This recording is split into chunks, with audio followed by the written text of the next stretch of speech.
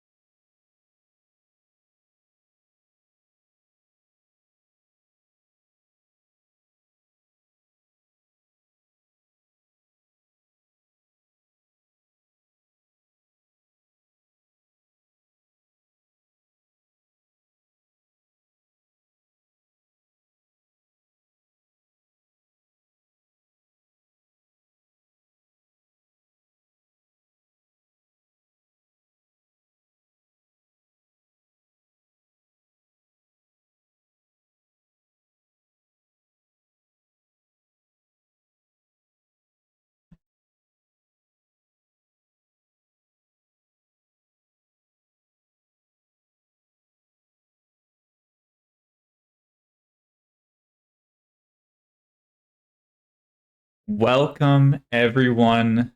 Oh my gosh, I can't even get first sentence in without a donation. Sax, thank you for the $15.11. I can't even read that on this small, tiny preview screen. Insert appropriate text here. But yeah, thank you so much to kick off the event with a $15 donation.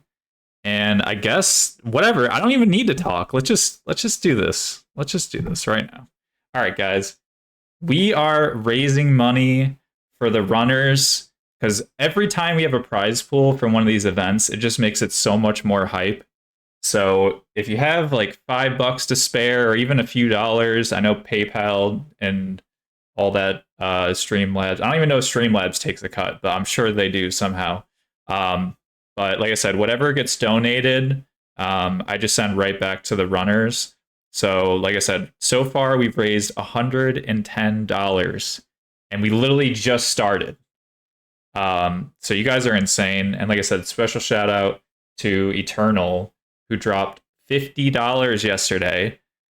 Barry off. Can I please finish a sentence before you guys donate again? Oh my gosh. Okay. Barry off with another $10. So I guess we are now at $120. So yeah.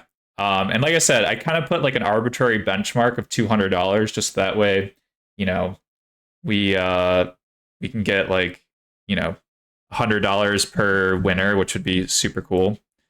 So yeah. Anyway, well, I don't even know what to say. I literally don't even know what to say. But yeah, thank you so much, Baryon. All right. Back to me. I know you guys are sick of me already, but unfortunately, this is my job. But yeah, basically, like I said, if you are unfamiliar with Wizard Wars, this is our fourth Wizard Wars to date. The last time we had a Wizard Wars was 2022, chat. Almost 2 years ago was the last Wizard Wars. It's way overdue. We've been talking about doing an Elden Ring Wizard Wars for over a year, and I was basically waiting for the DLC because I knew that it would be super hype. So, we finally did it. Today is that day. Holy hell, Smoker. Okay, I'm going away again. All right. I'm not even going to talk. I don't even need to talk. The money's talking for us. All right, another $50 donation from Smoker, dude. What the hell is going on, guys? All right, we haven't even shown gameplay yet. Can I just end stream and just scam everyone and just go home? Like, I don't need to do this, guys. We got enough money. The runners, they got like appreciation from you guys in chat. They don't need this money. I'll just walk away here with $170 and, we'll call it a day, right? No, seriously, you guys are insane. Thank you so much, Spectre or Smoker, for the $50 donation. I really appreciate it. But yeah, guys, like I said, we're gonna be having the tipping open all weekend. So even if tomorrow you're just like, you know what, I kind of want to give some money to the runners because that event was hype AF, then you can do that. And oh my gosh, Banjo. Guys, I need to actually talk about the event. I have 20 minutes till the run starts, guys. What are you doing? Banjo with another $50 donation. All right, guys, let's go home. We already reached the $200 goal. It's over. GG. We'll see you next year.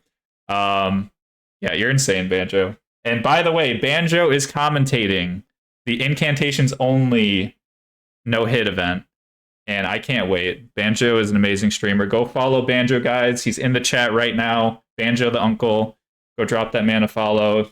Honestly, I feel like everyone here is already probably following, but if not, go follow Banjo. Yeah, okay. Can I talk, guys? Is that cool? Can I talk? Can I talk, guys, please? We good? We pausing on the donations for a second? All right. Back to the show. If you've never been to Wizard Wars, it usually does not start like this, all right? That's what I can tell you right now. But, oh my gosh. It's a little loud, the music. Okay. But yeah, Wizard Wars is a magic-only no-hit tournament. So in the past, we have done Dark Souls 1, Dark Souls 2, Dark Souls 3, and then today we are doing Elden Ring. So whenever there's a sorcery class, so most of the time, or a magic class, most of them it's like sorcery and pyro and miracles, at least in the traditional trilogy.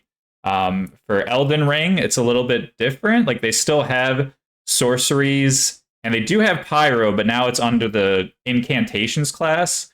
So today we are going to be showing off sorcery only and incantations only. And like I said, the first event for today is going to be incantations only, no hit, in about 20 minutes. So like I said, stick around. It's going to be awesome. The run should be anywhere between 2.5 hours to maybe 3.5, something like that. So yeah, it's gonna be super hype. Like I said, go follow all those runners in chat. The bot is posting right now. Some of them have been preparing this for like months. It's insane, dude. So yeah, go show some love to them. Yeah, Wizard Wars 1.5 JNZ was the Dark Souls 1. And that was because there was a previous Wizard Wars, like just a generic Wizard Wars run by McRaptor, like way before, like pre-COVID, I want to say. So when we kicked off Wizard Wars again, I started with Wizard Wars 2, and then Wizard Wars 1.5 was after that. So you need almost 3 hours. You're good. All right. So we talked about Wizard Wars. Let's just get right into it. What are the rules for today, chat? The rules are the no-hit rules on the Team Hit List website, the Team Hit List rules. So they actually recently changed them. So we actually are allowing consumables in this run, which is pretty hype because I know there's a couple strats. There's like one where you can kill the RTSR bird, the death bird, with holy pots and stuff like that. So it'll be cool to see some interesting routing based on the new rule update. So like I said, if you want to know the rules, go to teamhitlist.com. It's our official website. And you can read the only rules there. So in the previous Wizard Wars, we've allowed resets. So like I said, you know, everyone gets a little nervous for these events. Totally normal. So if you make a mistake in setup in the first 15 minutes, we allow one reset. That's it. Some people may not even use the reset, but in case they need it, like I said, it's there. Now, all runs must be 4 hours or less. I really hope the runs are not 4 hours long, but you never know what's going to happen on game day. All right. So we're hoping, like I said, that the estimates are anywhere between 2.5 to 3.5 hours.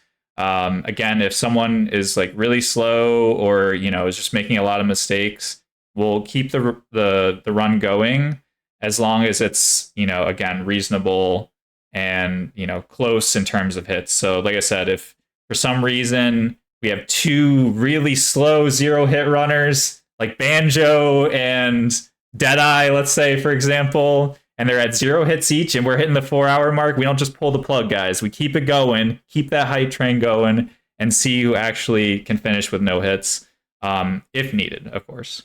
So that is not Banjo slander. Banjo, literally, that's his brand, all right? How long? Banjo has like the world record for the longest no-hit run in the history of the team. How are you going to tell me that's slander? Come on now. And then, like I said, so let's say we have two runners who are hitless. The final winner who gets to take home half the prize pool will be determined by the speed in-game time. So, like I said, there is a speed factor involved in this event, which is really cool. So, like I said, there's a balancing act between, playing safe and not getting hit, and then also going fast. Obviously, the most important is not getting hit. But yeah. And then, like I said, number 5 is kind of a rule that usually goes unsaid, but again, this is a community-based event.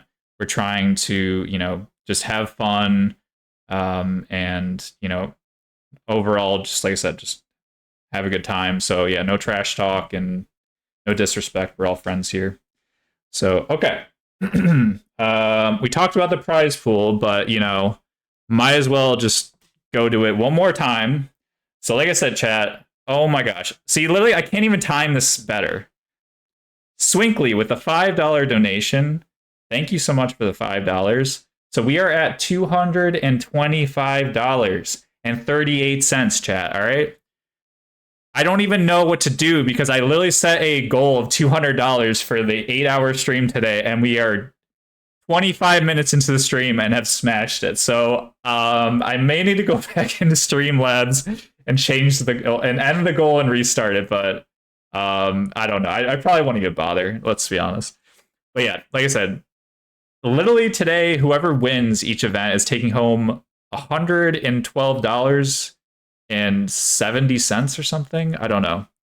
Someone check my math, but yeah, it's insane. So there's actually a really fat prize pool at stake. So I'm super excited. And like I said, thank you everyone who's donated so far. 2K, oh my gosh, please. I'm getting American Heart Association flashbacks. Also, don't donate too much money, chat, because then I have to like report this money as income. And I'm not going to charge anyone taxes when I pay them. So please don't donate too much money, all right? Let's just chill out in the donations for at least like an hour, right? I don't want my tax attorney coming after me. Anyway, so yeah, that's that. How much time we got? 15 minutes? Oh my gosh. All right. Oh my gosh, chat. I forgot the most important thing. Why half of you are here today. We are giving away 2 Elden Ring DLC codes on all platforms. It doesn't matter if you're a console runner, a PC runner, or it doesn't come out to Nintendo Switch, but, you know, I don't know, Steam Deck, we got you. We got you covered, all right? Even if you're on the PS4, we got you covered, and Xbox One. So we are giving away 2 codes, and I will tell you right now, because I'm an honest man, all right? I'm giving these codes away after the runs are done. So if you're here now, you get a little hint on when to be here in chat. But you have to be here in chat, guys. All right, I learned this the hard way. If you leave open some kind of like, oh, just like do some command and you're entered in the raffle, you will not show up when I announce the winner. It's just literally the law of physics. Like every time I announce a winner, the winner's not in chat, all right? So we're going to do like a 90-second, I don't know what the timer is, I'll have to check. But when I tell you guys later in the stream that we are doing the giveaway, it's now or never. You type in, I think it's, I'll tell you the command. It's like !join or something like that. I don't know. But when I tell you guys, I will give you the command. You guys just type it in chat. Don't type it now. No, don't type it now, guys. Damn it. This is why giveaways are terrible. But yeah, when I tell you guys, I'll open the raffle. And then, like I said, you just type the command in chat and you're entered in. And if everything goes correctly, then one winner will be randomly picked. All right. I've never done a giveaway with this chat or with this chat bot before. So hopefully everything goes smooth. If not, I'll just like throw a dart at my monitor and whoever lands on it not only gets the game, but you also have to pay for a new monitor. So you may not want to win this giveaway anymore. But honestly, guys, it'll be fine. So I'm super excited. But yeah, if you haven't already, guys, spread the word. Share this stream. I don't care if it's in your like your group chat with your family, your grandma, like get the word out there. This is a once a year event. Almost once every 2 years, guys. It's insane. So let's keep the hype going. It's already been an insane start to the stream. So like I said, the best thing you can do if you don't have money to donate is to share the stream anywhere you can social media. What is this, a Zoodle stream? Kind of. All right. What do we got? We got 10 minutes left. Okay. It is time to introduce our Wizard Wars casters. Can I unmute? Hello? Banjo, Bender? Hello. Hello, hello. What's going on, guys? And are we ready to reveal the mainstream? I think we might as well. Wait, is Cyborg online? Can someone see if Cyborg's online? Cyborg is not online. He is. Oh, he is? Okay, let me refresh. He was here earlier inside this tourney chat as well. Okay, perfect. I gotta turn you down a little bit, Banjo. Here, can you say something? Okay. Hello. I'm a very loud person in general. I apologize. I was always yelled at by my parents. And I'm not even kidding. They would always. Long story. I don't want. Go ahead. No, you're good. Here. All good. Yeah, that's good. Okay. 1 second, chat. This is why I take my time, because I just need to do 2 Slate OBS adjustments and then we should be good. All right, here we go, guys. This is it. This is the main scene. Let's go. Welcome to Wizard War Z, guys. This is it. Like I said, Banjo and Bender. If you guys want to introduce yourselves. Sure. Yeah, sure. If you didn't already, I'm sorry if you already did. I'm a terrible person. I can go first really quickly. Hi. For those that don't know me, I'm Banjo, fellow hitless runner amongst all y'all as well. You know, I'm a fan of Elden Ring, fan of hitless stuff, and a fan of incantations. So I'm really much looking forward to how this plays out today. Thank you. Yep, and welcome, guys. I'm Bender. I've done a few no-hit runs. Did a bit in Dark Souls 3, and I've been kind of back and forth between that game and Elden Ring.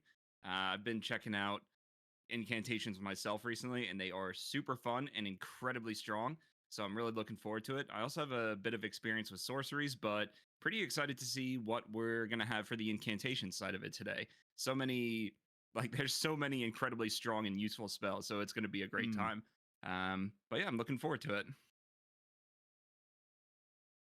Sounds good. I'm just checking audio. Is it better now, guys? I did turn them up a bit. Not loud enough. Okay, let me throw you guys to like 200%.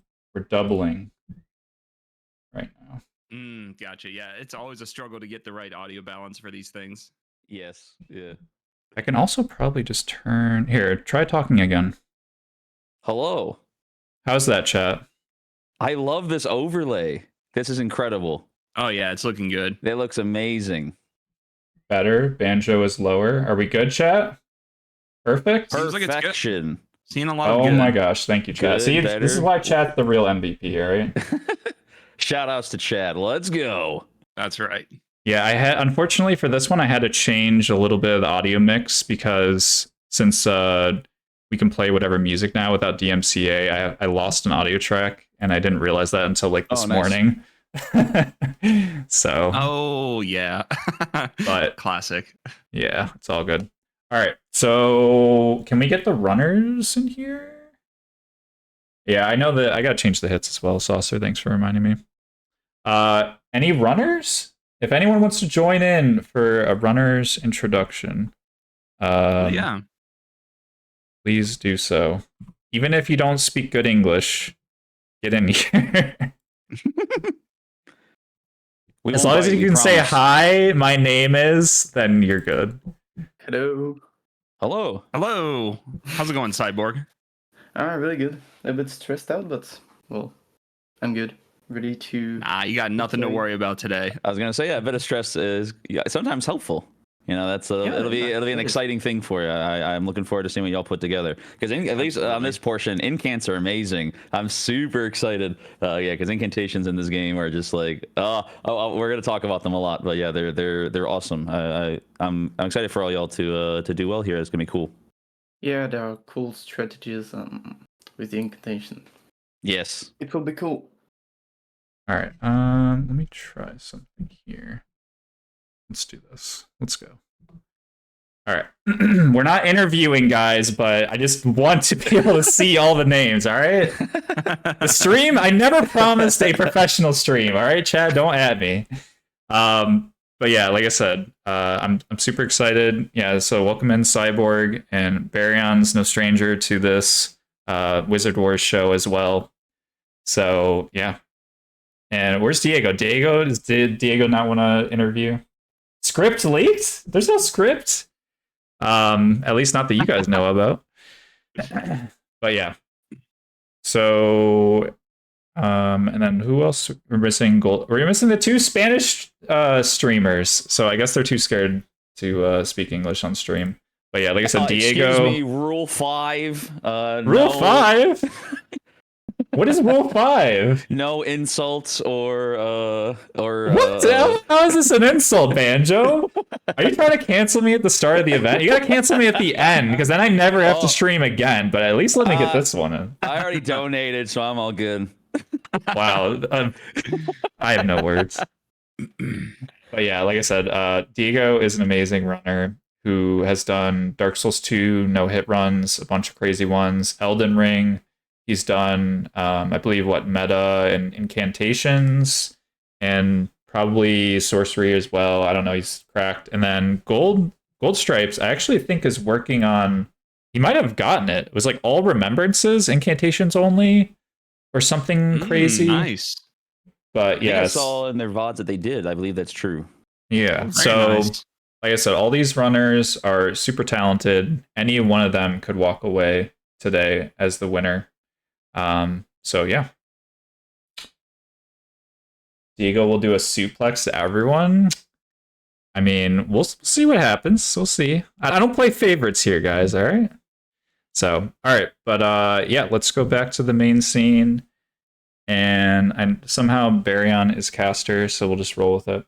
But yeah, like I said, we'll do a quick countdown, guys, and then we should be good to go. Is everyone ready? Is the most important part. So if you're in chat, I see Diego's in chat and Gold Stripes in chat. Okay, Gold Stripes did do all remembrances. Okay, so GG. Nice. But yeah, Big GG. Did we get a chance to let Baryon introduce himself? I know he's in here, but I don't know if he got a chance to talk. Baryon, did you introduce yourself? Hello? I think Might Baryon's be using the muted. bathroom. Are Oh you yeah, muted? might just be getting ready real quick. All good. We'll make sure he's back before. No, I'm here. Sorry. My Discord keeps crashing. Wonderful. That's exactly what we've all come to expect. Yeah. I blame Saucer. Yeah, He's Matt, like, I okay. can't wait for the tech difficulties tomorrow. And I'm like, dude, you can't say that. He's like, oh, it's an anti-jinx. I'm like, there is no anti-jinx. There's just jinxing, Yeah. right?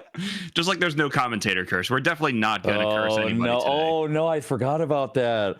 Please, Yeah. I don't want to do that. So. Oh, it's going to happen. It's going to be amazing. I can't wait. Oh no! Okay, I'll do my best to help everyone. I'll be super I guess- positive and optimistic. Yeah. I guess I just jinxed us commentators, so that's on me. I've already got one. So All right, my bad. Baryon, it's all you. The floor is yours, all right? Yeah.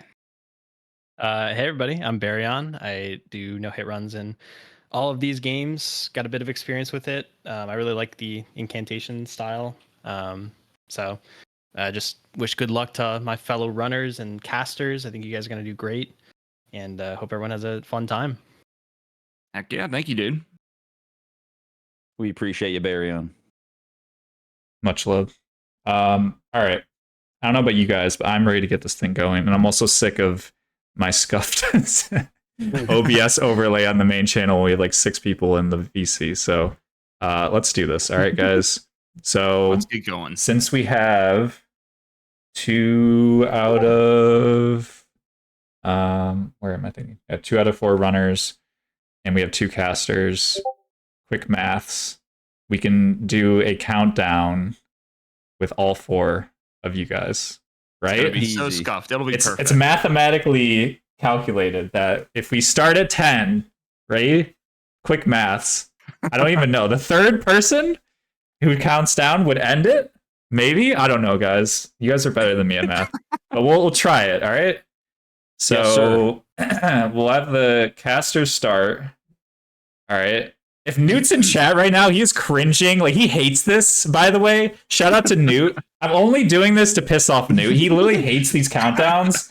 I'm not even joking either. So I love you, Newt. But yeah, all right. Go ahead, Banjo, and we'll do Banjo, Bender, Baryon, Cyborg, and rinse and 10. repeat. 9. 8. It's 7, 6. 5. 4. 3. 2. 1. All right, let's go. Go. Good luck, guys. Go. Go. Sure. All right, good luck, everyone. Okay, so once Well, we this is get started exciting. here, I'm sure we're going to have an exciting boss fight in exactly like 30 seconds. Going to be an amazing start. That's I actually a love very how- good point. Yeah, Yeah. Go ahead, Bender. I love how the beginning starts with a boss that cannot be killed with magic only at the beginning, because we don't have our flasks yet, and we don't have any FP, and we don't have any damage. So there's no way to actually kill the starting boss with magic only, whether it's incantations or sorcery. You just do not have the ability to do it magic only. So this was a very well thought out and very well designed boss fight, which is why you're going to see everybody jump off the edge here and just skip the fight because, well, it's optional. You die either way. You die if you fight the boss and he destroys you, or even if you succeed, you're going to have to fall off a cliff at the end anyway. So really, this is considered an optional boss encounter, and that's why we see our runners jumping off the cliff to skip it. No, you said it perfectly. It's interesting because there's no drama here. You just go. You need to just die. There's you can't get hit to this guy. You can't go past it. Just move on. It's a blessing and a curse here in this case, which is nice. Yeah, it does feel like kind of an odd design choice just because with it being the first boss encounter, your health gets to 0. You have this weird cutscene. You don't really know what's happening. And it's like very inconsistent with, any other boss encounter you have. Although it is kind of similar to what happened at the beginning of Demon Souls, right? So it's not like it's the first time they've done something like this in these games. It's a very odd choice to have this first boss encounter where you just have no idea what's happening, and then all of a sudden you get warped to somewhere else and you don't see that boss for a long, long time. Like, you completely forget about it.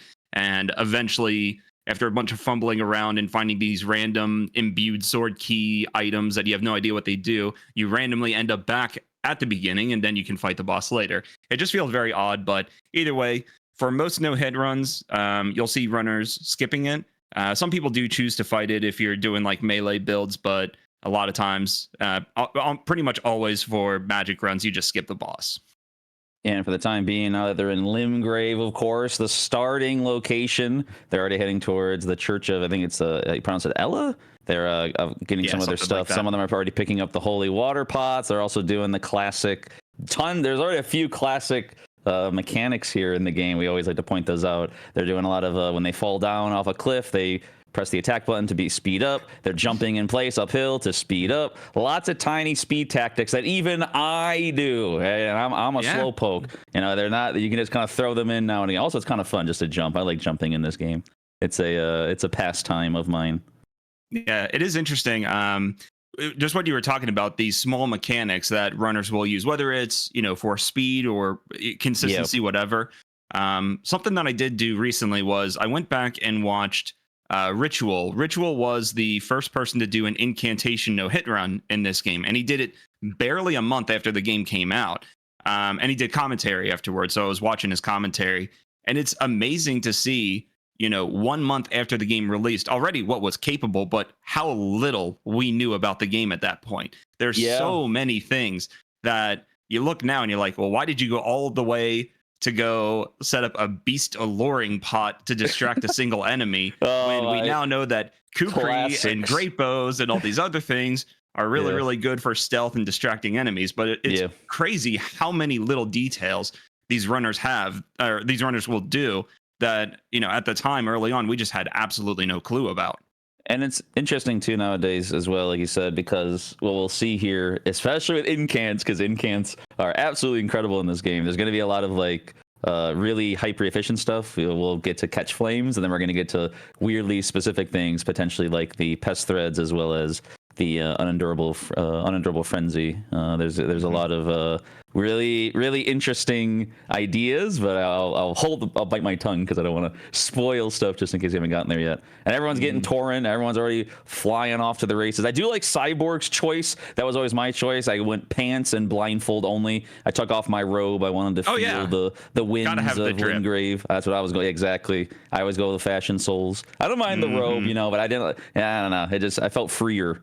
So I'm glad to see that there's a bit of variety there too. Actually, they're already going in different directions too. I think I saw some throwing dagger pickups. We saw holy pots. We're grabbing a wet. Gold Stripes is picking up the wet blade, I believe, right? Yeah. Oh, to change the Ash of War, probably just so he can put like Golden Vow on the spear or something else later without having to go back to Round Table. That's right. And Cyborg picking up the gold pickled Foulfoot to get some extra souls from some boss fight. We'll see when he uses it later. And Gold Stripes is doing the same thing right now too. I was gonna say, Diego and Gold Stripes are going for that. Looks like they're and Barion's are okay. I imagine Barion's only going to grab the Grace here, so Barion's heading towards Margit, the evil first. Well, supposed to be kind of the major first boss of the game. He's kind of, again, interesting on incants because of how you can kind of approach it. Because Catch Flame, as we talked about a little bit already, is very efficient, and you will probably see that quite a few times, mostly throughout the beginning he's of the going run. right into the boss fight. Okay, Is he going well, to grace out right away? No, he's fighting right away. Okay, this is interesting. Exciting. Okay, let's see. Hold on. Oh, this is good stuff. Yeah, because I would typically go for the shackle first, just for the sake of ease. But Mm-hmm. this is it going to can be a very safe move. Yeah. Yeah. Actually, this is interesting because I remember, like, when I was working on incantations recently, it felt pretty tight on FP. Like, I wasn't super confident that I even had enough at this point, but he's doing decent damage, so I'm sure he's fine. And he knows the fight very well. He's doing lots of great strafes. He knows a lot of the different baited combos. Now we're into phase 2 already. Mm-hmm. Backing up. He's going to bait out the jump. Boom. Strafe around. Easy peasy. Calm and collected already. Again, it's pretty interesting. 6 minutes in. Tail swipe. Overhead. Not close enough. Backing off. Good strafe. Good strafe. Oh, okay. Oh, clockwise strafe. I kind of like that. Yeah. That is funny. that. Like, the direction of the movement, you see people doing it differently. Sometimes it really just doesn't matter that much. It can be just personal preference, but a lot of times you do see people rotating sort of counterclockwise, but it's always interesting to see when somebody does it differently and make it work. Very close to winning. Tail swipe. No bait.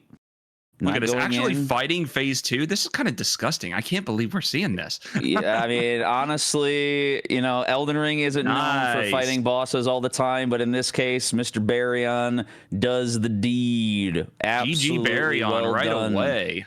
That 7 was minutes not in, expected. making it happen. We love to see it. That's really Very good stuff. GG. So we got both Diego and Gold Stripes are sort of neck and neck. They're pretty much right next to each other over at Saints Bridge. And Cyborg is using the portal near the Third Church America to head over to Dragon Barrow. And I imagine he's going to be doing some setup over here, getting some runes. I wonder if we're going to see a cheese on the Knights Cavalry on the bridge. If we're going to see that with a Kukri to get some early souls, or runes rather. Are we going to see him skip that? Well, it is nighttime, so, the Knights Cav is going to be there. So we very well may see an early kill here. Almost assuredly, because this kill is a classic. Consumables are allowed to some degree on these kinds of runs, and especially the Kukri is a staple of any such run. And in this case, yeah, the as we'll see if for those that haven't seen this actual cheese before, presuming he goes in that direction, Cyborg does. It'll be quick and easy. Now it's a bit tricky because you only have so many Kukris early on, and if you fail it, you have to kind of go all the way south towards the merchant to get more. But it's Caster's Curse. Oh, okay, all right. He's gonna be fine. It's gonna work out. Everything's gonna be good. He's gonna do a good job. It's gonna happen. It'll be fine. You are absolutely right. It is very easy to mess up the Kukri throws. You do need to be rather precise on your aiming. He's not actually going there for the kill right now. He did rest at a grace. Melina came and did some dialogue, and he is back at round table, getting some stuff set up for later, it looks like. Diego and Gold returning Stripes. right away. Yeah. Diego and Gold Stripes are picking up the sleep pot recipe, or at least the cookbook that contains sleep pots. Sleep pots, of course, again, not even just for incants, just like the Kukri. You have like basically your two main consumables in this game tend to be Kukris and the sleep pot. And the sleep pot, of course, is vital for many encounters, especially our beloved, our infamous Godskin duo, as we will see later on in this run. Inevitable. Yeah. It's like another, well, I mean, we knew this for sure, but it is interesting that how the sleep mechanic works. Some enemies can be put to sleep fully for like 60 seconds, and for some, you're only going to get a stagger sleep where it's very short. We do see Diego setting up for this Kukri kill on the Knights Cav. He's throwing one near the bottom of that sort of railing on the bridge to get him distracted initially. He's going to throw a second one at the tree. And that should pull the Knights Cav up there, and then it will drop off on its own. And that's 42k runes right there. Speaking of sleep, peasy. Nighty night. And it's a Knights Cavalry pun, too. That's not too bad. I just came up with that one. Very pretty good. nice. You do also get Bloodhound Step. Bloodhound Step. Yeah, something else that has changed over time. It is kind of a bummer. It used to be so True. incredibly strong, but of course it got a bit of a nerf. But you do also get that from the Knight's Cav. I wonder if we'll see that get put on anything just for, I don't know, safety or convenience or anything like that. Probably not, but you never know. Yeah, and there's been a lot of changes since the beginning of the game, and incantations in particular. They had a problem that doesn't seem to be present anymore, at least to the same degree. There were issues with we won't go too much into it, with the jellyfish shield and catch flame and things not working and causing 0 damage. And so incants, they understand the power of incants. They're too strong, and so they try their best. Goldstripe slept the Rune Bear off the trail in Mistwood, and he picked up a cookbook, and I forget what is in that cookbook. That cookbook contains the poison pots, as we like to call them, the poopy pots, because they force self-poison, which will most likely be done or used to attain RTSR on the fly. Gotcha. Nice way of setting up Red Feather and getting low health, extra damage. Classic staple in these games. So that's a smart idea, though, getting them set up that way. There are other ways to do it, but that makes a lot of sense. Yeah, and in a way, it's a bit more quote unquote pure of an incant run, if only because having the option to use the consumables over like an Ash of War and stuff like that. We'll say preference at that point. But it's more like some runners, again, depending on how they want to approach a run, they might find that a bit more to their liking. And in this case, it's also a speedy thing too, because you can throw a pot, run up to a boss, and by the time you're there, RTSR is ready to go, and you can then go about your business. And we see Baryon approaching the same bridge. However, it is daytime, so the Knights Cavalry is not there. So we will not be seeing a Knights Cav cheese from Baryon, but he's going to be progressing towards however you pronounce it, Fort Ferrith, and people are gonna I can't pronounce any of these names properly, but people will be picking up the Dectus Medallion halves, one from Fort Ferrith and one from Fort Height in Limgrave. So a good part of setup is just riding around, getting access, acquiring some of these essential items. And actually, you see Gold Stripes going through Fort Height right now to get that Dectus Medallion half. And that is a very consistent way to run through there, what he just did. It does work, even though you're not going through playing. It may not look super safe. It looks like you're just sort of YOLOing through, but it actually is very consistent. Yeah, and to your point earlier, again, with Baryon and the others, and Diego's going to do the same thing, I believe, or already has done the same thing. They all did the same thing here, which is pick up a memory slot or the memory stone to increase their memories, basically on a spells they can have at any given time. It's a really free pickup just beyond the cavalry. And in Baryon's case, because again, it's a bit of an interesting detour that he did first with Margit, he probably doesn't need those extra runes early on to handle stuff. So again, everyone kind of again doing their own thing here, and like they're converging, but also I think they all have their own ideas ready to go. It's already pretty spicy here. It's interesting. Yeah, so a lot of Dragon Barrow and Kaylee. We're seeing Cyborg here. He just picked up a Somber 9, one of the upgrade stones for later, and he's about to get a Somber 8 from this Scarab. Looks like he's trying to force it into a certain spot. Probably going to knock it off a bridge. I hate being near those. I hate watching that. As like, oh my god. Yeah, you got to be so careful, because if they're running up against a wall and it quote unquote lands on you, that counts as a hit. So looking at Cyborg right now, he seems to be fine. But every time it got every time it got near that wall, because I've had that happen literally. Yeah, it's very spooky.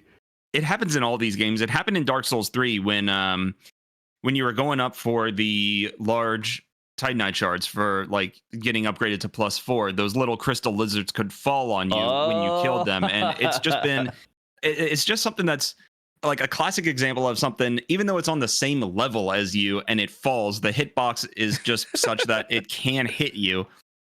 Imagine getting a PB1 on a run because that was your only hit. Certainly has never happened to me before. Surely. And Gold Stripes. Exactly. Yeah, I was going to say Gold Stripes is going for the same exact thing. 1 Kukri, 2 Kukri. Should be over. And we see Diego killing the same Scarab to get the Somber 8. And Baryon heading over that same area for his Somber 9 and a Rune Arc. I missed if he got the Somber 8 there. It didn't look like it, but I might have missed it. I did not. I think he moved. I actually missed it as well. I was focused on the beetle and the scariness. Yeah, I guess hard we'll to keep see track of all 4 at once. Yeah. But I guess we'll see if he when Baron goes for upgrading, because I imagine most are going to move off it. We'll talk about that too when it comes to the seals. But yeah, the finger seal and all that is not your ideal quote unquote weapon of choice. There are much better seals in this game. Gold Stripes was going for the this Spirit Spring jump, and he I saw missed that. it, and Yeah. he managed to recover and warp to the Grace. One of the very nice things, you want to get that Grace there in case you mess up this jump. It is surprisingly easy to mess this up somehow. I've done it multiple times, never lost a run, but I will always get that Grace just in case you mess up that jump. And good on him recovering there, good recovery. And we see Cyborg in the bottom right heading into Liurnia, going around Stormvale. So continuing some more setup, but moving around to a new area, and we'll finally get to see some new places. Yeah, Diego is also. We've seen that from a couple of the runners. I think now that Diego might be, or if Diego was the first, picking up the Beast Torch for later, I believe. Looks like he was selling some. You go to that merchant all the way back there. That's the evil bell-bearing hunter invasion. But that one also is really useful for grabbing the Beast Torch, which is quite nice too. We also saw, just going full circle back to the beginning very quickly, Baryon did another neat little trick. You might see some of the runners do that too with some treasure chests, where if you stand on a treasure chest in this game and then open it up, it's a little bit faster again. So it's all these kind of like micro optimizations that allow you to like just kind of be a little bit faster, which in the long run, in the short run, it doesn't really maybe add up, but in the long run, because this game is pretty long, as we heard, right, that it's possible that their runs go 3 to 4 hours, especially for all remembrances. It can be a real lifesaver. And you see in the bottom right, Cyborg has the Beast Torch in his hand, and that torch is very useful because it will deter certain types of enemies from attacking you. That does include dogs, wolves, rats, and basilisks. And I don't know if there are any others, but it's a very useful thing to have. It also is just like a nice source of light in some dark places. So fairly cheap, just a little bit out of the way, but very worth picking up on nearly every run you'll ever see. Beast Torch is just a very nice, useful little item there. If only it worked on rune bears. Oh, I know. Gosh. Yeah. And actually, when you see Diego up in the top left, he's using the torch, and he was hitting the wall on the outside of Fort Feroth, and that was to try and make some sound to distract enemies in this area. And hopefully, as he runs through here, those enemies are going to be distracted and will not notice him. Although this one bat enemy appears to maybe have noticed him. Let's see if he gets poisoned here. And the reason why that is, that's interesting.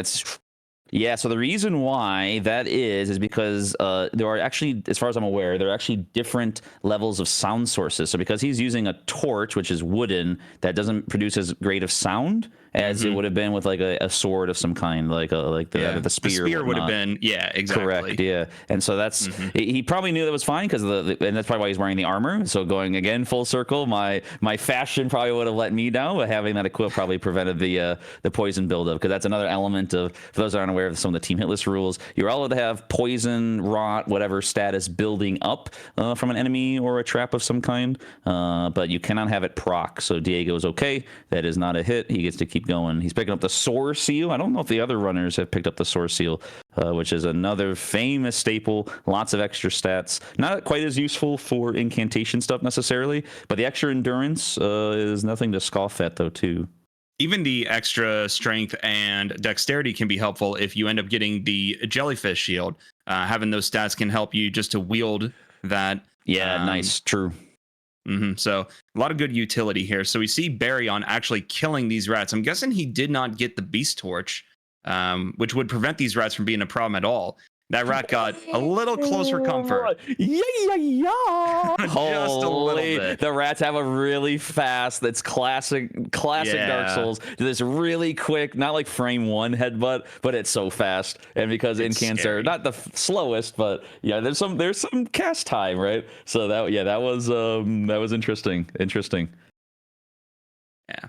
So he's trying to snipe these enemies with flames. I love this. I love incants for this reason, because it unlike those sorceries, you gotta lock on and cast whatever. No, see, incants are sick because you can do a lot of cool like arcing, a lot of cool like around corners. So there's a lot of interesting ideas going on. Yeah, equipping your seal in your left hand to cast around a wall or something like that. Yeah. So Baryon is actually killing this knight, and killing this knight gets you the Ash of War Bloody Slash, which is also useful for setting up Red Feather or RTSR.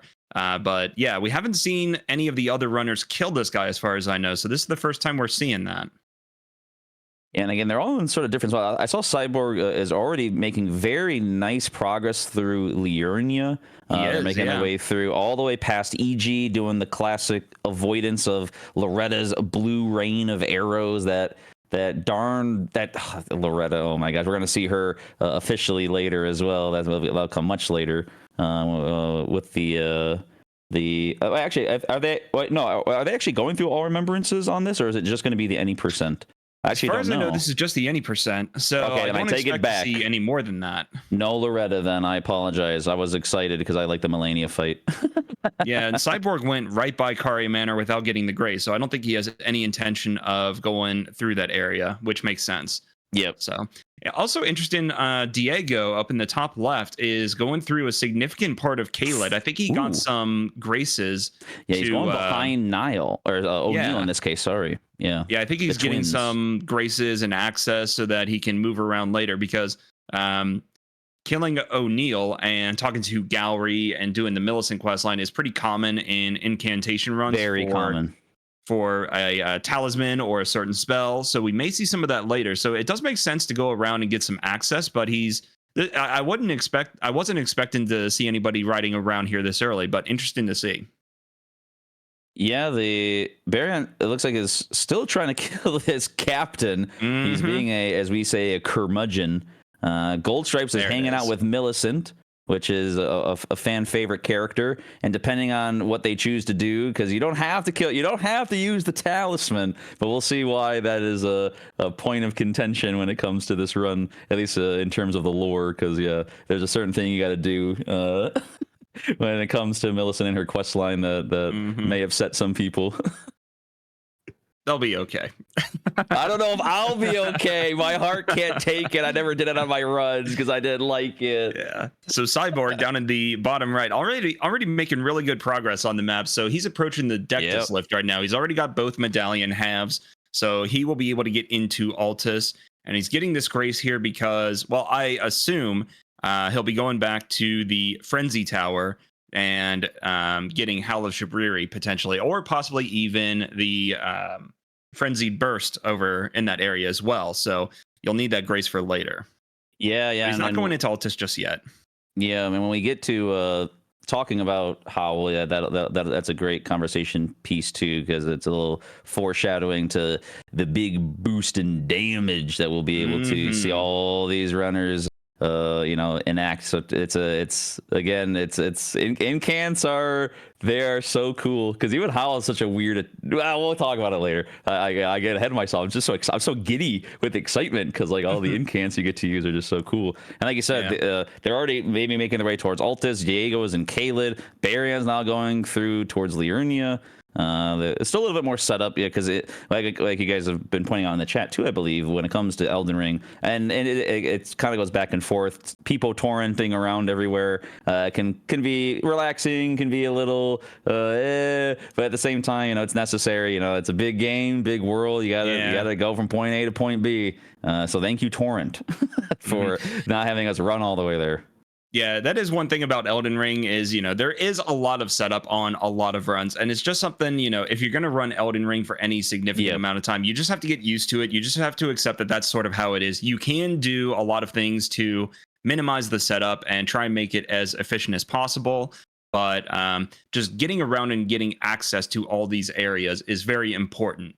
And you just have to do it. But it also just makes a lot of sense to focus on it early, get it out of the way. So in the bottom right, you see Cyborg hopping up toward timing the jump. Frenzy Tower. Yep, very important, because the tower counts as a hit if you get caught by it in any sort of form.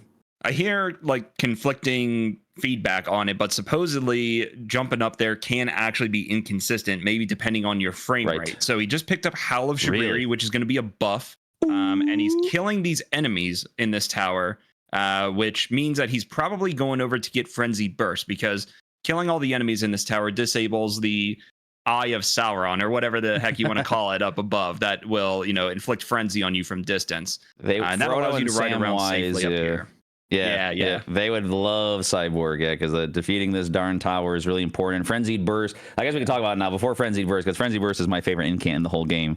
The Howl Shabriri is an incredible incant. It is, what it does, or at least what it's meant to do, is 3 things. It actually does damage when you cast it, a little bit of damage. Actually, it counts as howl damage. So if you have the howl, the yelling talisman that you get from the stone troll back in Limgrave, I think it actually increases it by just a little bit. But the most important thing, I didn't know that. Yeah, the most important thing is 2 things. One, you take way more damage when you have it on. But we're hitless runners. We don't care, because the most important thing is the big % increase in damage that you get to dish out. And oh my God, is it chunky. How is it 20 or 25% to each type of damage you do?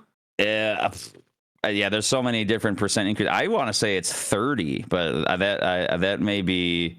It's Howl though, so so anyone have Fextra open? Or I actually do. So it's 25% damage. Okay. But I'm not gonna go any lower than 25. Yeah. I believe it's to all damage types. So if you're doing something that does both physical and fire damage, both of those damage types are getting buffed, if I understand correctly. Jeez. So it is a very significant buff. And he also picked up Frenzied Burst, and Frenzied Burst is, in my opinion, this is my favorite incant. It's one of the best utility incants in the game.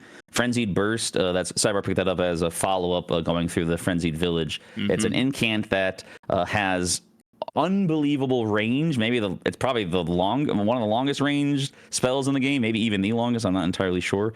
But again, it serves 2 purposes. One, it just keeps you really safe, taking enemies down from like miles away. And we'll see it used in many different interesting encounters, potentially for things like Godfrey. But also a clever way to use it too, if you want, is it actually is a sound source. So if you actually have it land on walls or near enemies, they will go investigate the sound that it generates. And so it's incredible. It's super cool.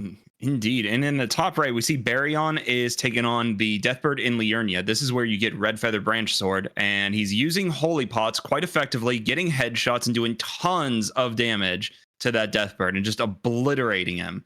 Yeah, and to reiterate, the rules state in Team Hitless, you are allowed to use those consumables now, so it is permitted. Otherwise, we would have disqualified him. He would have been banned 100%. But now he's talking to Araya. Talking to her is going to allow access to Volcano Manor, doing part of her quest line, that is. And probably going to Volcano Manor in order to get Assassin's Gambit, which is going to be his form of stealth on this run and be very useful. So we will see how he follows up with that quest line, and if he goes to Volcano Manor to get that later. Yep. And approaching the 30-minute mark, it depends on how much more you want to set up, but we are getting to that point where that's how Elden Ring is interesting, because once the setup is done, it usually just starts to go like dominoes. Like you start to encounter running section boss. Yeah. It's gonna just start to really pick up all across the world. It's gonna be a wild frenzy.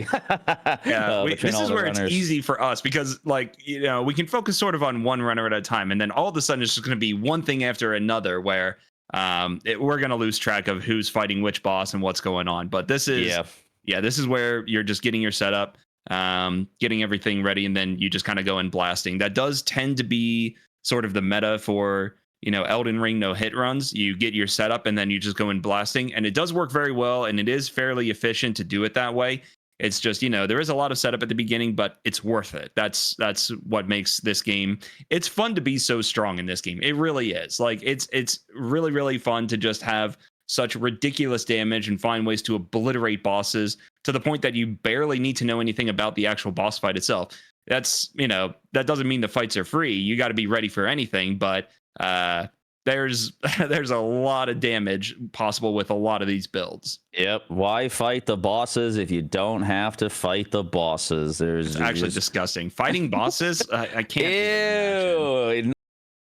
Yeah, absolutely not. And that's why, it's really cool because in Elden Ring, because that it's one of the, I know it's a classic phrase or saying across all kind of gaming, but it's especially true in Elden Ring because you can essentially just, quote unquote, make the game or play it how you want to play it. You can go in SL1 plus 0 and make every single fight and just the hardest thing you've ever imagined, or you could find some incredible, insane script with this Ash of War, this setup, this many steps forward. Like obviously, like you said, it's very precise. There's a lot of execution, so if it goes wrong, things go wrong. But that's why I like this game so much, is because you have that freedom to make it as easy or as hard as you want, and it's really, really fun. Yeah. And speaking of easy or hard, Cyborg, bottom right. Yeah, sniping the jellyfish using Frenzied Burst. Look at the range. That jellyfish trying to snipe him back. Oh my god. There is a way to go pick up the jellyfish shield without dealing with any of these guys. You can approach from a certain angle and pick it up safely and then just warp out. But I mean, if you want to clear these guys out, sure, just make it safe. But that projectile from that jellyfish got a little close for comfort. It did, but thankfully, Frenzied Burst says my range is even greater. I can be a mile away. Yeah. Yep, go ahead. Yeah. Jellyfish shield, another amazing buff item in this game. I think that's another 25% to all damage types, or not to all damage, to overall. 20% damage for 30 seconds to overall damage. A huge buff. And you may need to two-hand the shield just to be able to use it, and then later on with the right stats, then you can one-hand it. But yeah, it's wild how the buffs stack in this game, and you can just get obscene damage. And it's, like I said, it's really fun. But it's it's one of those things that's really fun about running this game, is trying to mess around with the different setups and find something so strong that you can just obliterate the boss. It is really fun to mess around with that. Obviously, actually fighting the bosses can be very fun too, and very rewarding to actually get good at their moveset and know how to just execute it perfectly. But finding a good setup, finding the right sort of script for it, and executing that is just very satisfying as well. It's just a different way of playing this game. Not better or worse, just different, Yep, and I think that the nature of Elden Ring just sort of gravitates towards that, and we'll see what the DLC what it brings to the table too. Because with the notion of like maybe we can dip in there and pick up some other stuff, or the likelihood it seems rather low considering what they keep talking about restrictions in terms of entering it. But yeah, that's why we're here with all this Elden Ring hype. It's going to be an exciting time within the next 3 weeks. But of course, the excitement right now is on the 4 runners here. We have Baryon going towards the tower. You got to be very careful. Again, you have to make sure you're hiding from this eyeball. You don't have a lot of wiggle room, believe it or not, to sneak in. It's very precise. It's very it's pretty evil. But yeah, at least they give us a few rocks and trees to block our vision, or at least to block its vision. He's going to be going for the same buffs as well. Yeah, it was interesting when he was approaching. So I don't think he got the Beast Torch, which is also going to be interesting here with these rats down below. Like, it should be fine. But I don't think he got the Beast Torch, so he doesn't have that protection from the rats down below. Not that they can climb ladders, but if he fumbles his movement or something and ends up down next to him, could be bad. But I'm sure he'll be fine. I did notice down in the bottom right, Cyborg recently went over to Fort Faroth and he picked up the Dectus Medallion, but he did not get the Source Seal, the Radagon Source Seal for boosting your stats. So I was kind of intrigued by that.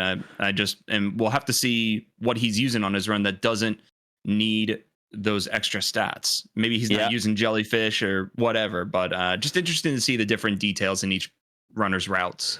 Yeah, I typically myself pick it up just again for that utility. And again, Cyborg going for ultimate utility. It's just super comfy with Frenzied Burst. You just boom, snipe, booms. It doesn't matter. You can just stay so far away, and it's a lock on. So unlike when you're having to throw, for comparison earlier, while it works well using the fireball, as Baron and maybe others were doing, with Frenzied Burst, you can just be so far away and not have to worry about anything encroaching on your territory. It's really, really nice.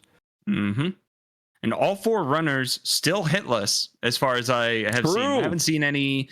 Accidental deaths. I haven't seen any, not fall damage. Any scarabs falling on you. Anything like that. So it looks like we are still hitless, which is exciting to see. And we are past the point of everybody getting that 1 free reset. So we are committed to these runs at the moment. And Cyborg using Frenzy Burst again to kill the captain in 2 hits. That's actually another property we should bring up. Well, actually, before we do that, as you brought up, Baron is having to kill the rats. That's why you typically get the Beast Torch for this little area, but I guess he's okay with just kind of taking them down one at a time, which is totally fine. But yeah, it's definitely a bit more comfortable using that, but it comes at a cost of having to go all the way out there in Caelid. So he's taking his time doing that. And as he picks up Frenzy Burst here soon, I guess I'll mention one other property. There's so many properties to Frenzy. It's amazing. Frenzy Burst also has Piercing. So if you don't fully cast it, it'll only hit the enemy you hit. But if you fully charge up the shot, because you can fully charge it by holding the button, you actually go through enemies. So you can hit things even behind them, which is just like the spell is just, I just think it's busted, which is a good thing. Yeah, it's super cool. That's actually a really interesting point, because that can be used. It'll be interesting to see actually right here in the bottom right, Cyborg is using Frenzy Burst on Bernal. And something that's really funny here is, when you use Frenzy Burst, it'll hit Bernal, but then it hits the wall behind him, and Bernal hears it and turns around and looks for the sound. And so initially, Bernal does not aggro to the player because the Frenzied Burst is distracting him with the actual sound as well. That was really amusing when I used that recently. It's so bizarre. And that's another property. Frenzied Burst is the greatest incant in the game. There's another property. You know why? Because guess what? Bernal is an NPC. I'm very biased against NPCs, but guess what? They cannot read. Frenzied Burst is undetectable by NPCs. It is so either so fast, or they just program it as an if statement in the code. They cannot avoid it. You cast that and they will never dodge it ever. So it's so oh my god, it's so good every time. There's a reason why people use it on these runs. It is really strong and useful. It's an incredible spell. So cool. And we just saw Gold Stripes similarly kill the Deathbird. Actually, I was kind of intrigued when I was looking into each of these runners. Gold Stripes has done a lot of runs on New Game Plus, which I've never actually seen runs done on New Game Plus. But I was kind of intrigued to see if he might do a run on New Game Plus and already with a setup, and maybe try and do something a little bit more than the any percent or something like that. But I think just like all the other runners, he's starting on New Game with a fresh character and everything. So it was one interesting possibility that, I think came out sometime after Elden Ring, that New Game Plus runs were allowed, but, they're just very different. And I haven't really checked one out, but Gold Stripes has done quite a bit of that. Baryon doing an interesting little maneuver. Does he actually? That is okay.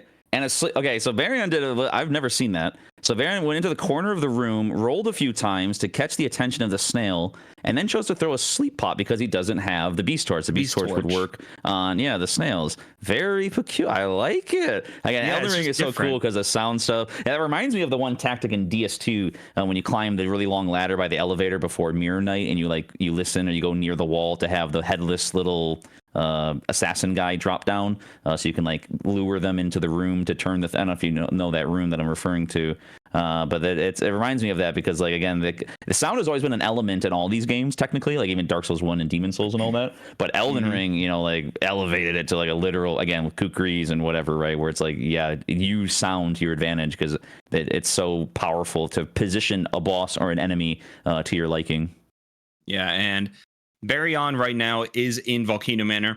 I guess the other thing that I forgot to mention was that the Erdtree seal is in Volcano Manor, which is probably going to be a preferred choice for most of the runners. So it does make sense to go there and get that seal. Maybe he's not getting Assassin's Gambit because I don't think I saw him setting up the Bernal kill, and Bernal would have moved to Volcano Manor already. So and you don't need Assassin's Gambit. It makes things a lot comfier, but you can traverse through this world without the use of it, and so I guess Baryon is electing to do so. And as you said, the Erdtree seal is very powerful. It's one of the best seals in the game due to its scaling and its properties once it's fully upgraded. We're gonna see probably most of the runners pick it up, but we'll catch that when they get to it, I think too. What is Baryon doing in Volcano Manor right now? What is he going for? My assumption is he is just he's choosing not to go the lava route. I'm assuming he's going the sort of normal way of heading through Volcano Manor, which typically what you'll see is a lot of runners will drop down and then head through the lava and then quickly traverse through to the next part by Godskin Noble. But I'm assuming that's because he's going to probably go for the 5 and the 6 The when Somber it comes 5 to the and Somber 6. Stones. Yeah, the upgrade materials. It just Which is what occurred the to me. Erdtree seal is reliant upon. It is a somber. So for those who don't know, there are two types of weapons or items in the game, and those are smithing weapons and somber weapons. Smithing weapons require a lot of stones. Somber weapons do not require a lot of stones, or rather, they only require a certain amount that is a lot easier to keep track of and not have to worry about. You can utilize any of them, but typically we see somber weapons or somber related weapons utilized unless you're going and iron balls are out, but that's another discussion or another run for another day. Yeah. There are other places where you can get a Somber 5 and 6. The old Altus Tunnel, which is very near to Gillica up in Altus. That is a very nice place to go get a Somber 5 and 6 as well. But if you're already here to get the Erdtree seal, it does make sense to go ahead and get the Somber 5 and 6 since you're already, so nearby. So just different ways of doing it, not necessarily one being better than the other, just whatever makes sense to you. What I'm surprised by, though, and I thought this property was true, Baron was actually killing the enemies in Volcano Manor with Frenzied Burst, but typically the enemies in Volcano Manor are meant to be 100% fire resistant, but maybe the zombie guys typically aren't. That's quite peculiar. So I'm not entirely sure. Yeah, 'cause he was killing all the zombie dudes with Frenzied Burst, which shouldn't. I don't know. I have some testing to do. Yeah. The lizards for sure. For sure. I don't think you can affect them and whatsoever. But yeah, that's again. There's a lot of those kind of mini peculiarities. No matter how much you play this game, there's always just something new to learn too. That's why I really like this game. Any of the Souls games really, but Elden Ring is like it'll just last forever because like there'll be things I don't know 3 years from now, 5 years from now that we'll still be learning, and that's why that kind of stuff is so fun when it comes to hit list runs or just the Souls games in general. It's really good stuff. Mm-hmm. And we see Diego in the top left also taking out the enemies at the Frenzy Tower. So presumably this little he's going to be tactic is getting cool. Frenzy Burst here. Yeah, I love this little tactic as well. So it's such a comfy way to take down these darn dudes because you can't. For those again, I guess we should reiterate: you can't climb the ladder to kill them, even though they don't attack. They're kind of just stationary. Because if you climb the ladder, then the Eye of Sauron would destroy you. And so you have to be a little clever and use the AOE of the fireball to take them down, which is really cool. And on melee runs, you would see a lot of people use like fire pots or something to the same effect. So same idea, just different use with incantations instead of consumables. So we also see Cyborg in Volcano Manor. He's heading over for the Erdtree seal, it looks like. We'll see if he goes to get the upgrade materials here as well, or if he gets I love that longy schlongy guy. Did you see the longy schlongy? Yeah, there he was. So cool. He's just chilling, having fun. I like him because he's just like. I guess they just did that to introduce the lizard guys. There's like, whoa, look at this one, and then then that was me when I was first in Volcano Manor. I was like, oh my god, this game's so cool. Yeah, it looks like Cyborg is indeed going for the Somber 5 and 6. That makes a lot of sense when you're here already. Yes. If you're doing other runs that don't come over here for this seal, then yeah, you may need to upgrade materials from other locations instead. But it makes a lot of sense when they're already here. Yeah, and Cyborg's doing the fast way. He gets an extra Stone Sword key if he needs it. The Stone Sword key is used for opening up various weird elements. Also using the quick step. We like to see that too. Nice. Gonna get through. Okay. It's a little spooky. He should have been fine if it was one more totally tick. comfy. Yeah. That's a great RTSR setup and everything. No problem. Oh, yeah. I remember Hobbs' RTSR setup for that stuff. Oh, the memories.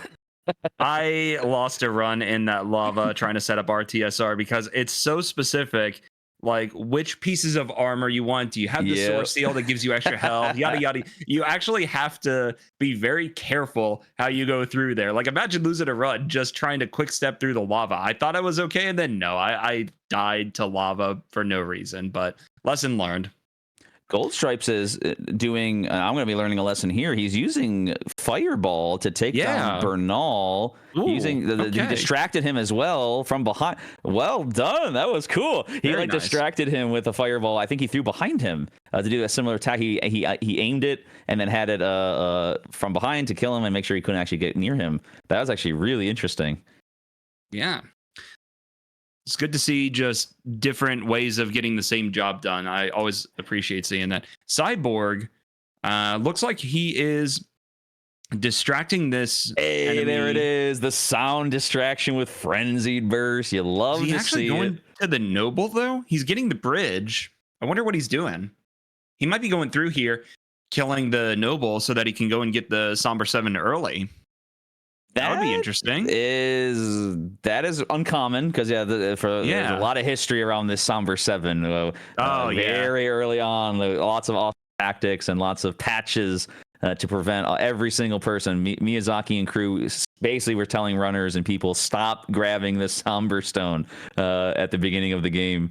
But we'll see if he actually chooses to do that. As Baryon now is actually going through Altus. This part's a little scary. At least I never actually would usually go through here this early like this, I believe, because that skeleton he should be fine. The skeleton, the big Wolnir that gets summoned by, exactly right there. Yep. Yeah. He looks, he was making sure it should always be fine. It should always be fine. But I hate these games sometimes because I love these games, but they make I'm paranoid. I always get so paranoid because like I don't want to. No, so it's a good tactic to just make sure you watch what he's doing and run on by, because otherwise he's got he's got weird range and weird summoning stuff. It's very strange. Again, you got to be really careful of those kinds of bosses. Let's see. Diego's going through, grabbing another Dectus half to access the lift. Goldstripe's back in the round table hold. Cyborg is traveling through. Baryon dodging zombies. Those zombies, I believe, can fall on you, much like the deer. Okay, you avoided that. Very good. Deers can cause hits. We've seen deer. We've seen penguins. We've seen squirrels. If they land on you just by accident, it is possible. Just like those darn beetles. Don't get it twisted. This is a dangerous game. Again, I talk about paranoia. I don't trust anyone or anything in this game, except for Ronnie, of course. Even mosquitoes, even those, well, I know they're supposed to be, dragonflies or something like that. Even those mosquitoes can end a run. I've seen it happen. Definitely never happened to me after an hour of setup. No, never. And we love that one, the defender of Alexander. You always got to throw a kukri or a bow and arrow. If you don't deal with that one, you run like it's a coin flip. If he's going to pay attention to you. So I assume in the top right, Baryon is probably going over here for the Fire Scorpion charm, which will increase his fire damage. Yes, classic as well. Yeah, so there's several Scorpion charms in the game. Some that increase lightning, or one that I should say one that increases magic damage, and this one in Fort hold on. Fort that place, however. Fort Lave. Baryon is got some. Wait, how is he not? Yeah, there is a bit of a scary sandwich. Is he gonna pour it out? Oh, he didn't grab the grape. Okay, nice dodge. Baryon reacting. What is going on here? Oh man. Okay. Baryon wondering he can't reach in with the fireballs. This is a very questionable way of doing this. This is an improv. Oh my god. In the making. Golly golly gee, and he makes it through. Yeesh. Okay. He's chasing him. Yeah, I wonder out. If that enemy is going to chase him. Yeah. He doesn't have tons of runes. He's probably okay with Grayson out. I don't think you really need 3,000 runes, but probably just wait it out and then warp away. That was scary. Imagine doing, what are we at? Almost an hour of setup and then losing it to something like that just didn't go right. Oh, that is terrifying. Yeah, and that's what makes... I'm going to bite my tongue. Cyborg, bottom right. Again, this is where it starts to flurry, baby. Patches coming in hot. Our wonderful, lovely NPC in every game. We're going right for an immediate, nice timing. Immediate... And again, piercing goes through a shield. NPCs can't dodge. Yeah, destroyed. And hey, the little teabag. Okay, I see you. Let them know. And in the top left, we've got Diego, who is sniping one of these putrid avatars over in Dragon Barrow. He'll be getting the sacred tier for the Physic Flask, the one that increases fire damage. So that'll be very useful throughout this run as well. Yeah, absolutely. Yeah, staying on top of the cliff here is very fun and very safe and very neat. And again, Frenzied Burst. Look at the range on this. Bop. That's really nice. Oh my goodness, golly gosh darn dang. And look at him go easy. And the lock on in Elden Ring is so good because there's so many things that help Frenzied Burst. Say it with me, chat. So very nice job by Diego taking care of that avatar early, getting the extra fire damage. Cyborg in the bottom right. So I assume he is going over for the Golden Vow incantation, which will be another source of buff. And we missed it, but he went and got Assassin's Gambit, which he just used. So now he's got some really good stealth going. So Assassin's Gambit does both visual and audio stealth. It makes you harder to see, and it makes your footsteps silent, even when you're on Torrent, which is really nice. So very useful Ash of War that we'll see. We'll probably see plenty of runners using it because it's just so useful. Yeah, it's writing such a down here. great There's going to be a nice utility. little there's going to be a nice little way of getting the actual spell in a moment. We'll see. Yep, And Diego's Diego taken down, just bada bing, bada boom.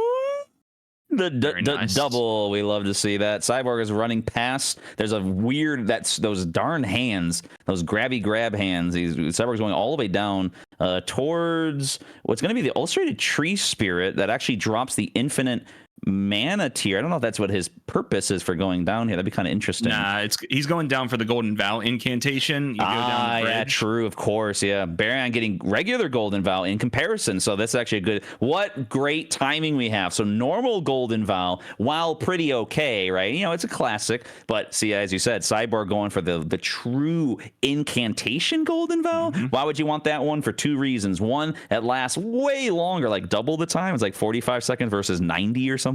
Yeah, And then 45 and 80 or something like that. 80, It's a huge boost. Nice dodging, nice strafing, more keys. And I should say the second part, more damage. You get even more damage. Cyborg is gonna get actually invaded. He is. And how is he going to do the cliff cheese? And I All actually, right. the other way of doing it, the method that I think you and I tend to prefer, which is using the bridge to automatically despawn. This one's a little spookier because you gotta make sure that she doesn't land on you, and then she's gonna actually fall. Very nice. Bye. Yeah, death to NPC invaders. Let's go. Very nice indeed. Imagine if Cyborg, went to go get Golden Vow and didn't pay attention. And just went and picked it up instead of going back to despawn the invader and lost a run because they panicked. Yeah, that's definitely never happened to any runner anywhere ever. I'm seeing a trend: mosquitoes, invader. Yeah. We gotta lose a few runs to get one, right? That's the rule. Absolutely true. And we see Baryon also sniping the avatar to get that fire crystal tier. So using putting that frenzy burst to good use. And to your point, again, just to reiterate, 0 hits across the board. Setup nearly done. Honestly, we're probably past setup, kind of. Because once you start getting into the thick of like taking down even just these minor bosses, you're already encroaching upon like the actual danger zone of things going on. Diego's doing a really cool tactic as well to avoid, again, speaking of danger zones, to avoid the invasion by the awful Reduvia user, the Nereus, as Euro calls him. He's avoiding that by what he did was he summoned him, then went backwards with Torrent, and then just immediately despawned him because he actually spawns on the opposite side of the river, which is fantastic stuff. Because no one really likes Reduvia. I don't know if you know that, Bender. Moonveil is like way better, and all of our Moonveil is like honestly the best weapon in the game. I just want to let people know that like people should understand at this point, but it doesn't hurt to like reiterate things a little bit. Just to make sure. Yeah. Diego going into Patches as well. Exactly. Also going to fight Patches. Summoning him. Nice treasure chest open. Flask. Buff. We love it. Frenzied Burst. Drink first. Bars. Yeah. No Frenzied Burst. No Frenzied Burst. Going up with Catch Flame. Very nice. And we also just saw Gold Stripes, similarly in Volcano Manor, activating the bridge that leads to the Noble. Are we going to see Noble for some reason? I don't think so. I'm wondering why that was. Maybe... Oh, no, we are. We actually are. Noble is going to come up. That's going to be the Somber 7 for some people on this run. I can see it in Gold Stripes splits. He's going to fight the Noble at some point later on. That is interesting, yeah, because that... I mean... It's not bad because once you have your stacked buffs. Oh, and speaking of stacked buffs, goodbye Gostok. Gostok is about to get absolutely boom, boom, boom, bye bye. Why is it always me? You know why, Gostok. You know why. Yeah. And Baryon. So Baryon's going with no stealth, which is always exciting to see because stealth is really, really useful, but you don't need it. You can get by perfectly fine without using stealth. And I mean, you Taking can down the still, bird. well, I say without stealth, but there's various mechanics. Like just even crouching is a form of stealth, but not using any Ash of War, any spell, anything that is like very heavy stealth. Yes. So yeah, it's good to see the variety in strats on a run like this. So And I'm excited to see it. Speaking of, Baryon is choosing to go on the side path. I don't believe it's nighttime. Typically, you want to make things nighttime to ensure extra safety because nighttime actually increases your sneaking ability again. But this little side path, this is very dangerous. It's tough because these enemies are really weird, especially the one inside the little room there. The aggro here is pretty precise, so Baron's taking his time with Kukris. I prefer going the side path myself. I don't actually like going the main gate. I think this is usually pretty comfortable once you understand how it works. But once you get past these two dudes and a sleep, I like it. Nice. And a sleep pot. Did he get the other one though? Because he's super weird. His aggro is very strange. So you got the first one. So Baron's deciding what he wants to do. Mm-hmm.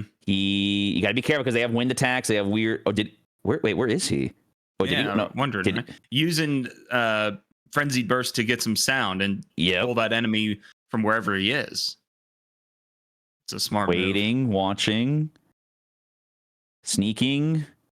Yeah, good call. Sometimes you got to abort. Yeah. Sometimes you have to say, you know what? I don't know what's going on. I can't see where they're at. I don't know what's going. I don't know. Good. Sometimes you just got to reset the area and just try again. I think that's a smart play. Better safe than sorry. Goldstripe's going for good golden vow. Whee! There you go. I always love when the enemies die like that. The enemy just falling off the cliff. Baron pulling him this time, saying, we're just going to kill you outright. It's usually another tactic to do too, to get him all the way over. Frenzied Burst does the job. Watching, waiting, moving through. Very good. There we go. You want to be careful in this room with all of the explosive barrels. Make sure you get them cleared out. Yes, you don't. That's a very good point because we should emphasize that again for those who don't know. The Team Hitless traps do count as hits. Ooh. So if you were to get blown up by a barrel, a little close, but it was okay. Yeah, that was. I'm a very paranoid. And we see Gold Stripes in the bottom left. He is doing this despawn strat for Anastasia, the invader that's guarding Golden Vow. Mm-hmm. Yeah, this is a very comfy way of doing it. Yeah, you do need the Beast Torch to avoid the little dog here. Well, you might be able to get away with it, but having the Beast Torch makes it very comfy. And then you just walk in, pick up Golden Vow. The invader is despawned, no problems. And we see Baryon getting ready for the Rusty Key room in Stormveil. There's a banished knight in here that you got to deal with, and and you have to deal with him even if you kill Gostock. With Gostock. Oh, look at the puppy.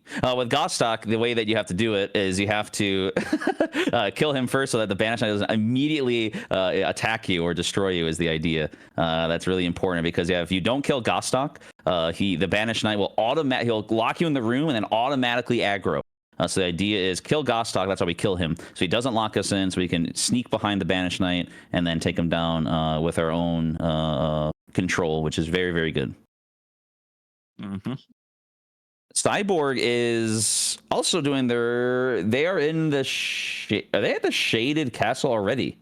They are. They are in the shaded castle. This is an important area. Yeah. Because they need to go here eventually to acquire a particular plot item or quest item for our dear friend Millicent, which is the Valkyrie's prosthesis. But they're actually they're going for they're just taking the longer way around. I thought they're going to go for like painting or something. There's like a painting nearby. But yeah, the Valkyrie's prosthesis is it's all lore related. We won't get I love days as well. But yeah, the idea is that we need this item so Millicent befriends us and we can help her out. And then we'll see if Cyborg chooses to betray her immediately. I'm gonna be very. I know it has to be done sometimes, but I just get upset. Can we just like all get along? Can't we just help them out? Does it have to be this way? I guess it's Miyazaki's fault. Miyazaki's the one that designed these quests these way. All right, Baryon making his way through Stormveil Castle right now. He's going down for a prayer book down here, I believe. The Godskin prayer book? Yeah, and on top of that, the Godskin seal. Godskin seal is very good in tandem with the Black Flame. We'll talk about Black Flame as well and how, again, incants are just so sick. because they got this extra seal. Assuming he picks it up, seals have special properties attached to them, and this, depending on the seal you have equipped, not only does it provide you again the scaling and the damage you need, but it also provides you with added benefits depending on the incant you have. So Bender recently did a fantastic job with the Dragon Communion incantation only run, and in that run you having to utilize the Dragon Communion seal to boost your Dragon Communion damage, so that kind of stuff. Indeed. In this case, the Godskin one, well, it's great. They just put it right there. You get the book for Black Flame, and then you get the seal to increase your Black Flame damage. It's great. I don't know why they did that, but they just said, whatever. Here you go. Yeah, if only they did that everywhere, where they just put all the items you need right next to each other instead of one of them in Liurnia and the other in Snowfield or something like that. So anyway. And Baryon's going through now. Stormveil. Again, interesting decision not to make it nighttime. I'm very paranoid about that stuff because, believe it or not, for those that don't know, nighttime does affect legacy dungeons, especially if they're out in the open. It doesn't seem to affect like regular dungeons, like just being inside of like a cave or whatnot. But because this area is out in the open, if it were nighttime, it'd be a lot easier to sneak around just a little bit. And I don't know exact specifics, but it is interesting that it doesn't seem to be a current thought, which is great too. Obviously they've all planned this out ahead of time, but just needing to note that if you want to be even safer, nighttime is always the way to go. Almost always. Obviously there might be exceptions with like nighttime bosses that pop up, but when in doubt, nighttime it out. Cyborg in the bottom right, finally approaching Stormveil. So we are actually jumping into the action now, and he's going to get set up for Margit here. And with all of this set up, Margit's going to go down pretty quick. I believe Cyborg also went back and got the shackle, the Margit shackle from after killing Patches. So I think that fight is going to be even more controlled here and just going to go down in no time. So we're going to see all of the fruits of all of this setup going to be demonstrated here shortly. Yeah, and Margit Shackle is a fantastic item. It has several uses, one of which is the major one of which is the... Wait, why is that? Oh, is that a setting you can do? He has blue blood. That was interesting. I was looking at his... I'm gonna let him run. I want to see the kill. Actually, I'm gonna bite my tongue, and then we'll talk about the shackle. I got distracted. I saw that he was doing like, he had like blue blood. Maybe it was like a setting he has equipped. That's actually really cool. All right, Cyborg, you got this in the bag, my friend. Running in. Okay, there's a few attacks. One attack first, instant. Interesting. Shackle going forward. Timing. You gotta get the extra. Absolutely destroyed. Who needs two shackles? You don't get out of here. You don't need two shackles. I was going to say, because the shackle is interesting because you can actually shackle Margit and Morgott eventually. That's what it's used for twice in phase 1. But you know what? It's Elden Ring. It's incants, baby. You don't need two shackle uses. Just get the one and he's gone. Goldstripe's going for Patches. Speaking of shackles. Boom. Instant. He's going to kill him. Mercy. No, he's got Catch Flame. No mercy. Out of here. No mercy. Get him out of here. Patches knows what he did. Yeah, I agree, honestly. And I wish his questline in the game was a little bit more interesting, like the way they play it out. But maybe the DLC, we'll see, I guess. So we saw Baryon go the long way around Stormveil. If you see Cyborg in the bottom right, he is going to use Stealth, the Assassin's Gambit, to good effect here. And he's going to be able to sneak through. Yep. Oh, wow. Even with Assassin's Gambit, he had to dodge the ballista shots, but he did it quite nice. Yeah, there's specific jump points I think you can have that make it always consistent with Gambit. I think without Gambit, it's not guaranteed, but I think with Gambit, it is. Baryon reset something. He had set up RTSR. He's actually doing another mini speed tactic for those who don't know what's going on. When you don't have the stats to equip a weapon with an Ash of War and you use it, especially in this case with Bloody Slash, it'll actually just donk off the wall. So it's a little bit faster than casting the whole thing. And Baryon's casting everything. Mini Golden Vow. Howl, Frenzied Burst online. I think he's going to go for a Sleep Pot starter, potentially. That's usually a common tactic. But I guess we'll see. Immediate nice Frenzied Burst. I love it. Good damage. Not incredible, but good starter. He's going to go for a bit more damage. Yep. He's backing off. Good outspacing. Nice roll. Misses the Catch Flame. That's a little concerning, potentially. Good RNG. baiting out the slam, the space jam. I'll do the sound effects. Redoing the buff there. Yeah, actually, it makes sense. I mean, you have time for it, so why not? Running on in. Fire. Who has the greater fire hand? It is a little bit of health left at the end. Okay, I was gonna say. Nice, okay. nice. Good job. Yeesh. Nice kill on Godric. Nicely done. Baron claims to be the greater fire wielder. Well done. Cyborg as well, making their way through. The benefit of going through them. Whoa. Okay, nice. Yeah, Yo. I got a little close in the air, but I'm sure he's Yep. done it enough times to know it's safe. But I have not seen that before. Yeah, the way to. There it is, the piercing. You saw that? It was a double kill, double. Yeah, so getting through this way, going through the main gate actually makes it a bit faster to cut through Stormville. Yeah, the reason why I like going the side gate is because, as Baron's going to be showing here, you can actually, again, still get to the tower. We'll talk about that too. And I would actually pick up Mimic's Veil sometimes. The Mimic Veil is right nearby, which is quite comfy to use for like your own sneaky purposes, but I don't think we're going to actually see that on this run.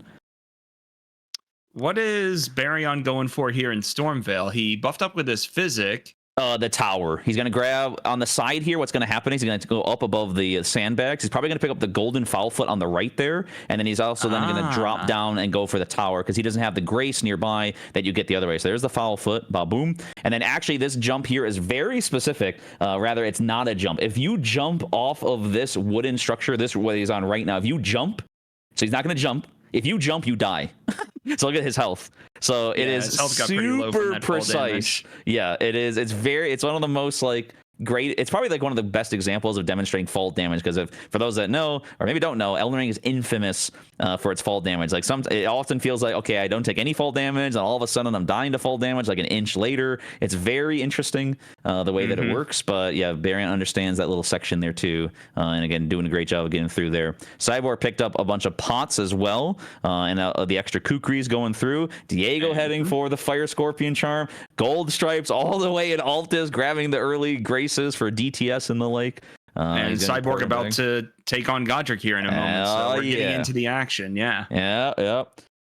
Baron jumping forward again, going for the tower. So the majority, like 99% of hitless runs in this game will be going for Godric's Great Rune. Godric's Great Rune is actually great. It's a bit poetic or ironic. Maybe that's the point. But the Godric Great Rune provides 5 stats to all stats, plus 5 to all stats. So 40 levels.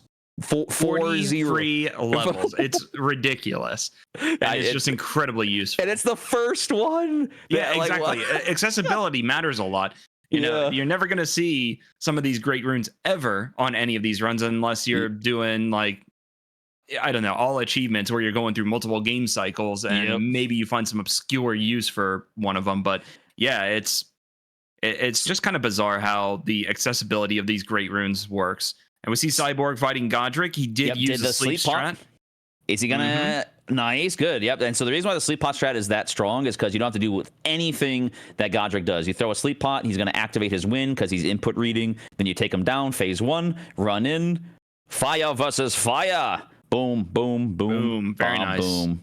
Get him out of here. Get him out of here. Wait up. Hey, let's go. Like, yeah, Cyborg is going to be teabagging everything. You got to be careful, dude. You know, you got to get exhausted. I love the L1s. We like that as well. I'm an L1 spammer sometimes too. It just feels comfortable. You know, it's kind of like, you ever play like Ocarina of Time where you like spam the L1 or spam the shield like when you're running around? Oh, yeah. Yeah, you do. Okay, yeah. That's another famous one too. I kind of liken it to that because sometimes you're just like, yeah, it's got a little bit of a twitch going on. You know, you just got to kind of press a button.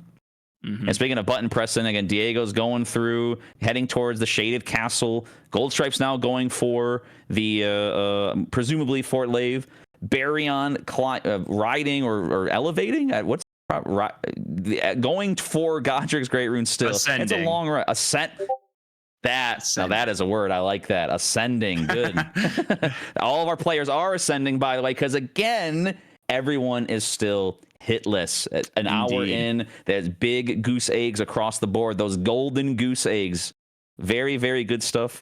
Again, we should actually mention too, especially what Cyborg's doing. It's not like super precise, but yeah, there's certain ways to get through this bridge that some people like to prefer. I prefer going up the right side because it's pretty comfortable in terms of the spacing and the running that has to be done. And as long as you sprint the whole way through, you don't have to worry about the guy on the left. hiding from the archer here. You don't have to worry about the guys behind you, and then it's a little sneak through his legs and a really cool. This whole like Elden Ring is so cool for these kinds of moments where they kind of set things up in a sort of spectacle like fashion, where fighting giants on a bridge, or again seeing Godric with his wind attacks and with the dragon, right? And bear witness, right? All that kind of stuff. The game is just chock full of all these kinds of moments, and it's always a really fun time. Yeah, Elden Ring has, like, you can, with any of these games, you can criticize things, but one of the things it really does well is the spectacle of the game. Even just the scenery when Absolutely. you're riding around, like, especially on a casual playthrough, there are so many iconic areas where you can just look around in wonder and just see everything. It took me, I don't think I really appreciated it on my first playthrough, but even from Limgrave, you can see, you know, the foot of the forge, the area where you see where you fight Fire Giant later on. You can see that all the way from the beginning, and you see scenery and spectacles like that throughout the entire game, and it really is just fantastic. So it's just it really is a spectacle. Yeah, and what we see here, we're not going to see this spectacle, unfortunately, or maybe fortunately. Barion's heading towards Radahn from the upper side by the Church of Plague. He has it daytime. In this case, that is correct. Nighttime would actually encroach upon the territory of the Deathrite Bird. Again, another infamous boss. Horrible encounter. And in particular, this one is the Death's Poker, the one that holds the Death's Poker weapon, which is another phenomenal weapon in the game. But yeah, Barion is choosing to head this way. This jump, it looks like he is going to go for this jump. So this is actually a little precise. It's not super precise, but there is some depending on how he chooses to go about it, which I think he's going to go. It doesn't look like it, but he should be fine. Yeah.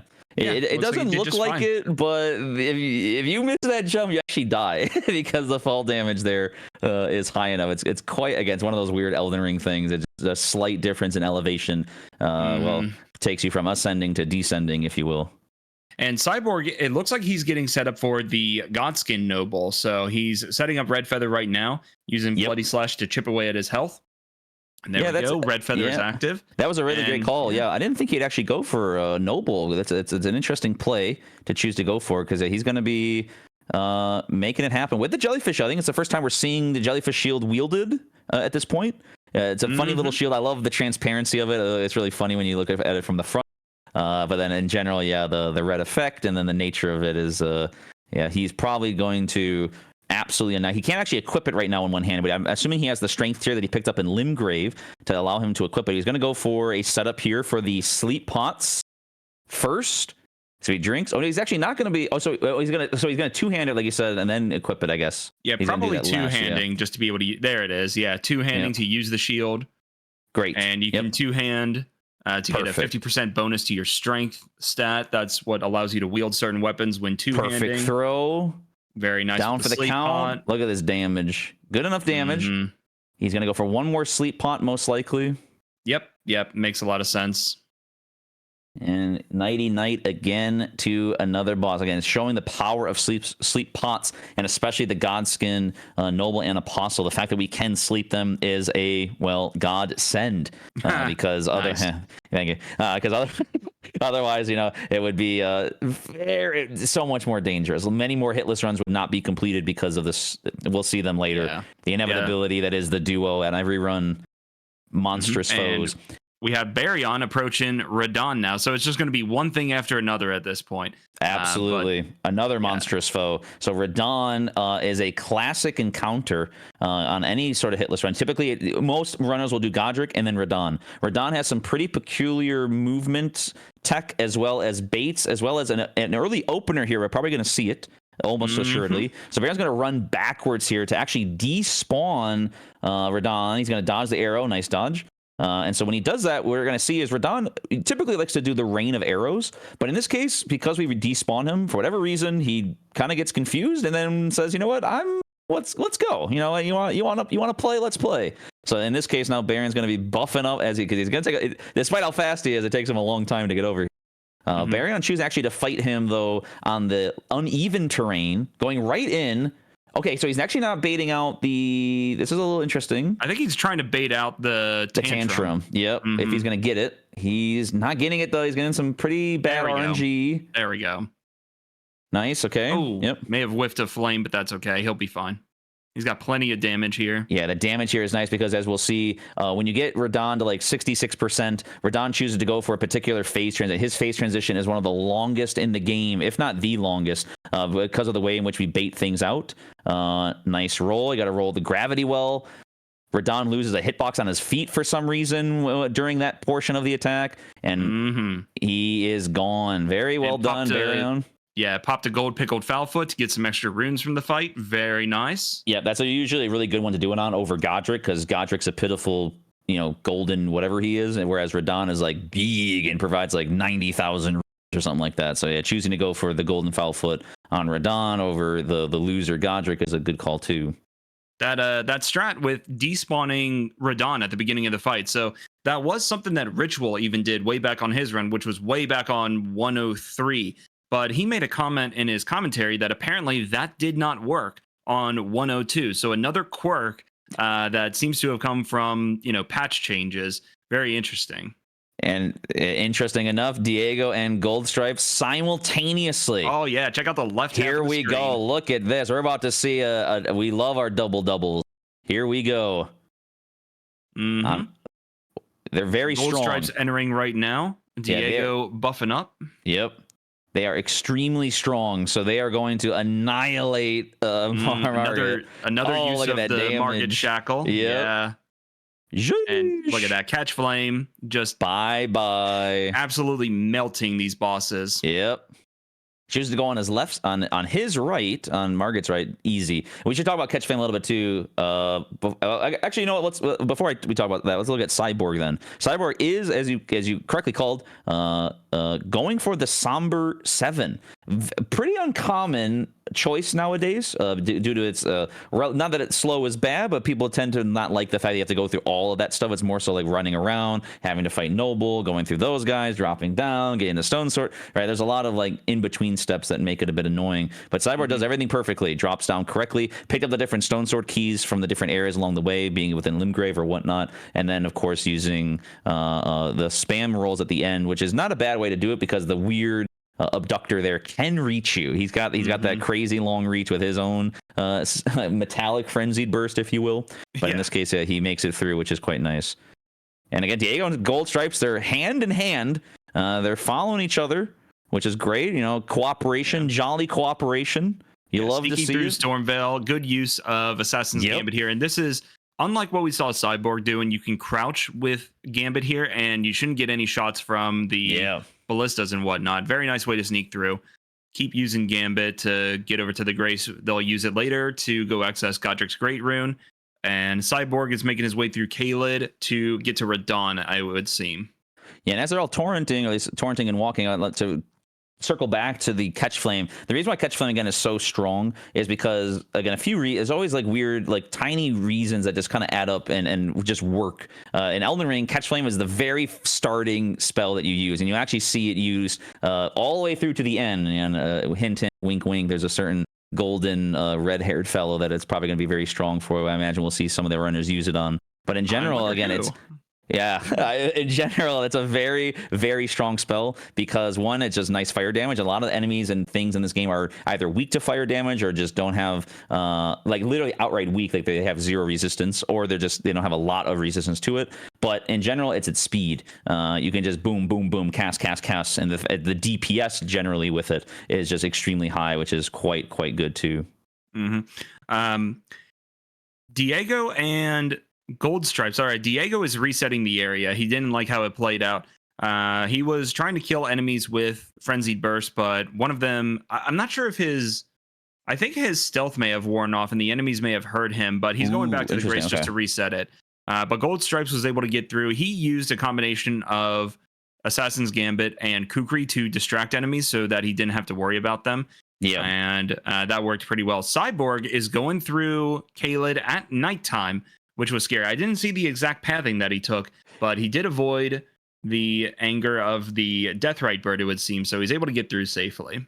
Yeah, I think they were potentially utilizing a grace nearby, either the Church of Plague and dropping down, and or choosing to avoid the location of the Deathlight Bird entirely, because the giant throws those giant magic pots at you as it's happening too. He's kind of a interesting lad. We'll see a few of those. Well, you could see a few of those later in the game, like in the mountaintops. But yeah, he's kind of unique in his own sense because he's just kind of chilling there, trying to disrupt the flow of the Caelid area. Yeah, it seems Gold Stripes is also going down for that Absolutely Godskin prayer book and the seal.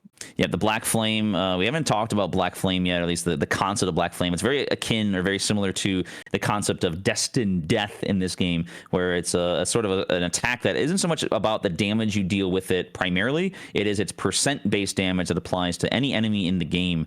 It's like 5% over a few, whatever, 5 to 10% over like a few seconds or something like that. Mm-hmm. It's a very powerful tool, and that's what incants are. That's like a great subtitle for incants. Powerful tools all across the board. They're so unique. They're so interesting. They're so weird. They're so fun. And they are. Yeah. It's we're gonna see probably the classic here. Catchflame was referring to Baryon. Baryon is setting up for DTS, aka the Draconic Tree Sentinel, as he's preparing to most likely take him down either. Well, in this case, I believe parries are allowed technically on these kinds of runs. Should be. I believe they are. Yeah, but in this case, again, we're incant users, baby. We don't need no stinking parries. What we're gonna do is we're gonna drink, we're gonna buff, and we're gonna see just we'll let the damage. Yeah, we'll let it do the talking. Let's see what Baryon has to pull off here. It should be quite the spectacle again. Yeah, this this Draconic Tree Sentinel can be quite annoying depending on your set. Oh, making good use of a sleep pod here. Yep, this is a very nice tactic. Yeah, you actually put him to sleep a little. Oh, he didn't hop from the side, but it worked out all right. Yeah, I was gonna say usually you wait for him to drowsy sleep, but he went for a mini attack first, which is fine. Draconic Tree Sentinel has a very long phase transition. Baron avoiding that, but he's gonna be careful. Oh, we're gonna see some actual fighting. Okay, this is maybe off script. Good, avoiding the up close fireball. Draconic Tree Sentinel is very tricky. This attack sucks so bad. Oh, the frenzy burst just barely missed. That's a shame. You did. That's okay. Yeah, the dodge. Good roll. Here we follow are. Up. Nice hit. Nice follow up. Okay, he's going. It's interesting. He's choosing to use frenzy burst because he doesn't want to get too close. Because the up close fireball is very dangerous. He's fine now. Man, good roll. Actually fighting DTS. Good roll. Jeez, yeah, I know this. And we got Godric dying on the side. I'm seeing as Godric's down on Gold Stripes. Well done. Cyborg's going for Radahn at the same time. This is what Elden Ring becomes. There's so much, all that setup, and then every boss fight is happening simultaneously. Baron keeping it under control, keeping his cool. He's not having him do the phase transition. You have to get close enough. Typically, he won't do his like sweeping attack if you're not close enough. He may be close. No, still not. Yeah, he's watching the ground because being good. I was gonna say while watching. Baryon was taking care of DTS, Cyborg took care of Radahn. Well done, all these runners. Still, GG. Everyone had 0 hits. That's right, an hour and a half in. Yeah, that's that's awesome. Yeah, and incants and credit to the runners, and credit again to the incants, because incants are on top of everyone having just great skill here. They're very smooth. They're very controlled. A lot of the scripts, a lot of the ideas, just a lot of the utility is so comfortable, and not just in a casual sense, but again like in a challenge sense. Like, and you can apply this stuff on a normal any percent, right? You don't necessarily have to go Iron Balls if you don't want to. Doing some of this stuff with Black Flame or Catch Flame is just super duper clean. It's quite nice. We're going to see again Diego applying probably similar ideas as well. It's going to be very, very good, and then that'll be everyone past Godric at this point too. And again, Diego is in the Godric fight right now. Yep, right now. Yep. Good luck, Diego. Everybody using Frenzied Burst. Yeah, a combination of Frenzied Burst and Catch Flame. It's a good combination here. Look at the damage. He doesn't even need him to get close. Just go down. Go down. I love it. Oh, very nice. Diego making good use. Squeezing in one Catch Flame there before the phase transition. Should be able to melt him stamina, here. though. Okay, stamina's fine. Yeah, he gets it back. Nice. Yeah. Yep. Very nice. And it'll be interesting to see how Draconic Tree Sentinel goes for the other runners, because Baryon seemed to minimize his setup. He didn't go out of his True. way to go get the Golden Vow incantation. He didn't get the Jellyfish Shield. So he's missing out on a bit of damage from his buffs, but it's still making it work. And we'll see how it goes for the other runners if they don't even see phase 2 at all. I mean, they'll see the phase transition, but not see any attacks potentially. It'll be interesting to see how it all plays out here. Yeah, that's a great point. So I was going to say, you're about to say too, Cyborg. Cyborg's going for O'Neal. Yeah, absolutely. And Baryon is working his way through the beginning of Lane Dell. That's right. So we got a lot of action happening right now. Yeah, Cyborg's about to buff up. That's what it comes down to in Elden Ring. Buff, buff, buff. Give me jelly. Give me howl. Give me strength. Die. Go down, O'Neal. He's going to go for... So if you do enough damage, you actually cause him to go for the phase transition immediately, which is what he's going for. It can be scary when that happens. And Yeah, got to be a little careful. He's going in. Nice. Didn't see a single summon. That's what you want. Well from done. the O'Neal fight. Yeah, nice little very twirl. well done. Look at those twirls. Like dancing on his grave. No more tea. Who needs a tea bag when you can dance? Baryon contemplating, watching, waiting. Ah, yeah, twirly. Yeah, Baryon is clearing out a lot of enemies in Lane Dell, making it much safer because you should be okay to run through, but these bubbles, I honestly just do not trust them. There's some scary stuff that can happen with them. Yeah, because so it makes a lot of like sense. pop up. Yeah, exactly. There's a few like I think they have one attack where like it just pops up next to you, or like it's not even one that right follows there. There's you. bubbles popping up right behind him still. Yeah, There's still bubbles showing up here. Run, and that's what's scary up there. And yeah, and this like little I was saying, tactic here. Yeah, go ahead.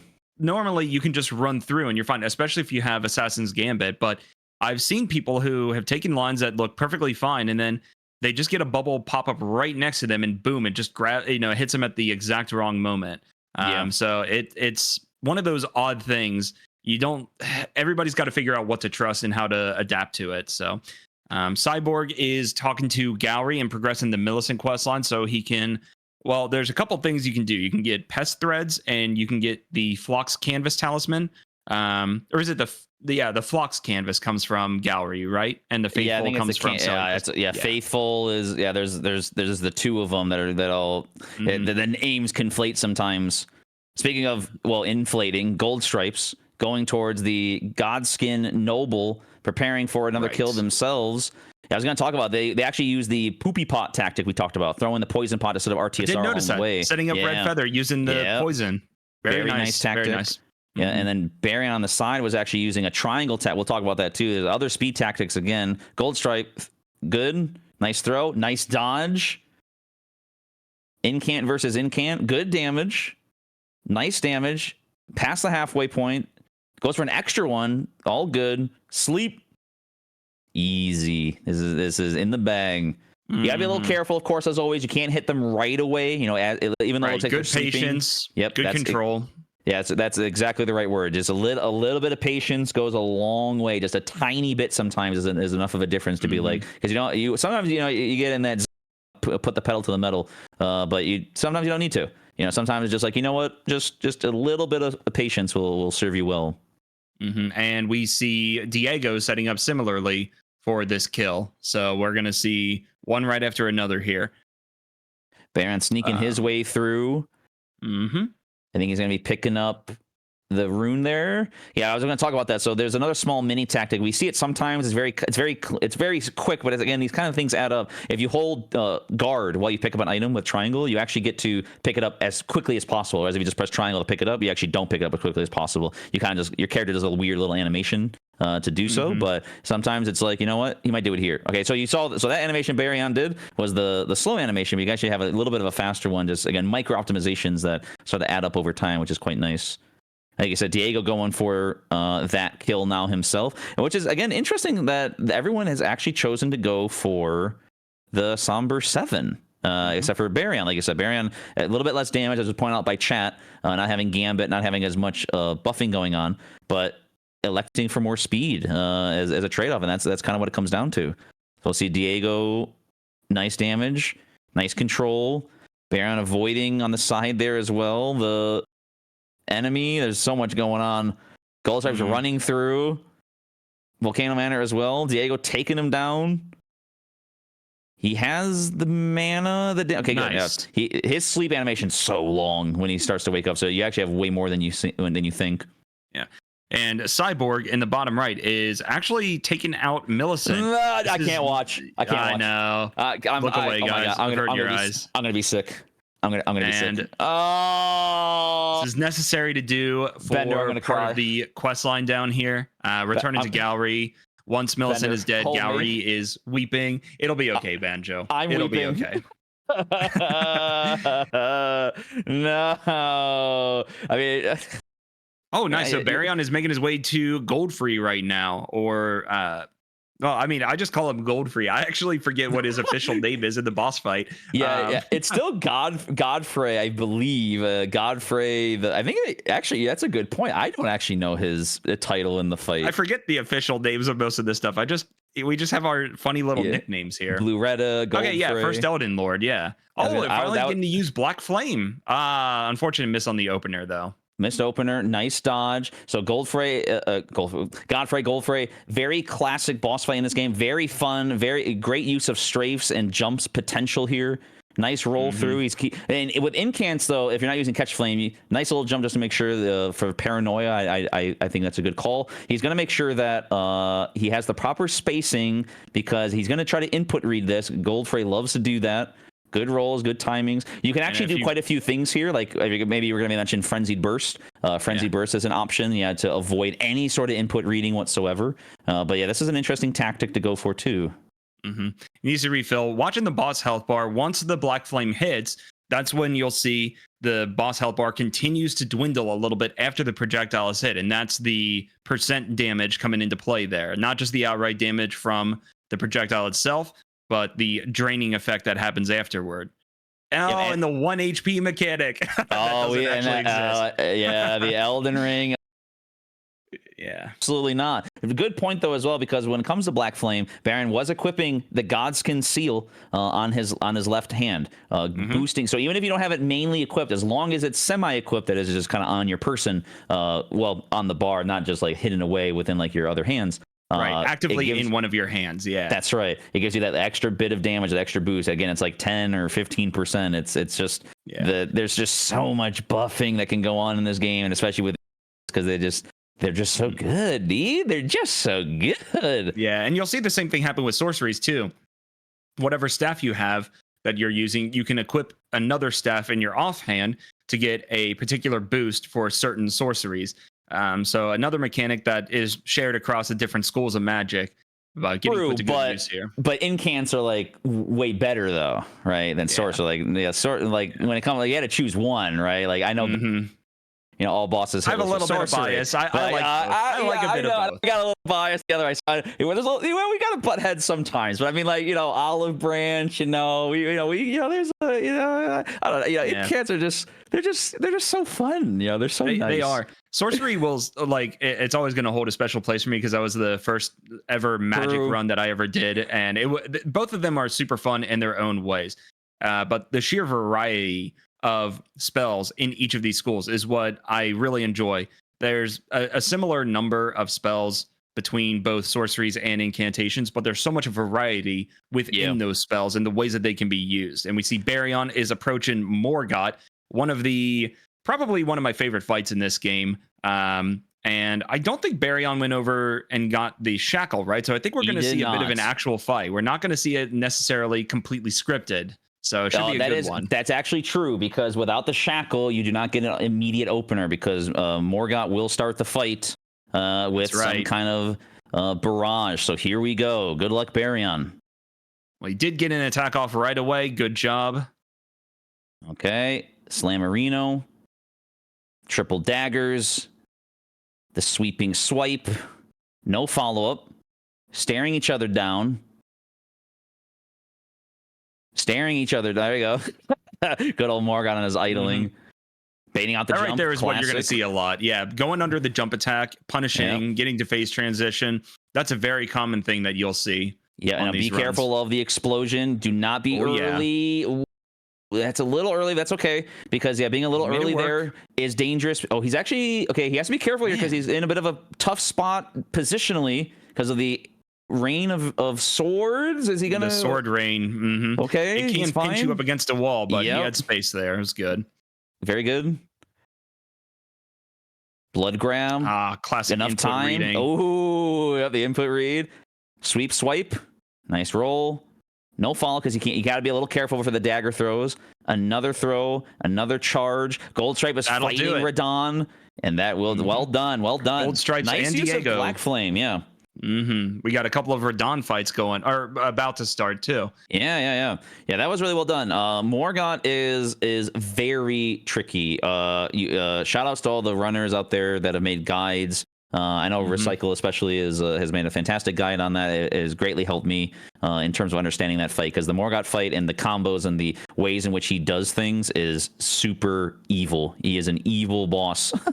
Yeah, there are some bosses that are not so fun to learn, but Morgott is an exception. Is definitely a very complex boss. A lot of cool strafes and maneuvers that you can do to control the boss. Very nice kill from Gold Stripes, and we're about to see Diego take on Radon as well. So yep. Nice. And well, I'll hold off. I won't say it. You know what I want to say, but I'm not going to say it. I'm going to let him defeat Radon, and then we'll say it. I was about to say it too, I think. So I'm glad we both held off here. I'm not going to jinx anything. Cyborg also approaching and about to take out the Draconic Tree Sentinel, and we will see how he approaches this. Oh, true. We'll look at the bottom left there while Diego is taking him on again. Everyone using similar tactics, baiting out the Radon cheese there, and then going for the tantrum. He gets the tantrum right away. Good RNG. Nerves start to set in here as well, so it's not, it looks quote unquote easy, but it never is. There's a lot happening, right? They're trying to go fast, they're trying to remember the different strafes and the different ideas, all the different buffs, because one wrong buff can send things awry.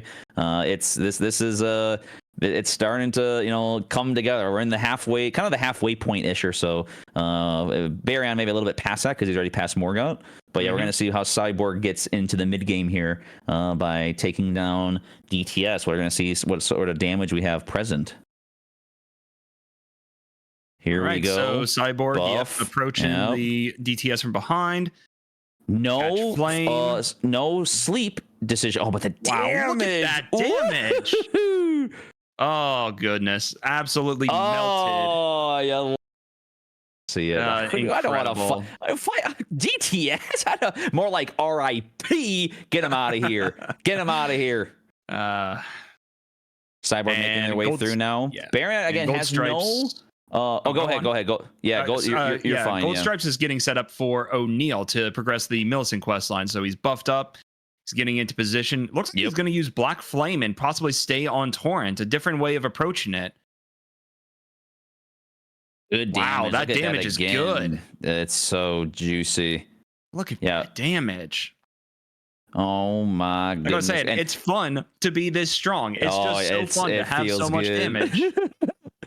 It's fun to learn bosses and very satisfying, but when you can just obliterate them and, it makes sense with your setup, it's relatively efficient, why not just do it? Yeah, so good. Absolutely. Yeah, there's no reason not to. It's Elden Ring, baby. Absolutely. And Baryon, demonstrating a non-gambit way of getting through that little running section. It's not so easy to make your way through there, because a lot of times you have to take out certain enemies or use certain lines to crack through. And so in this case, he had to be expertly keen, or rather aware of what was acutely aware of what was going on, and he did a great job there. Yeah, and Diego also similarly setting up for O'Neal, so we're going to see another O'Neal kill in a moment here, while Baryon is making his way through to the Forbidden Lands and the mountaintops. Yeah, it's actually getting kind of interesting because he has to slow down a little bit on quite a few enemies, and that kind of thing can potentially add up, because at the end of the day, as we should mention, they got past Radon, they are all hitless. So in the event that there is a tie at the end, it comes down to your time and who is the fastest. And so Baryon right now technically in the lead, both in terms, just literally in terms of hits, because they're tied, but also in terms of their progress so far. And again, expert use of sneaking around, Diego getting ready, Cyborg dropping down, using the actually Gold Stripes as well. They've been like hand in hand again, right? Diego and Gold Stripes are kind of like neck and neck in terms of their approaches there, right? Yeah. Also going for a similar style. This little torrent idea is interesting, because what it does is it's actually baiting out him to idle walk towards you. Yeah. Which is kind of peculiar. So instead of him going for his summons, which is a little spooky, he tried to go for an attack there, but again with torrent, because that, again, the great thing about incants is you can cast them on torrent, almost all of them. Yeah, many to of them. yeah, a lot of spells. But yeah, like it's super nice and comfortable. Torrent's a great ally when it comes to like setting up positional stuff as well as just kind of hiding and running around. You know, when I was watching Rituals run recently, that was actually something that I noted was that Draconic Tree Sentinel, so Rituals run was using Dragon Cult incantation, so a lot of like lightning spells. And he was using Lightning Spear on Draconic Tree Sentinel, which, you know, Draconic Tree Sentinel, I believe he's resistant to lightning because he does the red lightning attacks himself. So I believe there's some resistance there. But the strat was actually just stay on Torrent and just chuck Lightning Spear when it was safe. And it was actually very interesting seeing him dodge all of these attacks on Torrent, which is something you really don't see runners doing. You see everybody getting on foot, or if you're doing melee runs, there's a good cheese to get a DTS to fall off a cliff and die. Yes. But it was quite unexpected to see actually riding around on Torrent, throw in Lightning Spears. And I mean, some of those dodges, it looked a little close, but he was making it work. I don't know if anything has changed. And again, Rituals run was barely a month after the game came out, so some details may have changed. But true. Impressive seeing that actually put to good use. You don't see a lot of bosses actually fought while on Torrent, so it's kind of fun to just see that every once in a while. So and speaking of, we're not fighting this boss on Torrent. This guy is a menace. So you have to be very careful. Okay, Varian getting away with it. There's a roar attack that Blackblade Kindred can do, and you got to be very careful. Luckily, there was like a pillar or statue that blocked the roar, but you got to be ready for that attack. I've unfortunately seen people take hits all too frequently to that. It is just something that can catch you off guard. One in 100 times, but there's enough runners doing enough runs. You just see it happen every once in a while. You got to be aware of it. And Cyborg is now aware of who he's going up against next. I'm going to say what. It's more who he's going up against next, which is Goldfrey signing up again, filling to full on his health, setting up RTSR, buffing as he needs to. Gold Stripes. In the meantime, I can't watch. I'm watching Cyborg. Avert your eyes. Avert your eyes. This isn't happening. No. Millicent is going on vacation, and I like that. Yeah, she's just. We're not going to see her for a little bit. I'll just. I'll just. All right. Good luck, Cyborg. Good luck, dude. Let's see it happen. What is he going to go for? Catch Flame. Catch Flame. It's a good choice. Oh, fighting a bit more up close. Okay. Nice rolls. Nice dodge. But in position. Oof. That's a tough roll. Yeah, that's a tough roll. It's a good strafe there going around while Godfrey watch the handle. Swinging the axe. Yep. Good damage though. Oh yeah, the damage is fantastic. Sheesh. That's good. Nice. Because he's losing some buffs. Jellyfish will only last so long. Nice roll. That's a delayed strafes on the double swipe. Oh, that's a classic as well. Well done. Well done. Yeah, very good stuff. Yeah, that's a very classic. That's like the premier way kind of a fighting Goldfrey. Stick to his left side, and just bait out the double swipe, and then jump in, bait out the poorly do, and then into the Slammerino, and then you're good to go. Baryon making his way through the mountaintops. That Golem Archer, he just kept on going. Like Baryon just kept on riding, didn't really slow down, didn't really wait. It looks scary, but I'm paranoid. I'm waiting. Yeah, I'm not going through. That Archer can be a bully. Like, he can just defy the laws of physics, and his arrows just wind around these rocks and hit you when they shouldn't. Baryon killing the Scarab to get his Somber 8. There's where he got the Somber 8. So he didn't get the one earlier in Kaled, but that's a very free one to get along the route here. It makes a lot of sense. Two things. One, once again, Frenzied Burst on top of Torrent. Another positive. Go Frenzied Burst. Two, going full circle, way back to our earlier conversation, just not to be selfish necessarily about my own runs, but my very, very first run I ever did for Hitler, that beetle hit me. That was my very first hit ever. No. That beetle. So that beetle in particular, I love to see him go down. So Baryon, anytime someone takes down that beetle, I'm like, good riddance. Get ready. Get him out. I don't want to see nothing about this Even beetle. just on principle. You don't need that Somber 8. I'm using Smith and Wesson. No, take out that beetle anyway. Absolutely. Yep. Yeah. Amazing. I have just a vendetta. Revenge. Nemesis.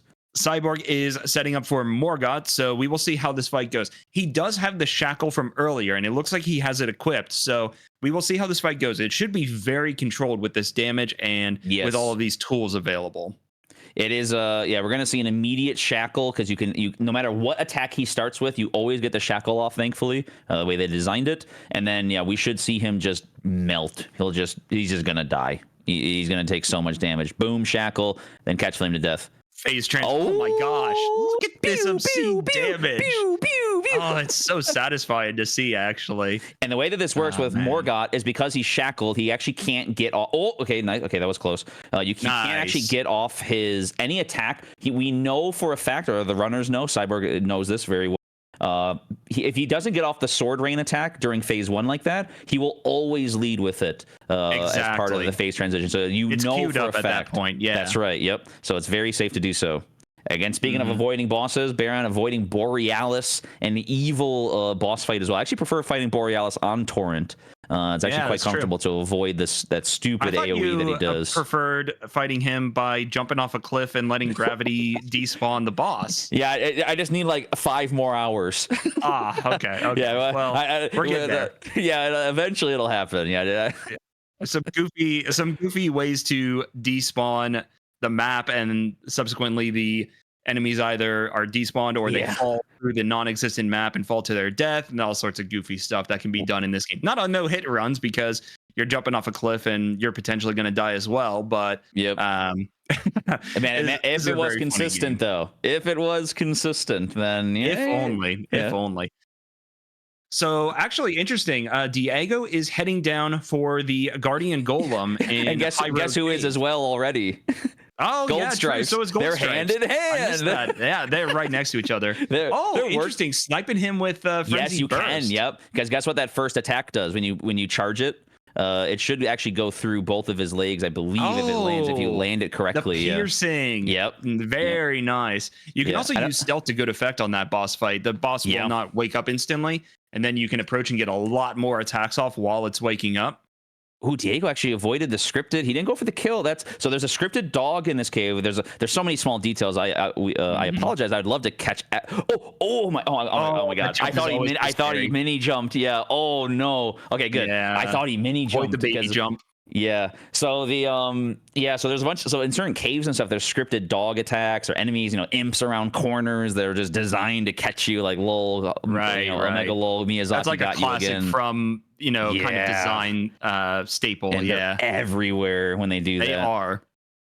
So interestingly, again, so what's going to be, so Baryon is near Fire Giant. Is Baryon avoiding? So the reason we haven't talked about this incant, which is one of the most weirdest incants for 2 reasons, or many reasons, but there's a particular reason why we love to go for an incant called Pest Threads.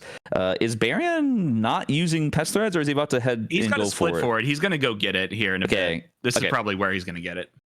And yeah, so we'll Diego also taking out the Guardian Golem using the same tactic. Yeah, look at that. It hit him twice, pierced right through his one leg and hit the other, I think. That is incredible. I wish I knew about that previously. That's so fun.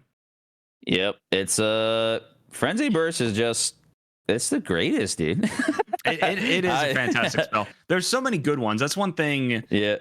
If anybody ever wants to do a Magic all boss run, I highly encourage it because you have so many opportunities to just mess around and test every spell available to you.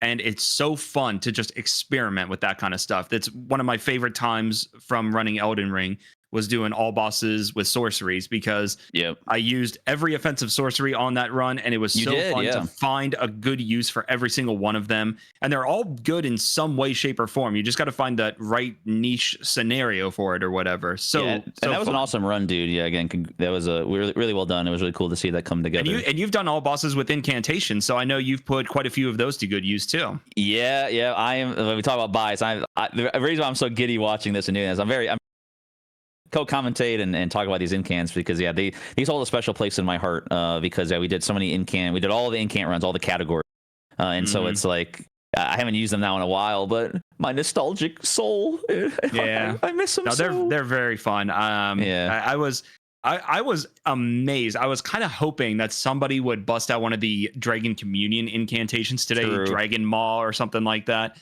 just because they are wildly powerful with the right setup. And speaking of power and dragons, we can't. It's gone. We can't. What bought? Wait, who did he fight? Who's Gold? What did Gold Stripes do? don't wait. It's too quick. Oh yeah, you can't. I actually missed it. Gold Stripes took out Draconic Tree Sentinel. And yeah, don't even look. It's gone. Baryon is working on O'Neal, but actually having to deal with the summons, unlike any of the other runners. Okay, this is actually very dangerous because of the arrows going. Oh please! Oh, wow. So actually, on Torrent, Black it looks like Flame the working strafing, really well there. You got to be really careful though because the arrows. It's okay. That's fine. That is not. He just got to time it. He's just got to time it right, but he's doing a good job here. Yeah, because if you are, imagine the Torrent play is actually a very good call because Torrent will allow you to continuously move. As you can notice, as you incants on Torrent, you get to move still, and so that little bit of movement allows you to strafe the arrows that were coming through. Because 4 or 5 dudes that summon that shoot you with arrows far away.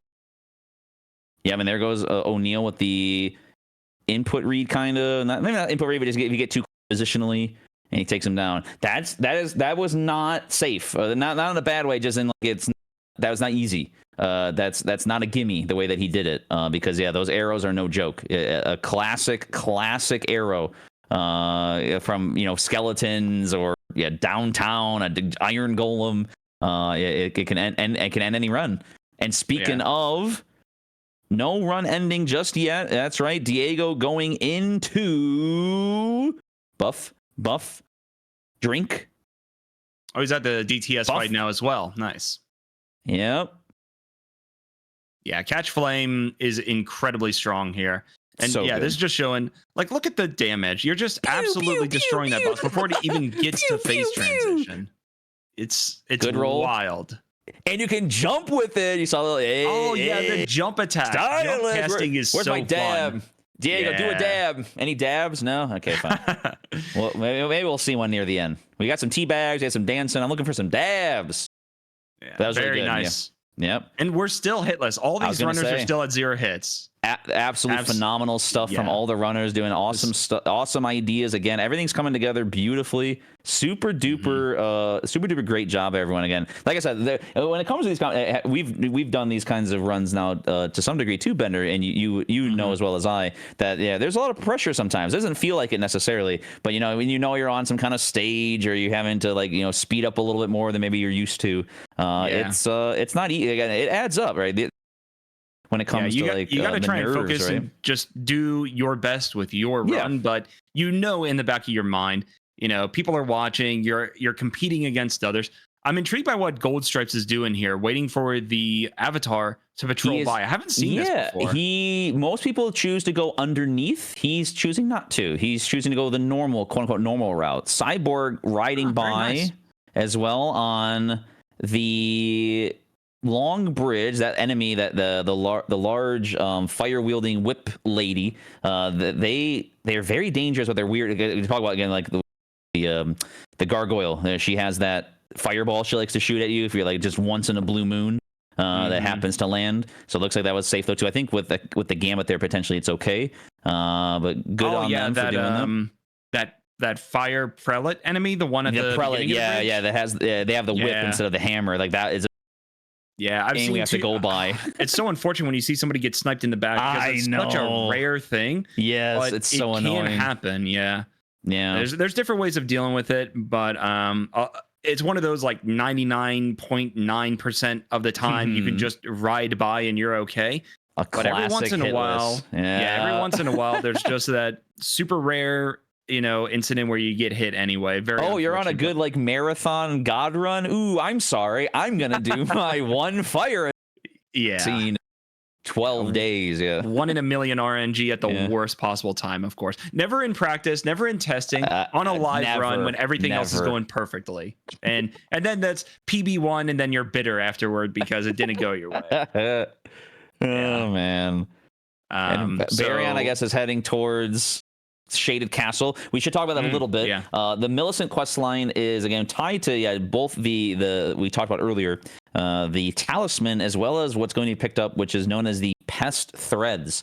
We'll talk about that in full later, but this is all tied to Millicent. You have to go to you have to do the O'Neill, kill O'Neill, talk to Gowry, talk to Millicent, talk to Gowry, talk to Millicent again, travel to the Erdtree Gazing Hill, go to the Shaded Castle, pick up the item, talk to Millicent, and then optionally kill Millicent, which you really shouldn't do, honestly. I mean, I'm kind of of the opinion you shouldn't really do that, but if you have to, you kind of need to, because it kind of blocks or bars certain things, in particular the talisman. The talisman, which we should talk about, there's a lesser edition that boosts incants by 4% damage, I believe, and then the larger edition boosts by 8. And again, what more damage? More damage is more damage. You know what the hey? Give it. That to was me. actually something else from Ritual's run.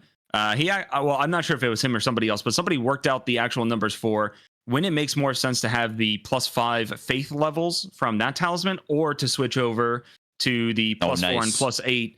Apparently, the breakpoints are when you're at 44 faith. It makes sense to switch over to the +8% talisman, and when you're at 77 faith, it makes sense to prioritize the +4%. Instead of the +5 levels of faith, which was, I don't know if that's changed. That was, again, on an older patch, but interesting to know the numbers. And we see Gold Stripes go into fight gold free. So good luck. See how this fight. Oh, actually using some daggers at the beginning as well. It is a consider throwable. Those are allowed. So it is allowed. Yep. But nice. Also, it baits out an input read. It forces him to do something instead of just doing nothing or whatever. So actually a nice tactic. I like seeing that. Yep. Good rolls. Good positioning. Trying to get it's him kind of away scary from that. being near those stairs. You don't like Goldfree, and the spikes on the ground especially can be a little tricky when you're there are on or near semi-terrain stairs. Yeah, you gotta. It's one of those, again, 1 in a million. You do know of it, but you don't really think about it sometimes. But in this case, it was well controlled. So well done on Gold Stripe's part to send that home. Diego also now heading in that direction. They are just neck and neck over there. Yeah, and Cyborg and Baryon, actually, so this is interesting stuff, because Cyborg, I believe, already has everything in hand. Exactly. So and Baryon did not do a lot lot of this like setup earlier, but the other runners did. So Baryon has been faster. Yeah, are we going to see setup earlier? But now he may suffer a little bit of time loss, and people may catch up to him. Not that it matters a huge amount, but it does matter in terms of if everybody is hitless at the end, then it comes down to time. So we will see how it plays out. Because Cyborg, so Baron is climbing the ladder. You got to be careful of the zombie imps and these darn hidden dudes on the side. There's actually a couple. There's one at the barrels here. There's one on the left. He stays to the right. That's good. Very good. He always pushes. There's a few zombies along the way here. You got to be careful of the zombie. He's good. He's looking behind. Yeah, because actually those zombies can catch up to you. It's very annoying. Right. You got to move fast, or you got to be methodical and clear it out beforehand.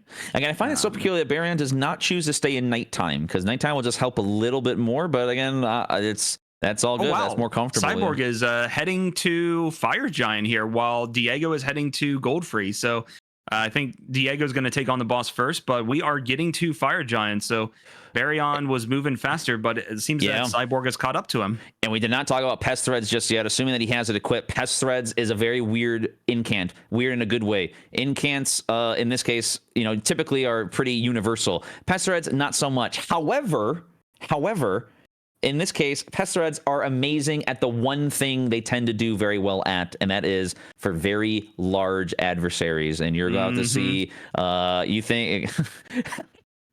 Fire Giant can be a curmudgeon, but let's let Cyborg show y'all just what happens. You also need to know how to use it properly, which is very unfortunate for me, because I did my run without actually knowing how to use it properly. And Gold Stripes took out Morgott very quickly there. Yeah, he did. There's so much happy. Diego's going. Gold Stripes go.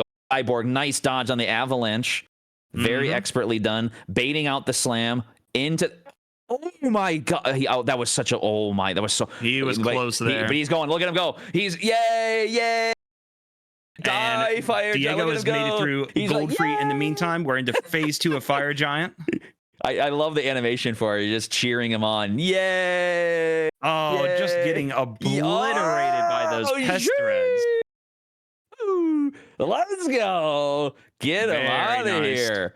Very nice. So what Pest Threads is amazing at is taking down large enemies, because for whatever reason, like each individual strand or instance within the strand counts as its own source of damage, and the longer it goes through a hitbox, the more damage not stacks it in, but it's additive. It's just hitting it like just boom, Multiple boom, boom, boom, times. boom, just many times. And well, Fire Giant. Yeah, times and the big. tracking is obscene on that spell. Yeah, When, it's it's one thing to be on the receiving end when you encounter the Kindred of Rot or something like that, and you have to dodge that attack. Yeah. But getting to use it against stuff, it's so satisfying. And if our premonition is correct, that Pest Threads is not done. We will see that later. We're gonna keep that in our back pocket. It is a wonderful. Again, it's such a weird thing. It's so niche, but when you have to use it, it obliterates what it needs to, and it was a great demonstration of that tactic. Mm-hmm. And so again, we should mention the 2 hour mark. 2 things. One, nice goose eggs again. Zip, zero, zilch across the board. But Cyborg at this point in time has technically taken the lead. Baryon was is constantly in front. Yeah. Mm-hmm. But yeah, like you said, the chain, the order of things was sort of misleading sometimes. But Cyborg is now currently on their way to Farmazula, or should I say, crumbling Farmazula, because that place is again very, very malicious. And with Baryon, yeah, he did minimize a bit of setup, but it may have cost him time in the boss fights. If you think especially of the Morgoth fight, it went on much longer than some of the other runners. So that is where, even sacrificing, losing or gaining a bit of time early can actually cost you later on. You have to find a careful balance there. Yep. And again, super big props to all the runners for staying hitless up to this point. And again, no jinxing necessarily, but Diego's going in, got the shackle. As we see Diego taking out Morgoth super quickly, much faster. Bam. Oh, actually having to stay in the fight. Bam. I love Catch Flame. Yeah, just another example of the right amount of setup can just absolutely optimize your run later on, so that it's just as consistent and very fast as well later on. So makes sense. Very nicely done. Yeah, Cyborg using Gambit to his advantage. Getting set up for Fire setting up for Fire Giant. Diego trying to enter the Erd Tree. What the? I can't enter the Erd Tree. Who could possibly help me? He's going to find out in like 2 seconds. Gold Stripes running down the bridge as well, getting ready to make their way through the Forbidden Lands. Everyone, everyone just doing a fantastic job. We're going to see Baryon right now. Boom, buffing up. Boom, buff it up. He is, again, Pest Threads is so cool. It's such a cool incant. It's going to just annihilate. Now, I actually prefer fighting Fire Giant on Torrent, typically, at least like phase 1 with these kinds of runs, because you can cast Pest Threads on Torrent. You actually see it's highlighted. You actually don't need to be off of Torrent to do it. It's actually really comfortable because you can just go right in there and constantly spam and move around without having to worry about whatever Fire Giant's doing. But he's in position. Yay! Yeah. Hooray! Look at the day. Oh, it's so good. Yep, drink it up. There you go, Bender. Yay! We're casting Pest Threads and getting those headshots. Woo-hoo! Yeah, if you get the headshots, you get a bit more stagger damage, and there it goes. Hey, I see you, Barry. I see you. Very nice. You go, giving one for the crowd. I like it. Cyborg going through a tough running section. We should also mention that too. These running sections here in Farmazula, these are very precise, depending on whether you have Gambit or not. But in particular, the arrow shots and having to maneuver around the different beastmen. There's a lot of parkour. Again, it's not a gimme. You have to make sure you're jumping at the right times and make sure you're controlling. Even Baryon going up this chain after Fire Giant, like even that minor parkour. Yes. I mean, there is a kill plane right off the edge there. If you drop off, you are not recovering from that. You have to be very careful when you're going up there. So a lot of little details you got to pay attention to. Yeah, and that's a great point, because when it comes to the different like cliff deaths and whatnot, that's a known one. Like even like you'll see runners, myself, just be a little bit more, just don't go too fast, right? You want to make sure after Fire Giant, just jump just a little bit more. carefulness is it will go a long way again. And just the terrain and the control of torrent while you're riding, it can be very awkward to just move exactly the way you want to. We see Cyborg setting up for the Godskin duo, absolutely one of the most annoying fights in this game. So maybe one of the worst ones. Maybe not worst. Maybe it is. Yeah, one of the most frustrating or annoying fights in all of From games. And there's a reason why we all just put them to bed. Again, great tactic. He didn't go for the grace on the side. So this is the inevitability we were talking about an hour and a half ago. So this fight is so infamous for just how dirty it is when it comes to the terrain, when it comes to them summoning each other, when it comes to them there's just so much annoying nuance to this fight. Like in 99.99% of runs, you're just going to put them to sleep and obliterate them because you really do not want to deal with them if you don't have to. Yeah, and great usage of the buffing in between. So that's important too. He stepped away from Apostle because Howl does do damage. You can't just buff right in front. Wake up enemies. Yep. So that's it's a little, again, minor nuance, but works out. Also doing a very nice job here waiting because good call. What should happen here is that now he's guaranteed to get a Godskin Noble spawning in instead of an Apostle. And that makes it just a little more controllable. You're putting and on time. And on time. That's the important and element on time. That is true. Because if you kill them too quick, they have like some weird 12-second buffer because Elden Ring. This game is amazing. It's something like 20 seconds between when one dies and the next one can spawn in. And when you're doing your buff sequence, then add a few seconds, then do the kill. It does set you up well to guarantee that you're going to get a noble and you know when they're going to spawn in. So very nicely done there by Wham, Cyborg. bam, thank you, ma'am. Get out of here. Duo. First duo kill of the runs as well. And again, everyone's still in that 0 zone. That's making it happen. Yeah, this is, all of these guys have good experience with these runs, but it also is a testament to how strong this build can be. Absolutely. Absolutely. There are some builds where, one thing goes slightly wrong and it can spiral out of control, but things are very, very controllable with this build. And very nice. So Baryon making his way through this horrible room. Okay, interesting. Oh, yeah.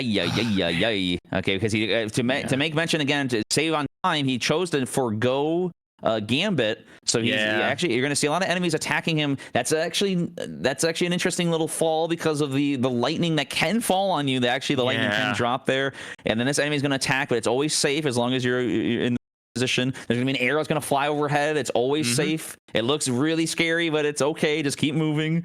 Good job. Enemy that's going to jump out of here. He's going to avoid it with strafe. Very good. Very nice. Very nice. That whole area is scary and it looks scary, but when you do run through there a few times, it can be very consistent. You need to be on point. You need to be very confident running through there. Yeah, absolutely. No hesitation. Hesitation is defeat in that instance there. We love our Sekiro. Hopefully, Diego running by this gargoyle or the Blackblade Kindred on the way to the roll lift. Hopefully no memes here. So speaking of memes, okay so far. Is Cyborg going to go? Are we getting bird skip? We're not getting bird skip. It looks like no bird skip from Cyborg. No bird skip. Okay. So he will be able to pick up he'll be able to pick up the Somber 10 and get fully upgraded to plus 10 on his seal, which will obviously increase his damage a bit. Bird skip can work here. It does make sense sometimes on this run, but there's plenty of reasons to be hesitant to do bird skip, especially during an event. Let's say it probably a good time to not do it. That was it's not a gimme again, and as like you talked about earlier in Elden Ring pops up depending on the run. You are able to evade fall deaths if you can map out in time. If you can travel and escape the fall death before it happens, then that's okay. So that would be the case. You can do it on bird skip, but it's very tight. It's like you gotta sometimes the way that you slip off, you may slip off much faster than normal, and you may not have enough time to do it. It's really finicky at times. You can get very consistent at it, but apparently it is somewhat frame rate dependent. So Baryon is dealing with an enemy. It can be rough. Oh, he got into the arena, so he should be okay. And he's going to take care. He was setting up Red Feather before that, wasn't he? Yeah, he was probably making some noise. And the guy and he did this great tactic. So there's actually this pillar here on the right and the left, but this one is one You can actually activate the duo without Gambit, hide, and then throw sleep pots and still put them to bed. It's a non-Gambit way of approaching the fight, and it's very strong. It's really, really cool. Yeah, so good job Very to Baron nice. for noticing that or using that. Cyborg going through there at the same time. Diego going, Goldstripe going past what looks like Borealis. There's just so much happening. There's the Somber 10 from Cyborg. Baryon. Oh, Oh no, that's unfortunate. He hit him. That was an accident. He didn't mean to do that. Baryon hit him with the dagger. oh, this And is This gonna is be off scary. the rails. Yes, We're getting this some is nobling. Yeah, we're gonna get man, and nobling. These pillars are not 100% safe. Some of them, from some angles, can be. Oh, this is scary. Put him to sleep in the middle of the nobling. You got to be careful. That's true because Oh, there's man. a weird bug / interaction where he can immediately enter the nobling after God. he wakes up.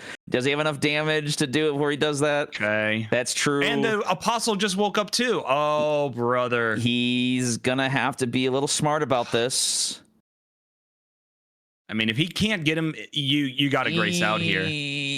I don't know because He doesn't have another sleep Does he pod have- available for the Does he next sleep one to him? wake up. He got him. Yeah, true. Oh no. Okay. Well, we'll see what this happens. Is, He does have Black Flame. Maybe he can fight Yes. the noble. this is where get your him- knowledge comes into place. Yeah, for sure. This is where you Man, got that it. is that is definitely not according to plan. Yeah, he's gracing out. He realizes he's going to need another sleep pod for the next noble that will the noble that would spawn in. So hopefully So he I has don't enough know materials. if that counts. I mean, I think it does. Is that a hit? Because he hit No, him with that's the not a hit. dagger. He hit him with the dagger. Oh, hit him with the dagger. Yeah, Oh, he smacked no. him. That's why he woke up. He accidentally he thought he true. had. So I don't know. I think unfortunately, because technically speaking, for the rules, just to let everyone know, this is Yeah. can only. And so hitting anything that's not like a non-enemy object with your fist or whatnot is technically disallowed. I don't know what the ruling is. I think they're good because consumables are allowed with the Well, new he hit him rule with updates. his he hit dagger him with weapon. the dagger. Oh, weapon. of his He actual smacked him. weapon. Yeah, he Yeah. literally sliced. He did not mean to do it. He Well- thought he had the other buff going Yeah. on. For what but it's then- worth, though, he is suffering from a loss of time, and he's going to have to go back into the fight and do it a second time.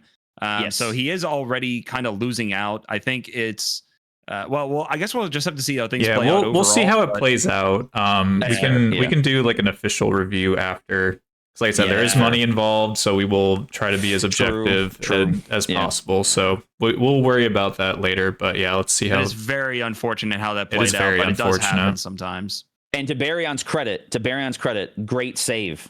Fantastic yeah. save, both on knowing the pillars involved to make sure that he was stop Noble from rolling past. As you said, there's crazy terrain memes in there where Noble can actually just slide up on the pillars regardless.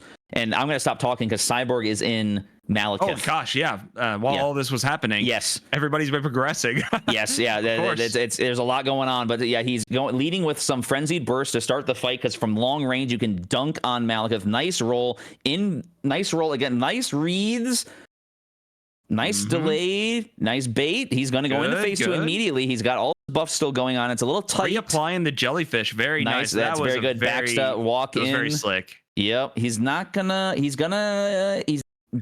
Yeah, it Okay, makes that's sense to a back off great there, way to refill. avoid. Yep, the destined death. Fantastic stuff. Is he done? Bait off the Nice attack. kill. Nicely done. Very nice kill. Yes. Very nice. Great reads on Garunk, and then a great read on that destined death attack to bait that. That's a very common way beyond just like running past him. Actually, just backing up instead is very comfy.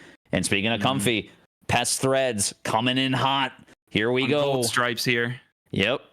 Good roll through the avalanche. He's avalanched every single runner, I think. The Classic. darn fire giant. You he's can going in. control that a little bit with how you trigger the Yeah. fight and your timing. Oh. But approaching him like that, yeah. Oh, using sleep. Nice. Okay. He okay. he wants no quarter. He wants nothing to go wrong. And Baryon, that's right. Baryon couldn't. In the same time, Yeah. Baryon was not allowed to start the fight normally because he has no gambit. Good throw he- there on the apostle. That was Yes. a very nice throw on the sleep pot. Yeah, And he Gold should get Stripes, the well Noble done. here. Gold Stripes, Ooh. Gold Stripes destroying Nice. Fire Giant, done. Baryon, again, yeah, because Baryon has no gambit. The fight was started. When you enter the fight, they immediately aggro. So he was not allowed to do what he normally wanted to do. So now he's going to get a second chance at this fight. Cyborg approaching Gideon, or going towards Gideon. We are nearing the end-ish of one run. That's fantastic stuff. Good job, Baryon. Well done. No dagger this time. Yeah, Cyborg is in Waiting. Ashen Capital. Oh, Yep, man, he's he's just getting near going. the end. Yep, because again, I think during the time we were talking, he probably picked up the Somber 10 and all, because there's a Somber 10 here in the Ashen Capital, but you just have the one seal you have to upgrade. Don't need it. So he's going right for Gideon. Yep. And Gideon goes down. Why, Bender? What is Cyborg gonna use? I wonder. I wonder, Be a chat. surprise. Chat, I'll what let is be a it? surprise. Chat, what is Cyborg gonna do? Oh. Okay, there. Excited. So Baryon did get the second Noble to go to Yes. sleep there. So hopefully that'll be enough damage. Still a significant amount on the health bar, but I think he'll get through. I think he will. He'll be totally fine. A good save, a good resave. Gold Stripes makes it past the dreaded chain of death. Cyborg prepping. Diego in the Fire Giant fight. Oh, Starting here we it now. go. So Yeah. much going on. All Oh, right, there we- Baryon got I through love the duo. this. Good. This is such a good kill. Now, I have seen this go wrong using Frenzied Burst on Gideon. I think it is avoidable, but Well if you done. delay a little bit, then Gideon can start strafing to the sides, and he can strafe the Really? Frenzied Burst. I've seen it happen Oh, to at least one person, snap. but it was probably a thing about accidentally delaying a little bit too much and then letting Right. it kind of spiral out of control. It should be avoidable, but you just need to be on point with your timing and everything. No nonsense. So, And but no good job nonsense on getting Fire through. Giant. Yep. mm-hmm.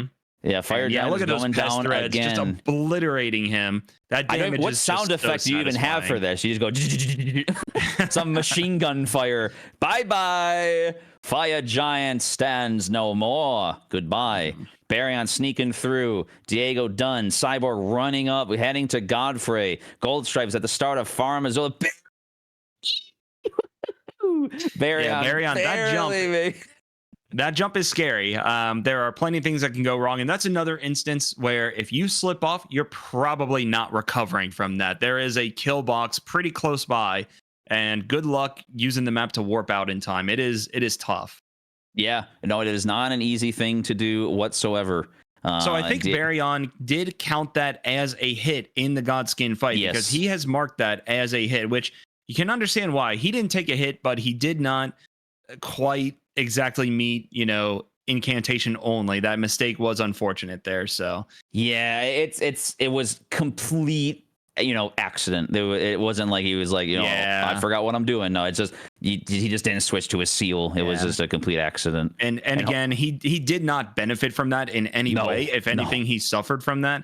So it depends how you want to count it. It wasn't a hit, but it was an error on the run. So Speaking of suffering, no suffering here for Cyborg. Nice rolls, nice strafes. Third roll. Ooh, the sneaky follow up. Yes. Nice strafe again. When you're in front of him, he can follow up like yes, that. he can. Yep. Nice jump. Nice attack. Oh, he reads. Getting away. Okay. Mhm. Yep. He's Rebuffing. choosing to. So there's actually some funny ways you can actually use Frenzied Burst to. We'll talk about that later, I suppose. But he's going with the catch flame approach. Okay, nice. Good strafes. Again, watch the handle. The handle has a hitbox. So I always Yep. like to go on the right side rather than his left. Good strafe around. Good. He misses the catch flame. Okay, but it doesn't matter. I thought he was Okay, looking he's for good. that. Yep. Phase transition. Good He's going to push roll. it. No. Good Good roll. patience. Good Very rolls and nice. good patience. Yeah, he could have gone for it maybe, but No he's greed. No greed. Yeah, no greed.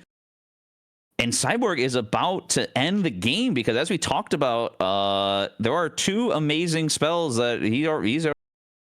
Baryon is expertly dealing with the dragon using Frenzied Burst. Diego at the start of Farm Azula. Gold Stripes Yeah. is going through, taking the sneaky path along the way over the railing with Assassin's Gambit. Yeah, Cyborg about to close this out, and everybody else is running through Fair Missoula in one way or another. So Yeah, very nicely done by everyone. It's been amazing today.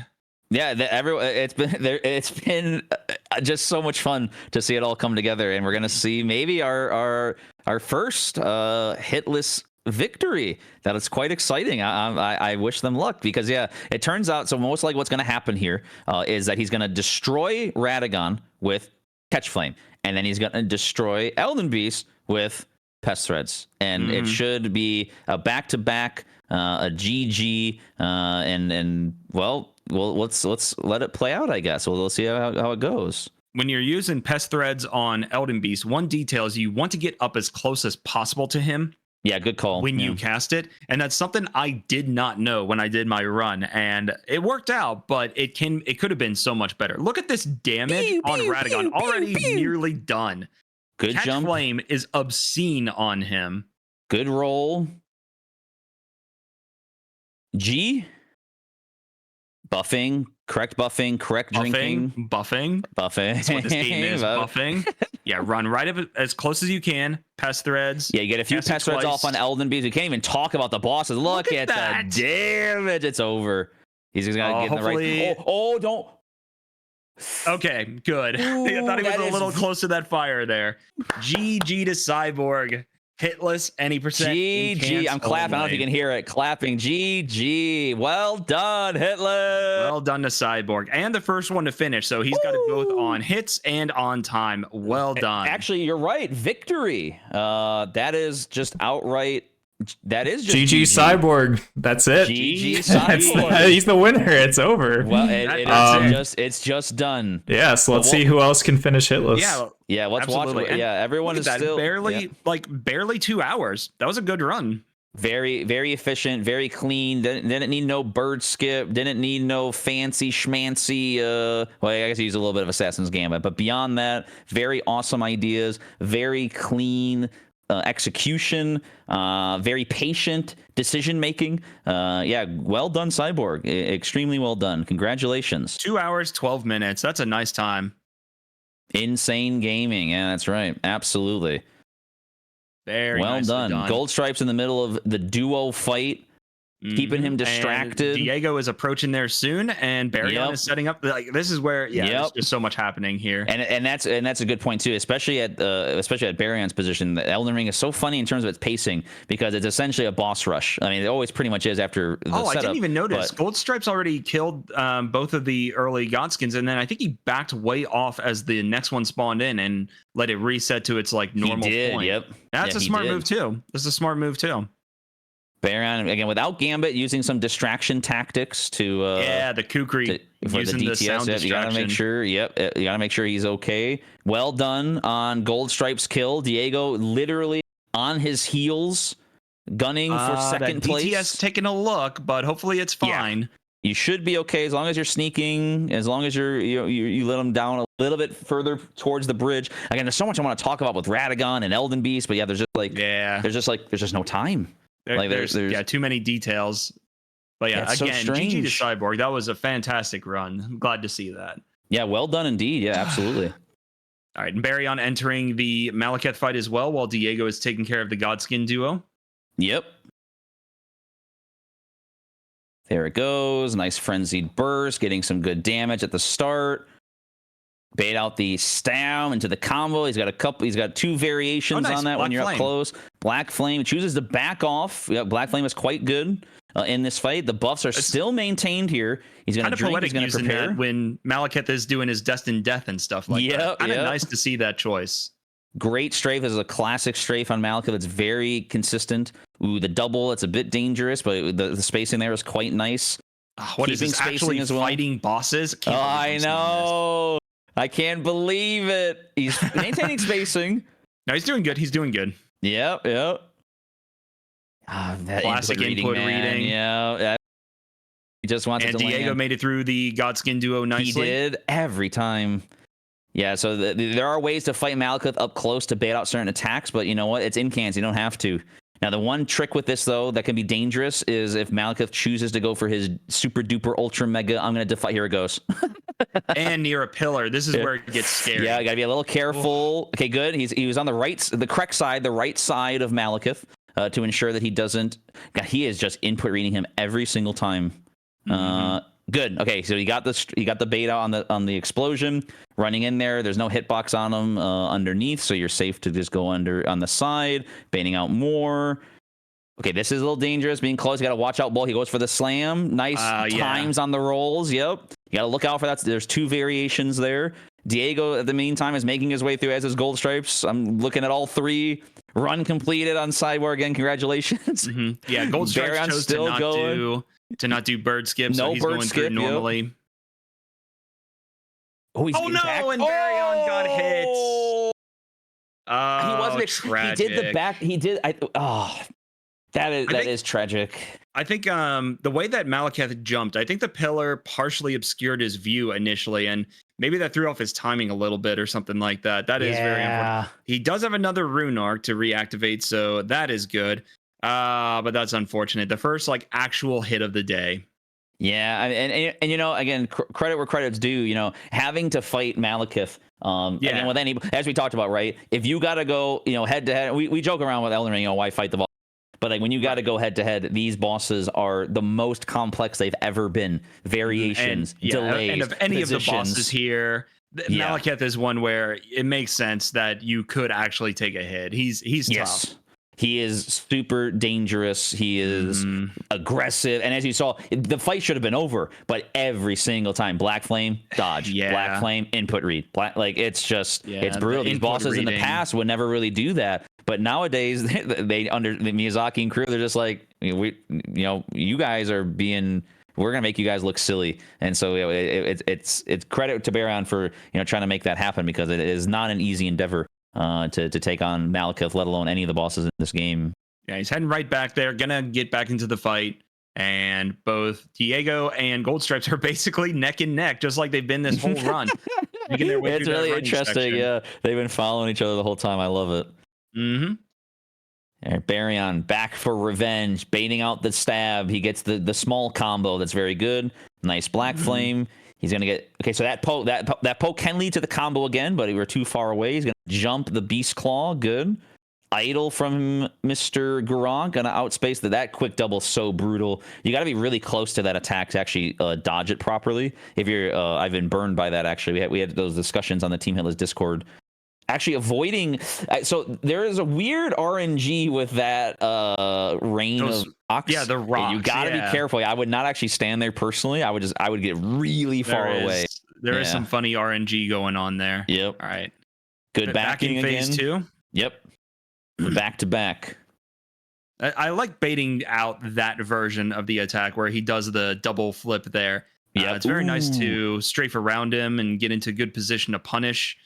Yep. We didn't talk about two things here. That is a good dodge. Yeah, there's 2 things. So Malekith is very evil for Hitless because in Hitless, for those that don't know, not only does damage count, not only does dying count, but staggers count. And in the case of Malekith, he has a roar attack. And some bosses in this game just decide to roar, and the roar attack, depending on how close you are to Malekith, may spell doom, and it's over if you're too close, because the roar that he did there, losing nice the roll lock there. on there. Yep, that's so always evil too. Yep. And the other thing that you can actually do with it, he did the back to back. So actually, what you can do is a common way nowadays to avoid that attack, depending on the position, is actually to roll with him, depending on how far away he is. If you're far away, actually rolling with the attack is relatively safe. But yeah, rolling through it if he's too close is obviously the best way to go about that too. GG Barion, good job. Well done. Let's go. Taking out the boss. Yeah. Let's go. Well done. Great demonstration. But yeah, that's how it goes sometimes. I mean, and we've all been there. It doesn't matter if you're just starting Hitless stuff or you've been doing it now. Again, it's crazy to think about. I've only been in for almost, it's going to be going on 2 years, but the people have been doing these runs for 5+ years. Even then, you still get hit. It doesn't matter, dude. Like if you're going to be getting hit on the first run, the second run, the 10th run, so it's just par for the course. You get used to it. It's unfortunate, but it's all learning lessons, right? So the hope is that we can all carry this kind of knowledge, not just Barion, but us too. Being able to see a runners as great as these guys doing this kind of stuff. I'm learning a lot watching and yeah, there's a lot too. of value in learning, watching other runners, seeing how they do. Absolutely. Yeah. Really I learned so much through osmosis. I'm watching all of y'all. Exactly. That's right. Not just the runners, but you chat. I'm watching everyone. You best believe I'm peeping in, lurking and smirking. And speaking of, Gold Stripes heading into Malekith. Let's see how he handles this fight as well. Buffing up.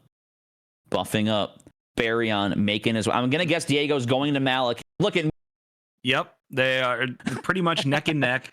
And Baryon heading up to Gideon. Yep.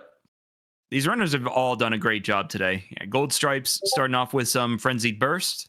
Yeah. Nice to squeeze in a couple of those. Switch over to Catch Flame. Yeah, the Frenzy Burst beginning again. Frenzy Burst is so long range. It's just from the beginning of the.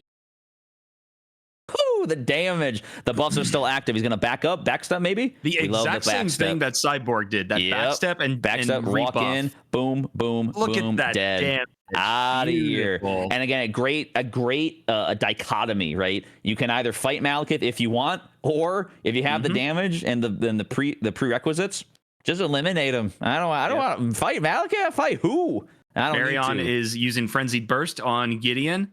Second one here should. Frenzied burst. Oh, that right there, where Gideon was starting to straight to the side. That's where I've seen it go wrong. And maybe it was a distance issue as GG. well, but it worked out just fine there. Yes, distance is usually a culprit there because if you're really far back, he has to actually move towards you typically and actually can't reach you. Not even a Comet Azure that he casts can reach you if you're all the way back at the arena. Yeah. Right. Diego, Now classic Diego. again. Frenzied burst. Frenzied Oh, burst. you can jump that. I don't think I knew that. You can jump that little poke attack. I don't think I knew that. I learned something new there. there. I'm going to do that later. That looked very nice. I'm gonna do that. See, we're learning. I love it. That's sick. Look, that's so fantastic. All of them doing the same thing. Well done. Doing that back step at the beginning to outspace that initial swipe. That was very Malekith, clean. get I the like that a heck lot. out of my Elden Ring. What does he say? He goes, "Witless Tarnish, what'd you kill me for, or for what?" Whatever he says, right? It's like, bruh, like I got a date with Gideon. Like you gotta get out of my way, bro. I need to hurry up. Chop, chop. And they're making their way through right now. Gold Stripes checking his time. Diego loading in. Come on, Elden Ring, you can do it. Baryon getting set up for Red Feather to take on Horlu. Good old Horlu again. I wish we could talk more about these balls because there's so many interesting nuances. Like it's so funny because like as you talked about the incants. I'm stuttering on my words because I'm so excited. The incants are so strong because like you can just go through this stuff. But like we're not touching on some of the smaller nuances going on. Like even the positioning on Gideon. Like it's really quick and happens. But like if you don't know to like stand position, things go awry. But it's like but despite all that, the incants are so strong that sometimes it may not matter. Okay, and Baryon really going with Black Flame a lot on this run, which I'm glad to see. Like I haven't seen a lot of that get used, so it's nice to see something a bit different. Yeah, and Black Flame is actually quite good in general for Godfrey and Horlu because he tends to not dodge, right? What he likes to do instead is he goes, you want Yeah, he'll charge at you and try and do another attack. But he doesn't dodge the attack a lot of times. Exactly. Yep. Like right there, good example of it. Little close on the distance, but he made it work. Yeah, and well, if you Gold know the Stripes- positioning, Gold Stripes did fine getting through Gideon, no problems. Yep. Diego is setting up for the same. So we're actually in phase 2 of phase 1, so you have to be careful of the stomps. Every stomp now is AoE. Yep. Fun boss to Gideoning. fight though, like really fun boss to actually This is a get great in boss and fight. fight. Yeah, I know that they basically designed him around the jump, so it's a bit corny. Maybe it's like, oh, just jump every. Like once I No, realized but you it's could actually jump one of the that. fights where it makes a lot of sense to use the jumping. Yes. There's some bosses where it's very bizarre how you can use the jumps and it doesn't make much sense. But here, there's a lot of like, okay, this is a pretty good, obvious place to be using it. So yeah, they wanted to teach you, especially with the earthquake, like the ground spikes. The ground spikes are literally like jump this attack because rolling it is possible, but it's very tough. Like it's precise. Yeah. But the jump is so free, like free as in there's so much time that it's literally meant to be that way. Yeah. Again, we're seeing some phasing, or rather some fighting of Horlu. Great dodges. Horlu has some gap closers that are very tricky, or rather that are they reach much further than you think. Nice roll, jump. Okay, I prefer jumping because I just like to jump. Yeah, Diego made it through. Nice jump. Gideon as well. So all Gideoning. of them are onto Horlu. Nice roll. He's gonna dodge. Nice, GG Baryon. Nice. GG Baryon through Horlu. Hey, it befits a crown, baby. Let's go. Oh, and Gold Stripes popping a Starlight Shard for a bit of FP regen during this fight. Nice. We haven't seen that yet today. We have not, and we actually. Well, okay. So one of the tactics that I was talking about that I actually did on the hitless runs typically was to actually get into the Godfrey fight and then bone out and then go back in because he you can starts do a that. million miles away and you Right, one of these bosses with that special first time encounter where it starts you in a different spot. Not every boss has that, but some of them do. But Yeah, that is and a perfectly viable strat, is that maybe you want to bone out of the first encounter and return so that you have better positioning for whatever you want to do. If you want to use a favorite spell of Banjo's, that's right. Like Frenzy Burst from distance would be fantastic. Whenever I can use it, you best believe I'm yeah, why not, in right? that burst. But look at that damage here with Catch Flame. Absolutely obliterated. Baryon. Fantastic. About to go in. All the runners converging like the mod. Here it comes. Baryon heading to the final 2. Diego making his way up to Hoaraloo. So much action here at the end. Hey, nice bars. I heard that. That was good. Nice rhyme. It was. Still melting him. Even without Jellyfish, without the Golden Vow incant, still just melting him here.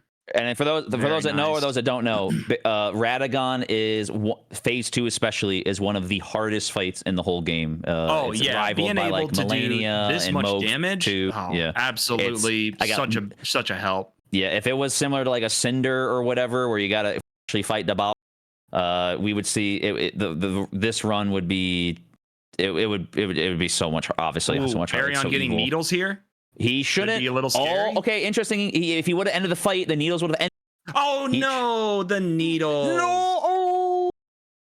Oh, of all things, like that's one thing that can go wrong here. Of course, he would get that RNG. So I don't know if he had the stamina or the mana. Yeah, but if you kill Elden Beast while needles are active, they disappear. Yeah. So I don't know if he knew that or if I didn't see where his yeah, I didn't see it either. Regen was at. Yeah, I don't know if he had that. Yeah. And again, it's not a criticism. It's more like in the moment, right? You just don't know. You might accidentally press R1 at the very last like dagger throw of an Elden Beast fight, by accident, and then end your consumable only any percent hitless run. Yeah, and that's one of the benefits that some of the other runners have is that when you're using Pest Threads, that's doing physical damage. So going out of the way to kill the Guardian Golem, you get Blue Dancer Charm that boosts your physical damage when you're at low equip load. That could make the difference there. That could have made the difference between just ending the fight before seeing any attacks and not. And it's just very unfortunate. Yep. And the difference there too, as we saw, it comes down because look at the damage potential too. So the damage difference is playing a role here in the sense that not having the extra buffs causes you're gonna get it. GG. Yeah. Gold Stripes, GG. Another 0-hit run. GG. Marion Let's go for Elden Beast and Diego heading into the Radagon fight. Yep. All right, Baryon Revenge. Take down the beast of Elden. Yeah. Lay low the amoeba that is just why what is this? Like why did they do this? There. Now better RNG this time, of course. Yep. Nice dodges. Nice understanding. You can't just stand there. There's a weird hitbox. Not weird, but there we go. Oh, there it is. Hey, thank you, Pest Threads, and your incredible tracking. GG, yeah. GG, Baryon. Yeah. Fortunate. Like, of course, on Malekith and Elden Beast, like probably the two most annoying bosses where you actually can just get hit if anything goes mildly wrong. Yep, that's again, we talk about Elden Ring like that. Elden Ring is smooth in that regard, but it's the same case. If you go off script or something goes awry, you best be prepared to react to it because then you're in open water, right? Yep. Diego, we're actually going to see the rings, so it should be fine. After we'll see. Elden Fish comes he did up go out for of the water. Yeah. So should be okay here. Just got to hop over the ring. L1. I was L1 just to make sure because I'm paranoid. And then he's going to pop up right in front of him, positionally grab. I would love to talk about this fight. There's so much to talk about. Elden Stars, Pest Threads, sending it home. Another GG. Look at that. 3 runners with 0 hits. You can't Absolutely incredible. But I'm making zeros with my fingers, and I'm using it as binoculars to look at these beautiful hitless runs before me. From Baryon to Gold Stripes to Cyborg, all the way to Diego. Everyone did a phenomenal job, and at around two. And again, look at Incance. Look at the time, 2.5 hours. 2.5 hours or less for hours? everyone. To beat the whole game. This is Elden Ring. 2.5 hours. What in tarnation? Absolutely fantastic job. Yes. Fantastic. GG to all the runners. Really only 2 hits. The one error on Godskin Duo, but no benefits. So count it how you want. But a hit on Malekith, which very understandable one. And those needles on Elden Beast can be very annoying. That's a pretty understandable one. Like, what else can you do? GG to everybody. Fantastic runs all around. Yeah, and it was, again, as we said, it was a wonderful showcase of everyone's skills, a wonderful showcase of the power of Incance, and a wonderful showcase of Elden Ring in general. Elden Ring is such an incredible game because much like the other games, you have your sorcery only in Dark Souls 1, you have your pyro only in Dark Souls 3, and so on and so forth. But Elden Ring, because of its open world nature, because of the sheer enormity of this game, we just have the options before us to just select and choose and dominate to our heart's content. And so it's a wonderful thing to see. And I think the runners are coming in. We get to get a chat with the runners as well. Thank you as well. I mentioned a little bit first as well. Thank you, Deadeye, for controlling all of the cameras. Yeah, fantastic work with the scenes today. You were on the ball as well. That was really great. Appreciate you following our call outs. That was great. And again, everyone was doing awesome stuff all the time. So I know that wasn't easy. Yeah, you'll notice a marked drop in quality of camera control for sorcery only because I'm going to be casting and camera control and controlling hits. So it will be interesting. Fine. It'll be fine. I've done it like too many times, but just gonna throw that out there because multitasking is not my strongest suit. But honestly, before we talk to the runners again, I'll just say to your credit, this has been amazing so far. I think it's been incredible. I think you deserve a pat on the back. Absolutely. Thank you. Yeah, no, so far only minor tech issues. Nothing big though. So actually very, very happy with how the event has gone so far. Yeah. But let's talk less about me and talk about the fact that we had 3 hitless runs, which is, by the way, the most hitless runs we've ever had in a Wizard Wars event to date. So GG's to all the runners, because that is insane. Like, we usually get like 1 hitless, like maybe 2. I think we had one where I think Flippy actually was like going into, I think it was Dark Souls 2 into Throne Duo, and then unfortunately took a hit. But yeah, like, we've never had it be this close, I feel like. So yeah, well done to everyone. And obviously GG to Cyborg for not only being hitless, but the fastest too. So well done. Cyborg. Yeah, congratulations. It was interesting because as you were going through, because Baryon was in the lead in terms of time. We were noting that as we were watching, and then there was that sort of flip when Baryon had to go for pest threads. It was peculiar because then it kind of demonstrated to us the peculiarities around the options that you go for in terms of the preparation, and then in terms of the boss fights and all that. So yeah, it was really interesting to see everyone's run gold stripes neck and neck, like in terms of like where they were positioned. It was always interesting. Oh, they're going to go. Forgot. And so, and in your case, because you guys were a little bit ahead of them, it was interesting because the sort of flip flop that was going on was really cool to see.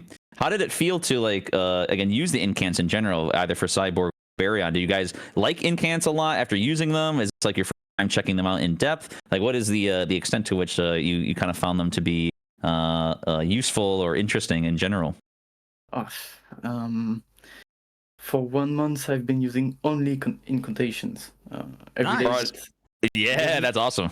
I can't stand it now. This was my last turn. I will not go with another incantation run after. No, don't. Cyborg, please don't say that. My heart can't take it. I saw everyone killing Millicent. If that's how it is, then you picked a fantastic day for this to happen because you performed extremely well. You got 0 hits, you got the fastest time. So you've done what you wanted to do. Be ready to move on and do whatever else you want to do. There's so much to explore in this game, but really well done. However, there are plenty more incantations out there. There's plenty more to experiment with if you ever do decide to come back to it. So I hope you had fun with it, though.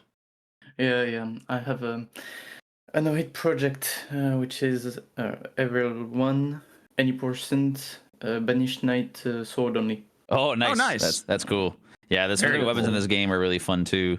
And And speaking of, for the Banished, yeah, I'm routing all the bosses, but it's a bit hard because I'm on PlayStation 5, and the saves on PlayStation 5. Oh are a yeah, bit, running on console. That's console gotta be gaming. rough. This is awful, Yeah. but well, I get good results, so yeah. it's no Gotcha. problem. That sounds like a fun time. And to Baryon, you know, the nature of when we were watching it was actually really cool because Bender actually pointed this out. You know, your primary focus was actually on the Black Flame. Was that a decision you made like really on in terms of like the speed of how you were approaching things, or was it did you just kind of enjoy the nature of the incant and how it was utilized? Because we saw you using it against Goldfrey, and then eventually with Horaloo, which I think is a great. It was really cool. So was that just was that more of a bias, or was that something that you thought was a really interesting idea? I have some bad news for you, Banjo. I did Black Flame because it reminded me of Reduvia. I got to play a lot of the bosses. All right, so Deadeye. So like, can we just like, you know, can we maybe? How do we like? Can we like this interview? How do you like? Can we get it short or like what's the? Well, let's just say that I anticipated sorcery only to start in an hour and 15 minutes. So if there's any time you can stall, now is the time to do it, guys. All right. This is going to be a just chatting stream for the next. No, I'm kidding. We have a really exciting 35-minute BRB we're going to play, and we can actually play the whole thing. It's really awesome. It's hilarious clips Heck yeah. from the runners, some of the casters, and all that. So like I said, we'll be doing that next. And like I said, we'll finish up this interview shortly because I do have some questions for Cyborg especially. I was but gonna like I say- said, we'll be doing interviews for like maybe 5-10 more minutes.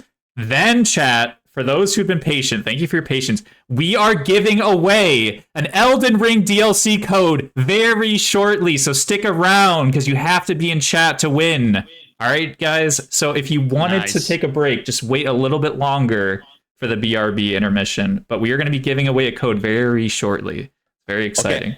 I have a way to redeem Baryon because Baryon should be a moon. I'm on the line. I thought Baryon was on my side, so here's a good redemption.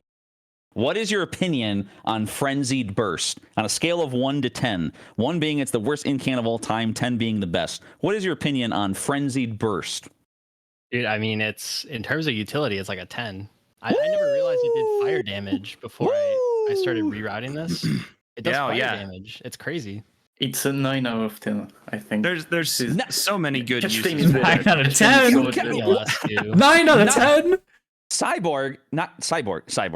Yeah. 9 out of 10? Really? Come on. Yeah. Come on. It's okay because he Catch knows Flame- that Catch Flame is way Dragon Maw is the 10 out of 10 spell. We all know this. What am I listening to? All right, so okay, you know what? At the end of the day, we can all agree on one thing, though. I think, right? Incants are just they're so cool. It was so cool seeing you guys use the pest threads. It was so cool seeing you guys use all the crazy buffs. It was so cool seeing you guys again, as you said, catch flame to melt certain bosses. It's so interesting because and to Bender's credit too, when it comes to like the different utility involved, we didn't. And some of them are just like so interesting because what makes incant so powerful is that they can apply status. You know, when it comes to rot, they can do magic. There's certain magic incants. They have all different kinds of damage types in general that are much more varied. Like when it comes to lightning, on top of it, lightning.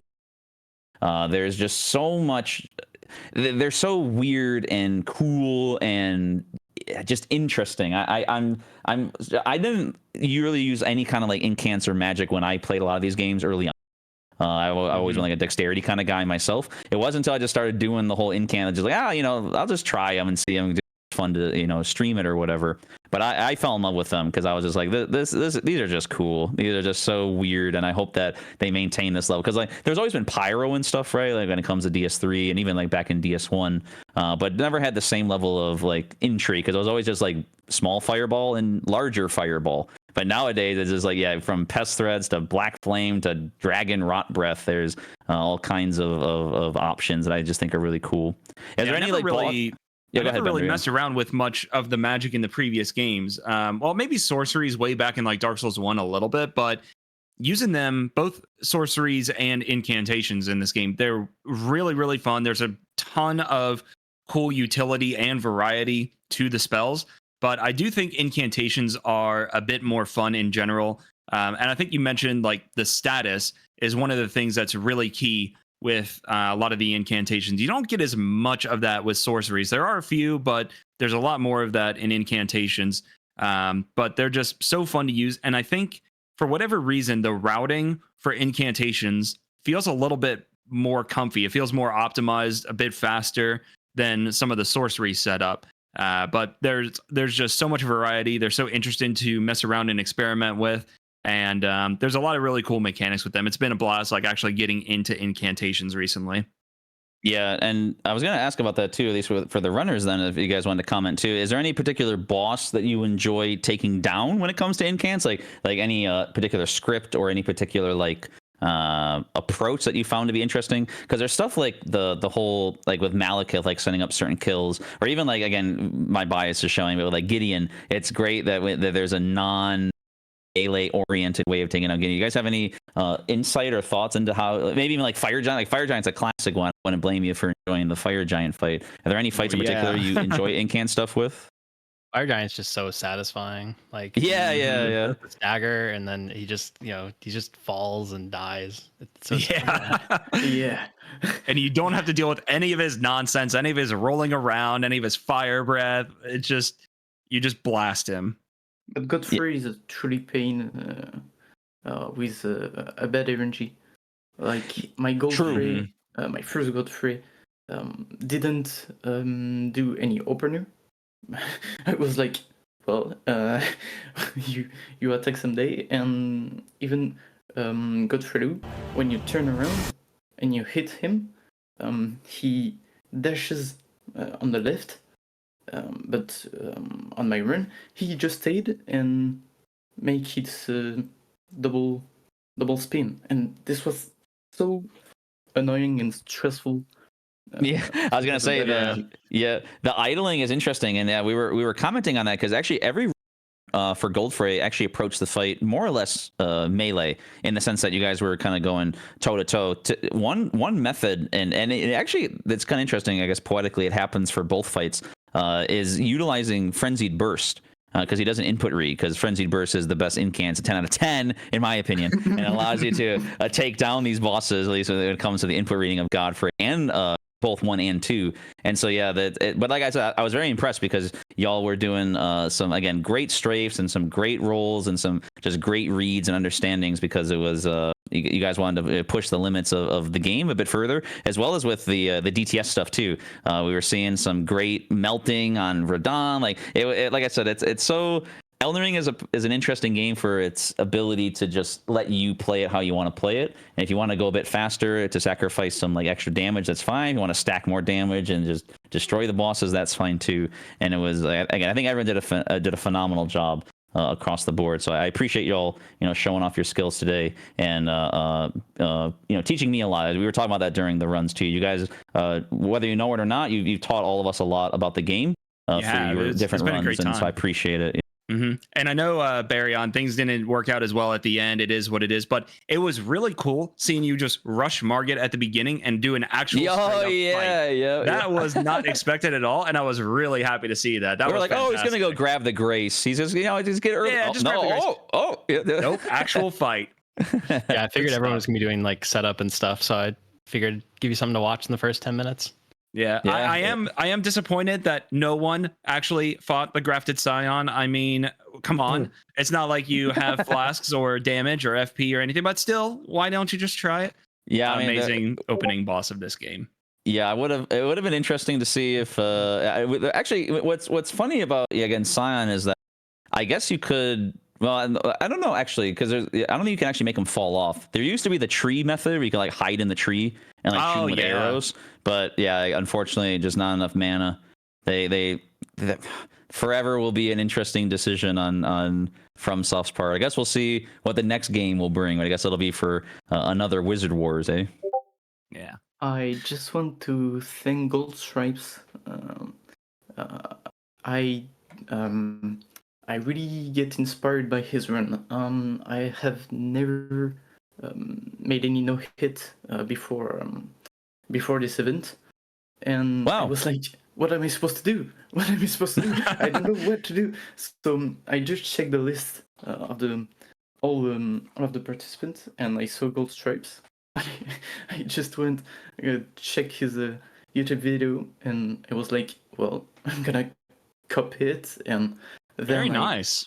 I just readapted it by suppressing some parts and just making finally my own run. But it is really inspired of Ghost Stripe. Well So done. thank Man, you, that's guys. Yeah. fantastic. This is Yeah. thank you. That's amazing. We appreciate that call out, and again, big shout outs to not only you, Cyborg, and Baron, but yeah, Gold Stripes, as well as Diego, for just a wonderful showing. You guys did a wonderful job. I'm glad. I'm not sure. Do you want to start the intermission? Oh Deadeye? 'Cause- shit! I didn't mean to. I leaked it. Oh my gosh! Why did no one tell me this, dude? I'm trying to make scenes right now. Gosh, dang it, guys! I was just under the Oh opinion. my that, gosh! we See, saw this is one why. on- This is saw why we one can't have on nice screen. things.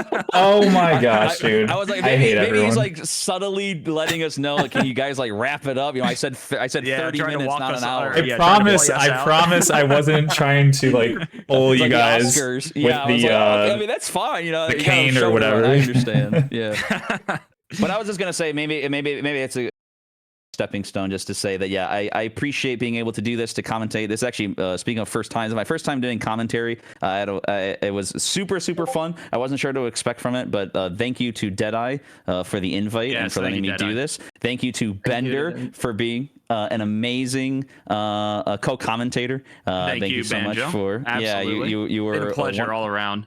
yeah, it was a fun time. I'm glad that we got to do this together, and again, thank you.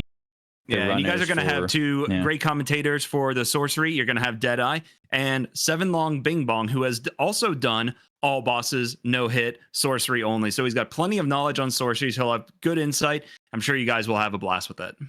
Absolutely.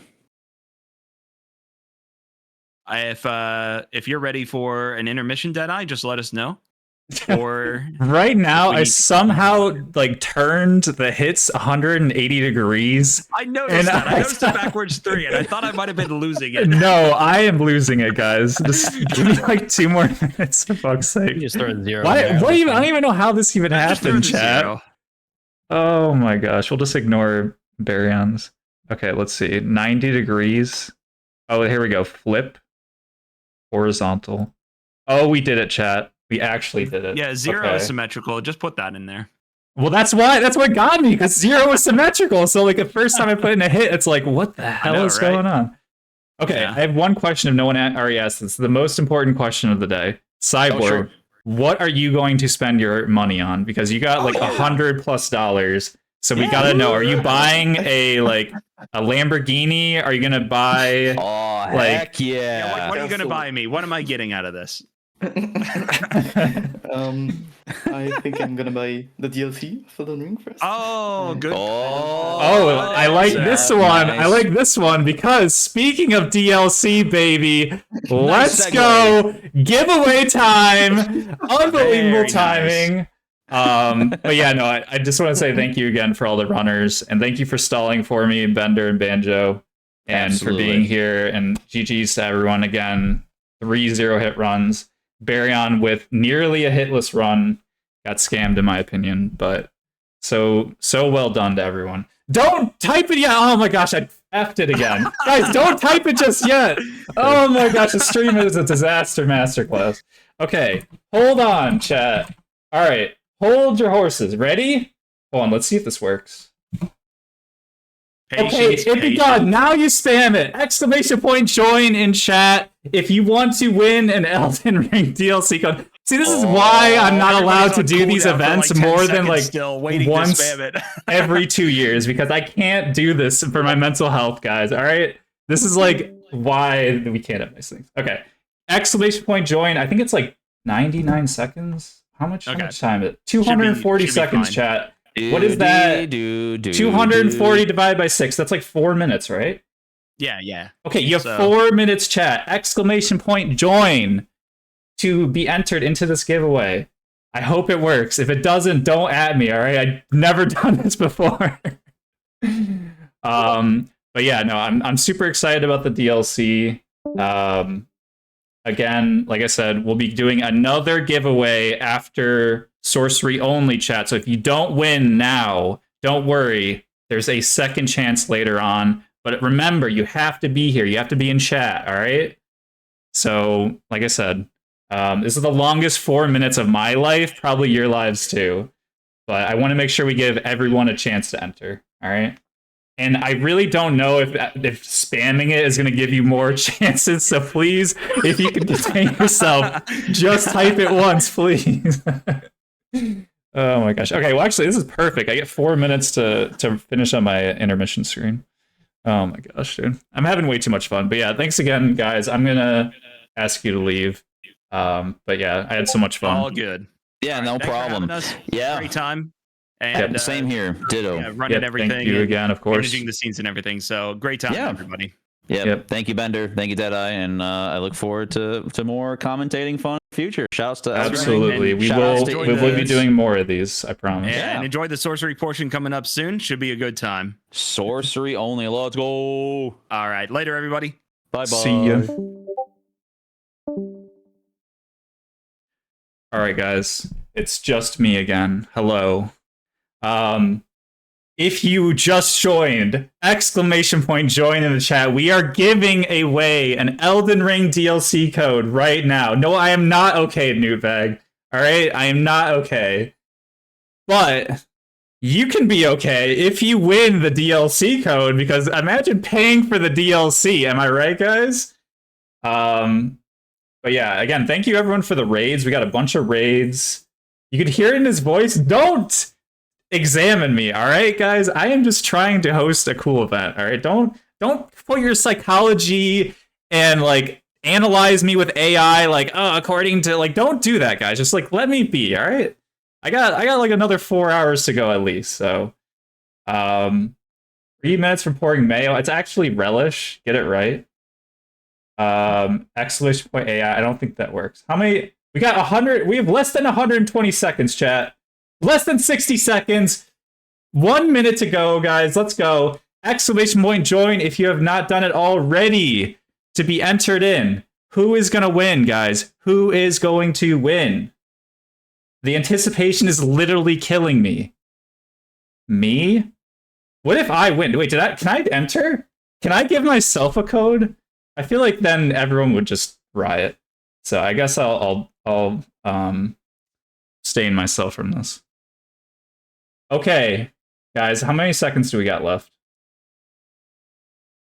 Wait, anyone counting down? Can we count? Is there another alert? I think it's just gonna go from 60. Oh my gosh, guys! I literally the silence is killing me right now. But I cannot wait to see who's gonna be picked. Okay, 10, 9. Oh my gosh! What? Are you kidding me? Bender won the DLC? This has gotta be rigged, dude. Absolutely rigged. What the heck? Oh my gosh. Alright, exclamation point rigged in chat, and you might get a pity code from me later. I can't make this up, guys, alright? It's RNG. I swear to God, this is not rigged. Don't at me in chat, alright? It's not rigged. It's not rigged, alright? If I would have won, then it's fine. You could have been like, oh, you rigged it. But I didn't rig this, all right? If anyone rigged it, it's Bender. All right? Okay, congratulations, Bender, for winning a DLC code. Honestly deserved, because he had such a good casting, so I'm not even mad.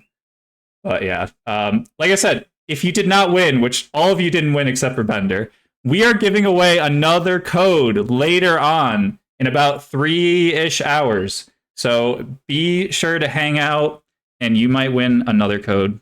So without further ado, chat, we are going to be playing a BRB right now, and the first, I believe, 7 to 10 minutes is from all the runners in the event and some of the casters. I think there's some really good Bender clips. So like I said, I really hope you enjoy. I spent a decent amount of time on making this. It's not the craziest, but it's pretty entertaining and funny in my opinion. So I hope you guys enjoy. And like I said, it's going to be a little bit of a longer break. We're going to go 35 minutes, and we are probably going to be starting sorcery only a little early, hopefully like 15-20 minutes early.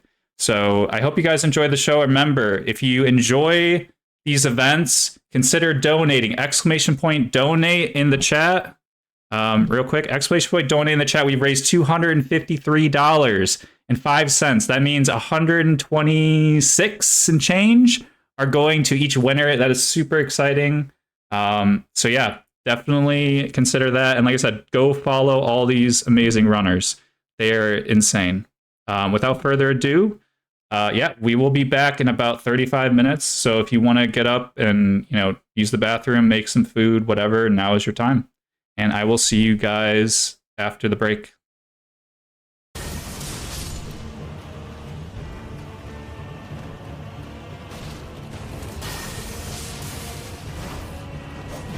No me lo puedo creer. Ah, claro, que se me han ido los bufos.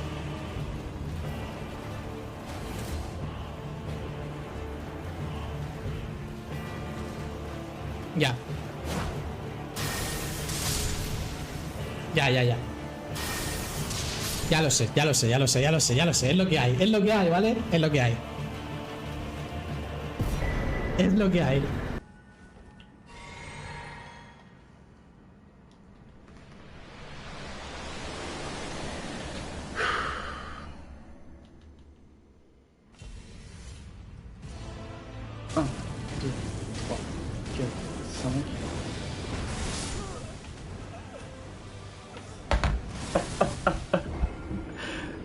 Comment j'ai fait ça?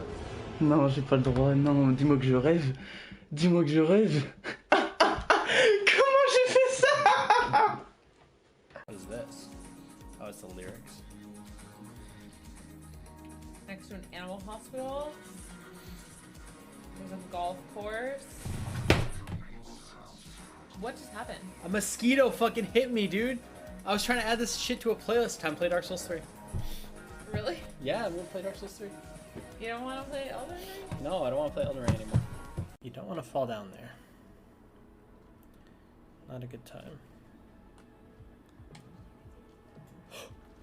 Yo! We fell off, no! What the fuck?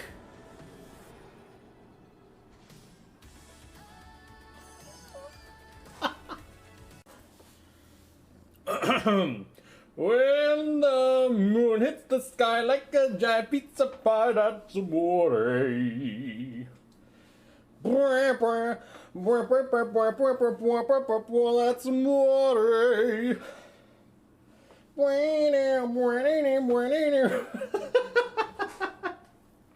I love you, baby. Good boy. Ow, shit. Very long boy with very long nails. Oh, dude, I thought it was out.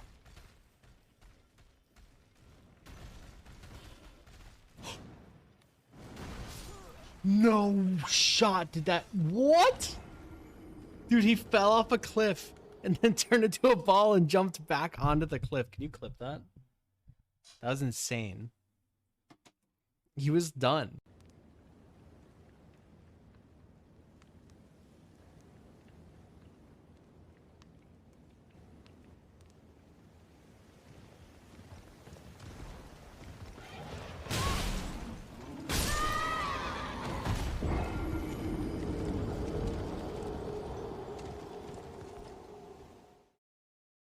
Y hice lo que hice el otro día, que no sé dónde lo dejé. Vamos por aquí. ¡No! Me cago en mi puta vida. So, question, Arham. If I'm really close and he does this attack, what the fuck do I do? Like, somewhat close. Elden Stars! Fuck you!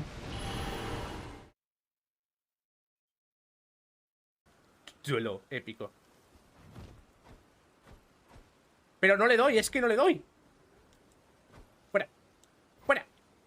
Es que me va a meter una carga de mosquitos, estoy viendo venir. Ahí viene.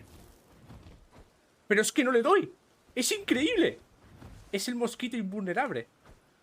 ¡Vamos, Chichi! ¡Vamos, vamos, vamos! ¡Ole, ole, ole!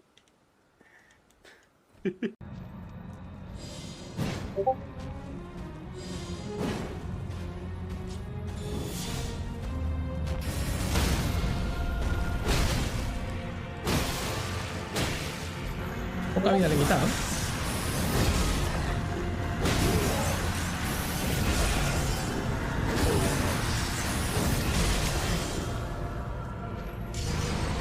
Me muero. ¡Hostia puta! ¿Qué coño ha sido esto? He fallado todo. Soy una mierda. ¿Qué cojones? Ah, no puedo más.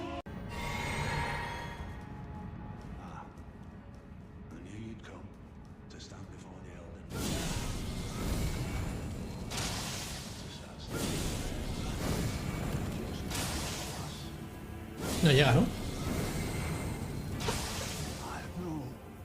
Vaya, cómo me la he jugado, ¿no? Déjame. Adiós. No quiero saber nada de usted. ¿Ahora qué, chulo? ¡Ay, qué cojones! ¡Qué cojones!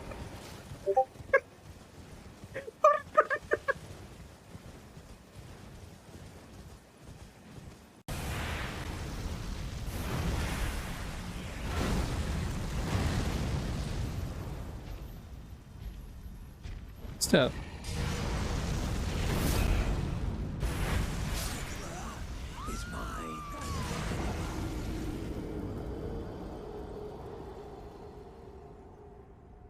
Step.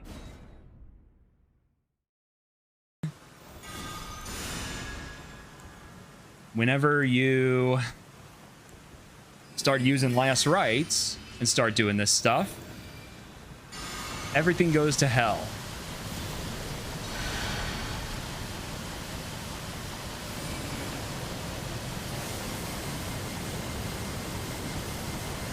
Yep. Oh, and it's been this way for a full year now? Possibly a full year?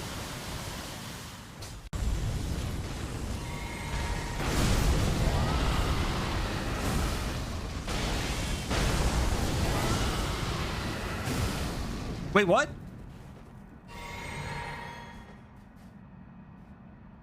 How did I get him there?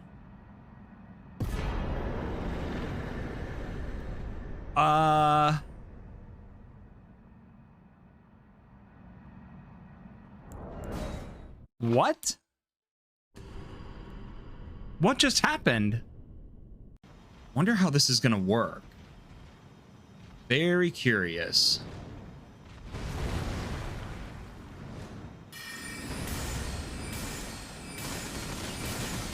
Oh. No fucking way.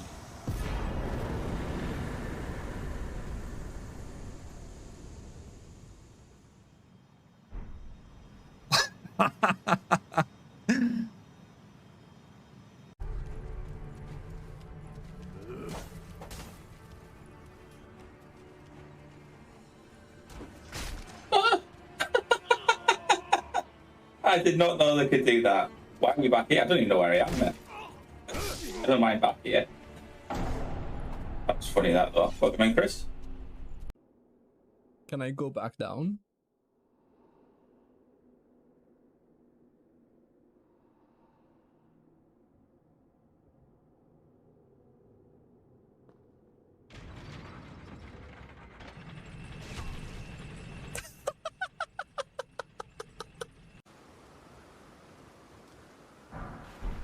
Thank you.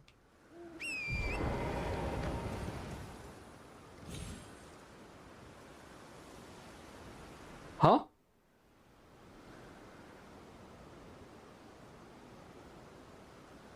What?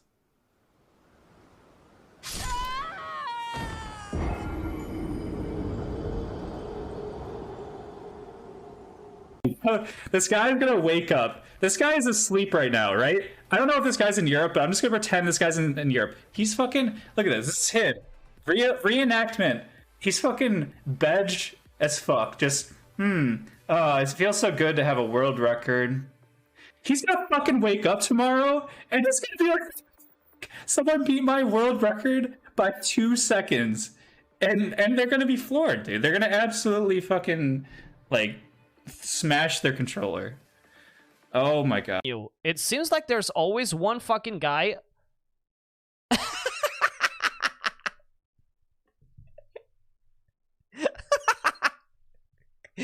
What the what the fuck? Uh-oh. Oh my gosh! Schade. Lol. Okay. Alter, dieses Spiel.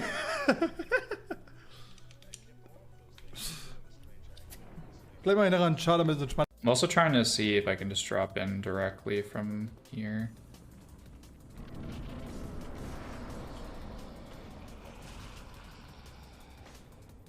Am I dead?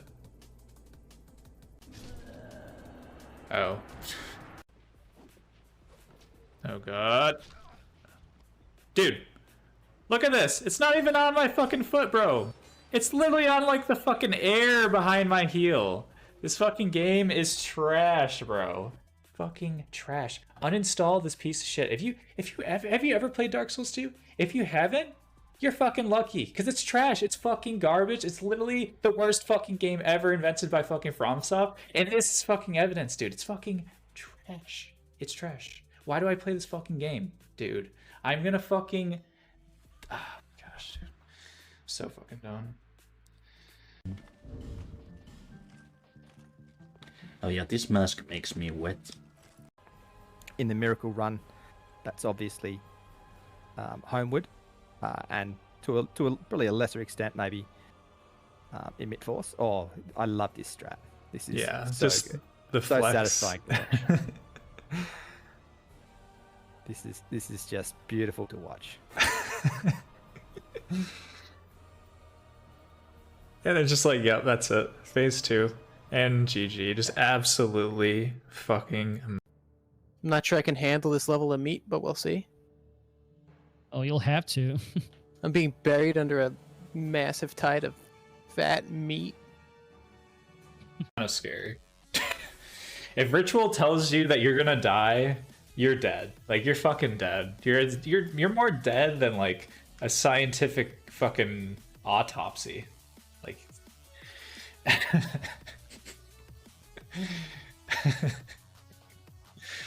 Oh my gosh. Welcome to the stream. Soldy? 1. There you go. Thank you for the strat. Oh boy. Hell.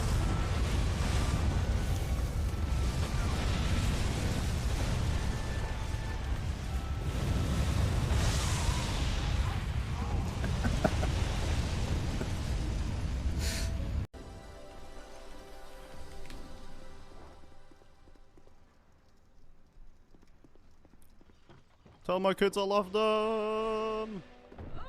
What? You sorry poo, you could not be the chosen one. The fuck are you laughing at, bitch? Look at this idiot. He's doing fine.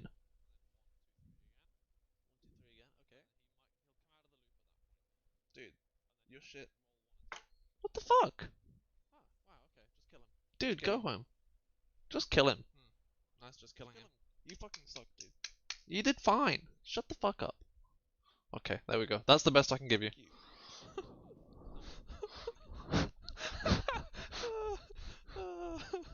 You clipped the laughing, dude.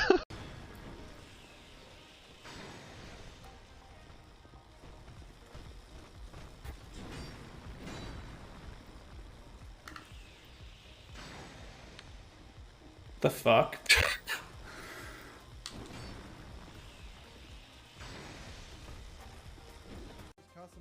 Okay.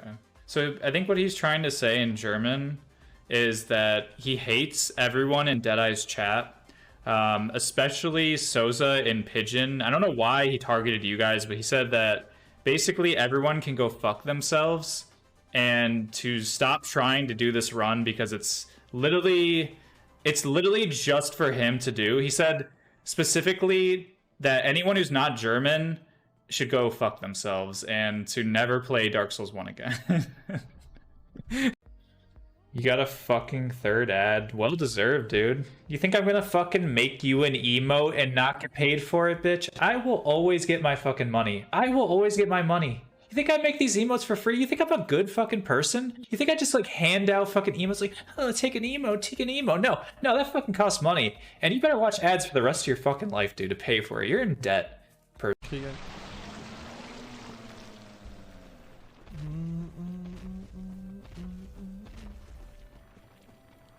So...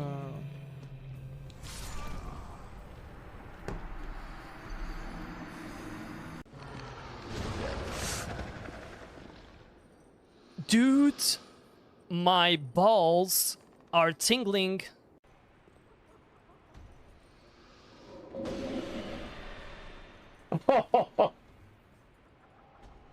Perfect. Immediate summon. Oh, it's the I've never seen the pigs before. Hi, little piggy.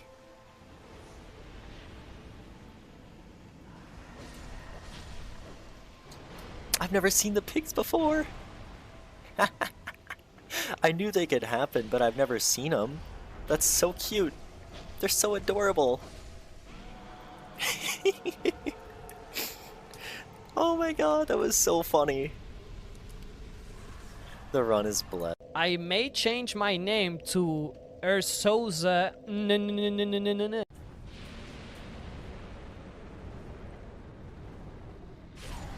Are you This fucking boss is a piece of fucking shit. Alright.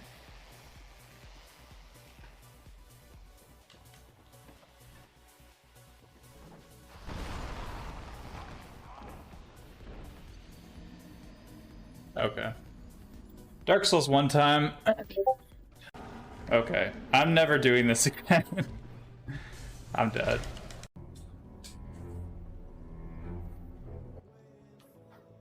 Never picked that torch up. Oh my god. Oh my god. Actually, what the fuck is this? See, that's why you don't do stuff that you normally don't do. This is the answer. If someone ever asks, should you do something different? Never. Also, what the fuck is this? Yeah, what the actual fuck is this? Can someone please explain to me what's happening? Are we inside the Matrix?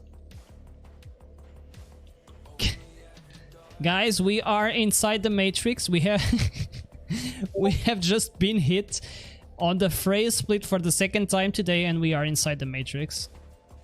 We made it, guys. Can someone please clip this? We are in.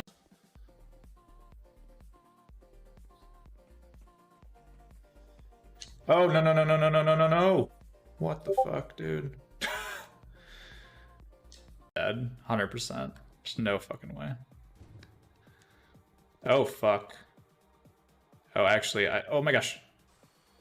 Oh my gosh. Oh my gosh. Oh my gosh.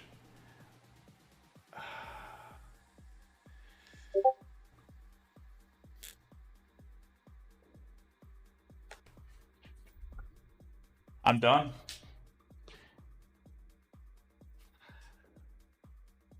Okay. Okay. It's fine. No, everything's fine, guys. Everything's fine. This is actually the optimal way to set up RTSR because when you set it up twice in a row, you actually get 40% more damage on every hit. So, fun facts with Deadeye. Motherfucks, dude. I should have died 100%. And yeah, that's all we're gonna say. But now that I kind of turn around and stuff, it's not that bad. I mean, it's kind of... Never mind. I should just keep my mouth. Just, that wasn't an opening to start just spamming it. Stop! No! Let's just say it could get much worse, but I'm not gonna say why. I mean, like, I'm down for a step on me emote, but that's about as far as I'll go with V. Who do I want to get fucked by? These guys or these guys? Like, or do I want to get fucked by the ones on the inside? I mean, there's plenty of ways to get fucked in No Man's Wharf. Come on down. The water is fucking stale. The fucking seafood is disgusting. It's a great fucking time. Come on. Bring your family.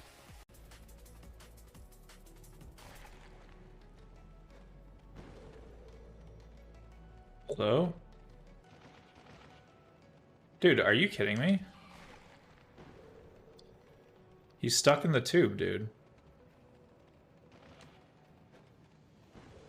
Someone, please tell me someone's here to clip this.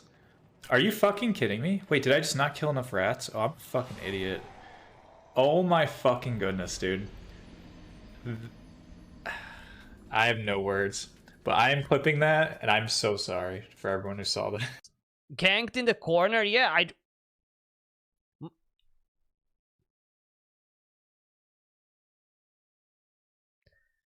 Well, this has gone downhill pretty fast. Okay. Hier einfach. Wusstet ihr, dass ihr Waffen wechseln könnt, während ihr verwandelt seid? Wusstet ihr, dass die Gegner euch dann sehen, wenn ihr Waffen wechselt, während ihr verwandelt seid? Oh mein Gott!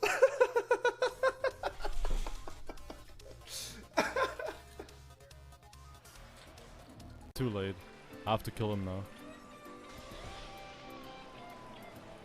I'm here. 1-on-1.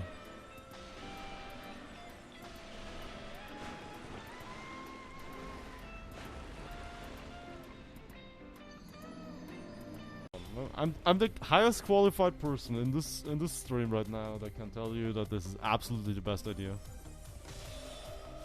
See? Best idea. Oh god.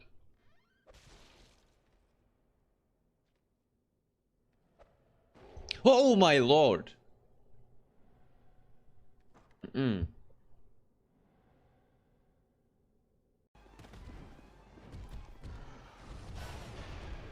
What? Dude! Oh, because... Wait, did I not pop the soul? Oh my gosh, he's doing it! He's fucking doing it! Oh my gosh! It's working! Hey look, one hand too. I can drink and fucking fight this guy. That's not something most people can do. He has killed more runs than I care to admit.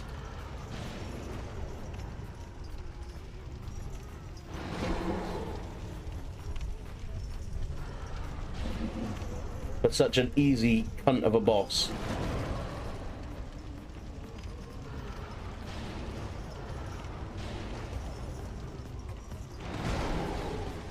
Oh my! So I have unlimited throwing knives and they're way faster. Hello? Dude, what? Tell me someone clip that, dude. Someone fucking clip that. Someone fucking clip that.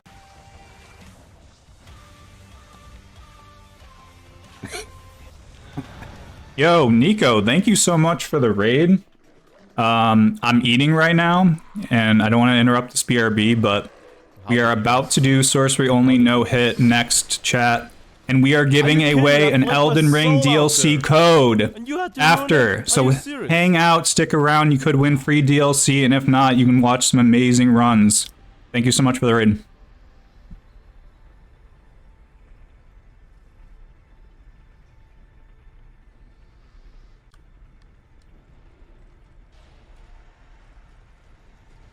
Uh-oh. I'm dead.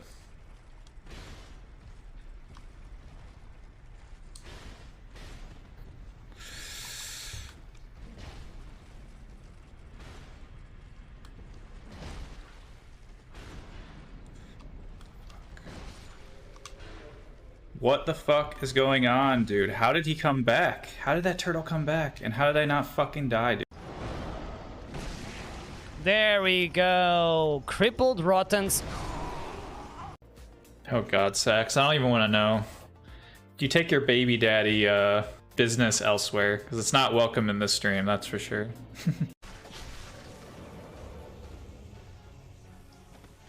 Really, man. No under attacks either. Let's pump some damage into him while we can. There it is.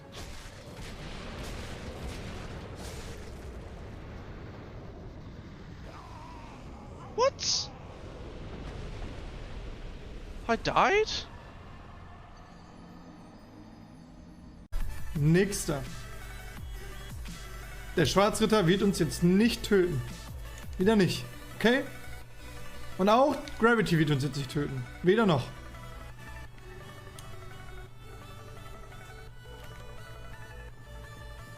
Er gibt die 360-Schelle so.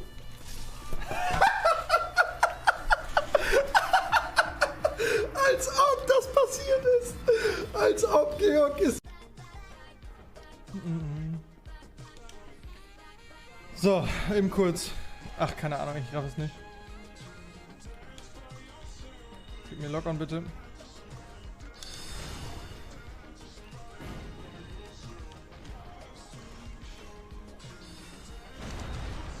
Wait, wo ist der überhaupt? Alter, fick dich doch ONS, ey. Bitte.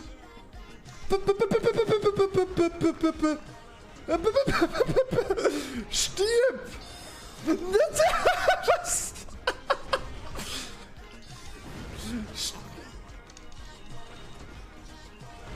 Bitte!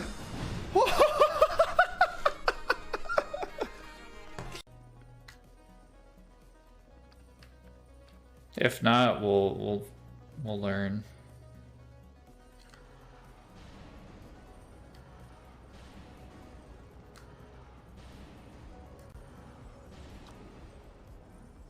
How does he have 1 HP, bro? Oh god, and these fucking guys are gonna aggro. Oh god.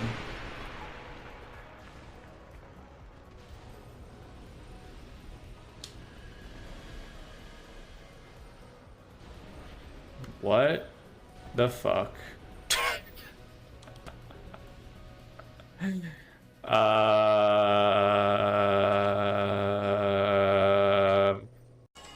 Hier, soll ich dir mal zeigen, wie man Taurus-Dämon macht? Ich verprügel den jetzt. Was? Doch, aber ich hab keinen Bock mehr. Ich wurde schon wieder getroffen. Der wird jetzt einfach verprügelt.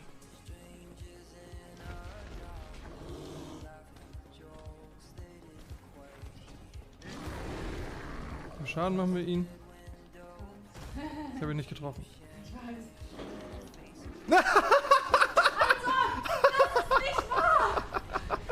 Let's go! Das ist nicht wahr! Ja, let's go! Nein. Easy peasy. Reason, but I don't know why. Didn't like the bonfire?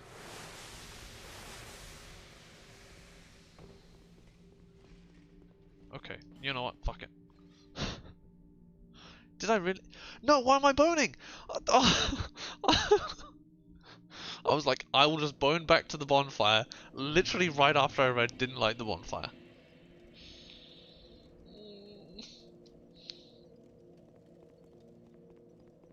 I'm so dumb, dude. This isn't your fucking strat, Deadeye. It's mine. I fucking created this shit. Trying to take credit for my creations, dude? I spent a long time figuring this out, and you're trying to steal it? You think all these people are gonna think you're clever when it's me that's clever? You're kidding me, buddy. I'm a fucking genius.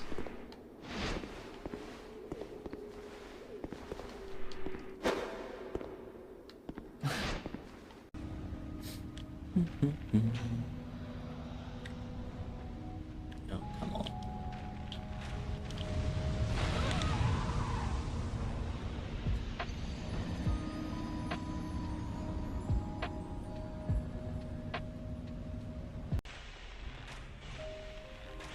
No, no.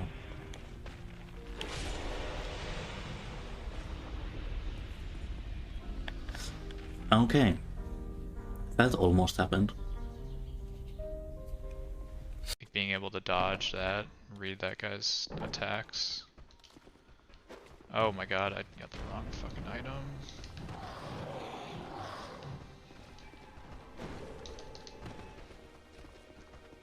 Yeah, what the fuck is this run right now?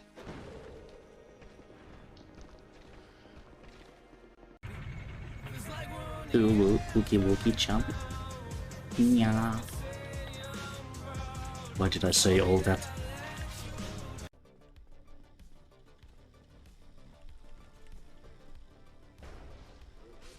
What the fuck? What the fuck? I was gonna say, like, I kind of want more than one resin, but you know what? Oh, what the fuck? Dude, I've never seen those giant... Oh god. Oh my. Dude, those basilisks are huge. Like, I just saw how big they were, and I was like, oh my fucking goodness, dude, those are huge. Probably, actually, I should get that bonfire down there. Wait, is there? Oh my god, no. Is this a mimic? What the f... Bruh. What? What just happened? Come on then, cunts. Who wants some? Hey! Fucking want some?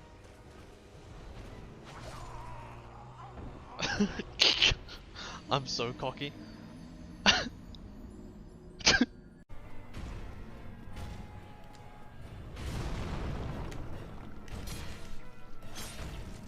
Okay. Wie wär's mit runterfallen? Wie wär's mit runterfallen?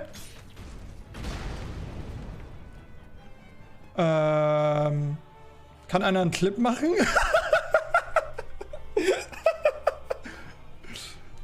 Dark Souls? What? Dieses Spiel! What the fuck einfach nur?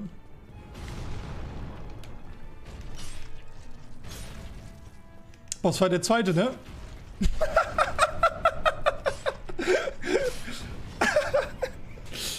Oh, kann das bitte an...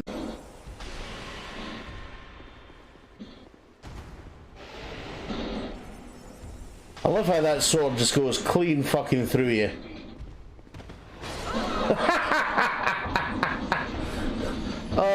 Like that. What a fucking dickhead. It depends. Same as in Dark Souls 2 for me. Nice barrel. Very nice barrel. Hello?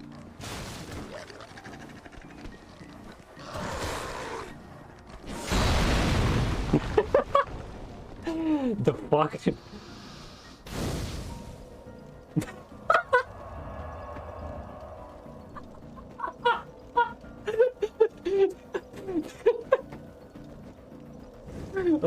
Yeah, I should go, like... I should continue, not losing time. That was really weird, but whatever.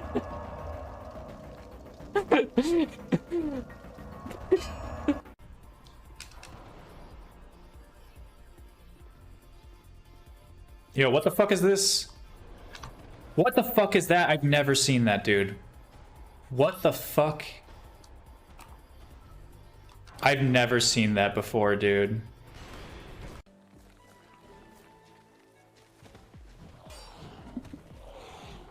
The fuck was that jump?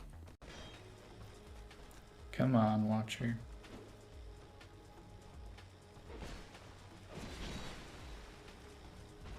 Wait, what? You fucking kidding? Is this a fucking... Dude, what? The fuck? I have never, ever, well, I also usually don't get hit like that, but I've never fucking seen that dagger, though.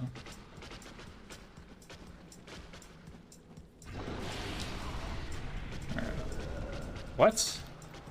Bro, how is that a hitbox?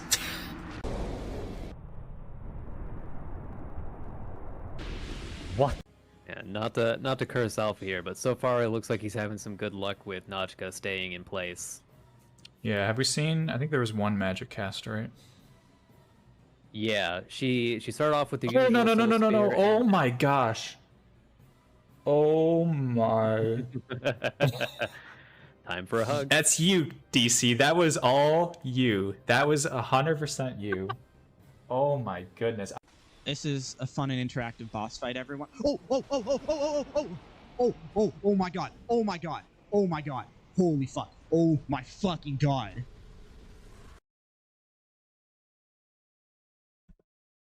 All right, guys, we are back. Let's see. I hope you guys enjoyed the BRB.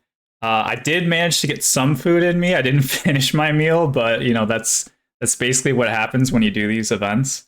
But yeah, I just want to shout out again all the runners, all the casters. Also, shout out to Nico for the huge raid. I really appreciate you bringing your people over. Like I said, we've been planning this event for almost 3 months, I want to say. So the fact that all this hard work is, you know, paying off is just unbelievable. So yeah, shout out to you guys again. I feel like there was something else I was going to say. And no, it's not about the giveaway, chat, all right? But yeah, like I said, I just wanted to, you know, just mention that real quick. And like I said, the BRB is a reflection of the fact that these tournaments and events are about the community. So, like I said, I really, really am happy that I was able to make that BRB with all the clips, especially with all the runners in the start. So, like I said, I really hope you enjoyed. And if you enjoyed the first half of the show, like I said, drop a follow to all these runners, ! runners in chat, and you can get their Twitch pages. And yeah. So like I said, next up is sorcery only. Now, let me see if we are ready. I don't know if everyone's online yet, but we will go there anyway. So, like I said, guys, sorcery only no hit is up next. And the timer, see, this is why we can't have nice things, chat. There's so many moving parts to these. All right, reset this. Recycle is online. Let's go. But like I said, we are going to be starting very shortly the sorcery only no hit. We got, like I said, 4 fantastic runners: Recycle, Parno, Artail, if I'm saying that right, and Marshall. So once again, if you're enjoying the show, consider donating to the prize pool. ! Donate in chat, guys. We have raised $263, which is absolutely insane. And I think we actually got some donations during that BRB. Let me check real quick. Parno, thank you for the $10. And like I said, Parno is actually running in sorcery only in a few minutes. So shout out to Parno. I thought I missed one other one. I think I got that one. Soul Slayer, Lank, X0. Again, thank you guys for the donations. But yeah, like I said, guys, if you like what you see and you want to add to the prize pool, again, half of the prize money is going to each winner. So our winner for our first event was Cyborg. So GG's to Cyborg for winning. They're taking home at least $130, which is super hype. So really, really excited about that. But yeah, let me check if my other co-caster is ready. Bing bong, mod check. We get a bing bong. Mod check. Any bing bongers in chat? Oh, he's here. All right, you can join bing bong. If you are ready.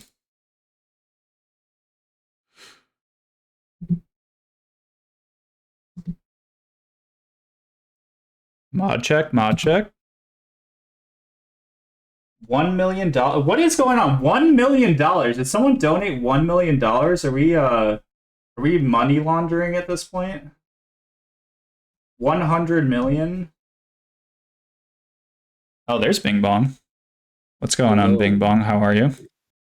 I'm good.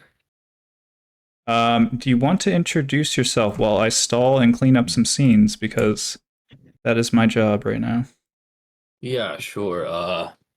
I'm Sevenlon Beanbon, that's really my name. And then I have done sorcery only in Elden Ring, and that is like my specialty. That's all I've done for Hitless, basically. But not just you did sorcery only. You did all 165 bosses. Sorcery only, no hit. This is correct, right? Oh yeah, it was also no damage, but yeah. And no damage. I don't want to one-up you here, Bing Bong, but I would just like to let everyone know that I have done 0 bosses hitless in this game, chat. 0 out of 165. I know. It's a very impressive achievement. But that's why I'm the host. And somehow ended up in the caster seat for this sorcery run. So I can't wait to find out how this goes. No, it's all good. I actually did study. I watched Bender's guide, so shout out to Bender. Seriously, his guide helped me so much in preparing for casting today. So really happy about that. I'm just double checking if all the runners are online. I think everyone's on. Okay. Let me put the music back, by the way. And I gotta exit stream. Actually, do I need to exit streamer mode? I may not have to. Because I know we were hearing Discord pings during the BRB. I apologize for that, guys. The main reason that I was having streamer mode is because the names would be shortened. So that way you don't dox people. But it looks like the interface is working just fine.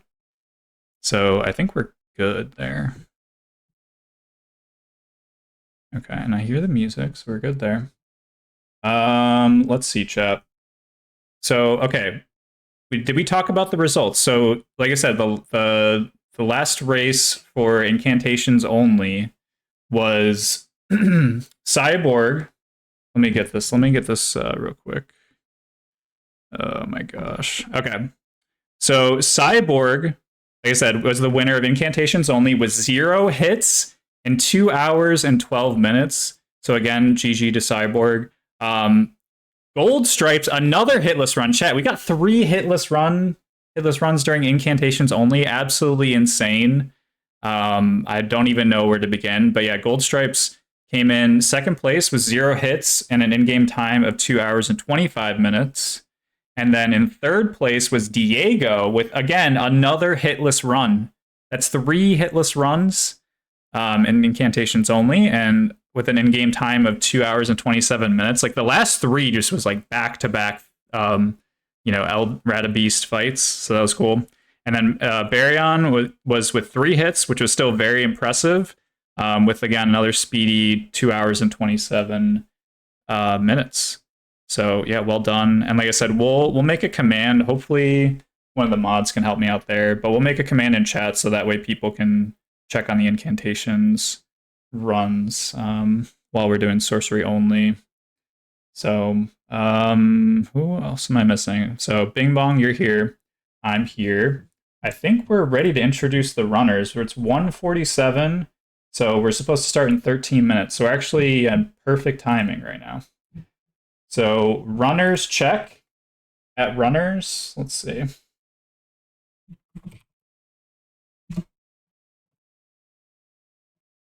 Any runners? Any runners? Hello? Runners? Let's see where they're at.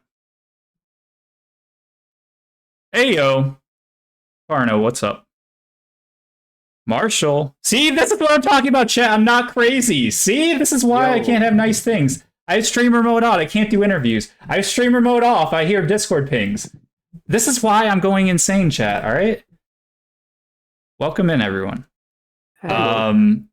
I actually muted my own server. That's how bad this got, guys. I muted my own server, and I'm not going to remember to turn it on. And I'm going to wake up tomorrow and be like, why did no one notify me of all these things? But yeah, welcome in, everyone. Like I said, we can do introductions real quick. So, wow, this is all 4 runners. Unbelievable. I feel like last time it was like pulling teeth to get people into VC. Good job, guys. I guess we'll start from the top. So, ARtail, if you want to introduce yourself, and also fix how do you pronounce your name? Because I totally like you're also a French runner, right? Yeah. So shout out to the Frenchies in chat because the French are going insane. The French have won the first round, guys. Let's see if the French can take round 2. I don't think I will do the same, but I'm stressed about what I can do with all those people in front. I don't know what I'm gonna do. Yeah, I mean, like I said, I think we were averaging around 100 viewers for the first bit, which is actually another record, by the way.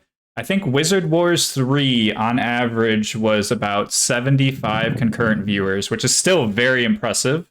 I actually set an internal goal mentally to get around 100 viewers. So we've already smashed that goal. And that was without, well, we did have raids. I can't discount the raids.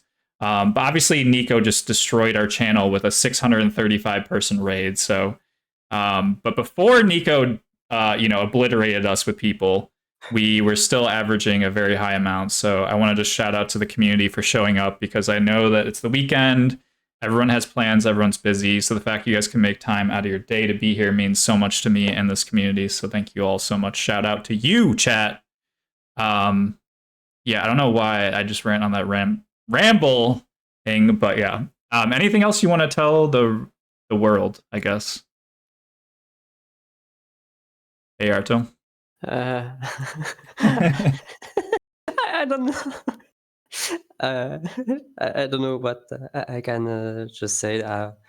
I finished the run some weeks ago, and yeah, I just hope I can do something good for tonight. Yeah, I think it'll be cool. I'm excited. All right, Marshall, introduce yourself, please. Yo, hello. Can you hear me? Yes. Also known as the on pace pal, who just kind of like always is on pace for some reason the last 2 weeks. Sorry, I was just like farming runs. How close are you to farmer role, by the way? Like you actually might be close. I actually don't know how many runs I have. It's not. I'm not that close though. Must be like 10 runs away probably. How many do you need? Let's ask a Team Hitless admin because I have no idea.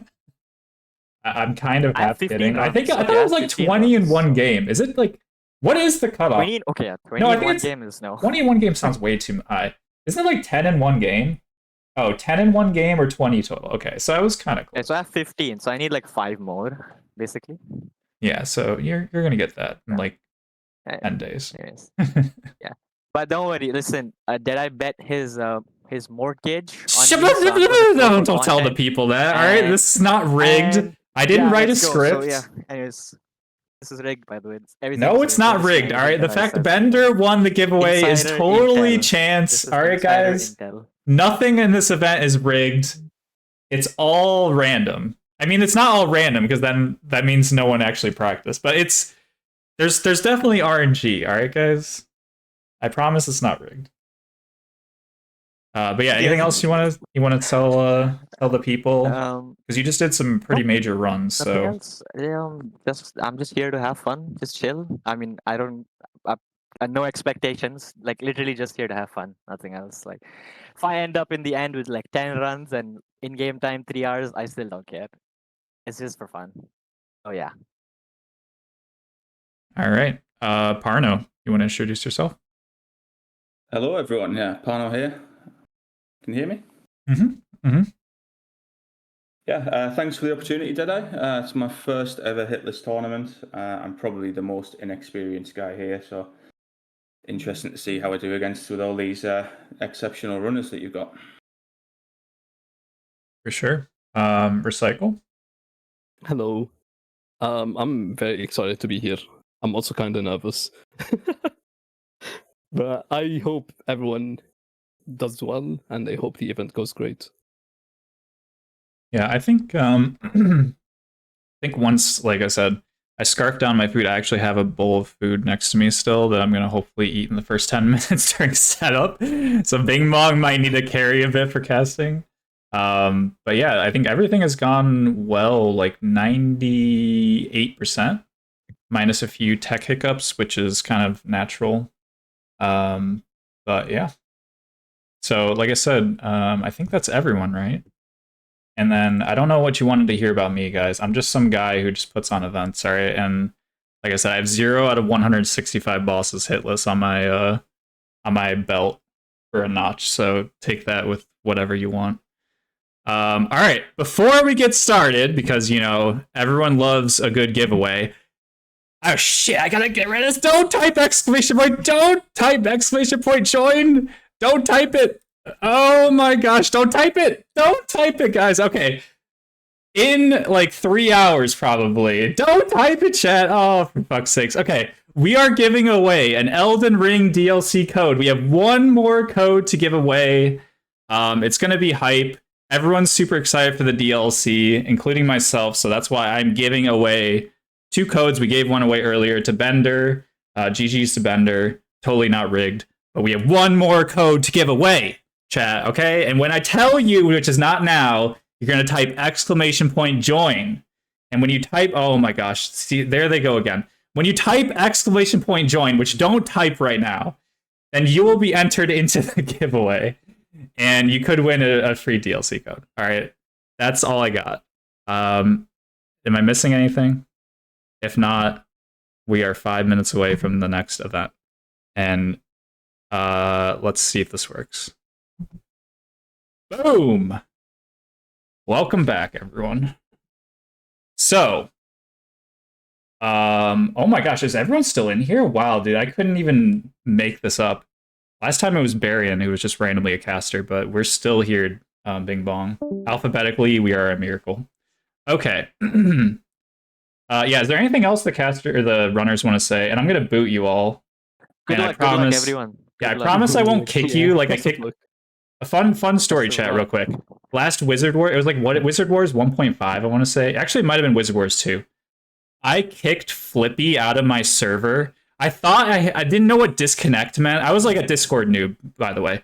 I literally kicked Flippy out of the server, and he was like a runner in this event. I just kicked him from the server because I thought it was disconnecting the call. And then he goes, dude, what the hell is wrong with you? You just kicked me from your fucking server. And I was like, what? I don't know what I'm doing, all right? Just, I'm so sorry. And then, long story short, he came back and, you know, we made up. But it was a little, it was like a dead-eyeing moment, all right, in real life. It was something. But yeah, great memories. Shout out to Flippy.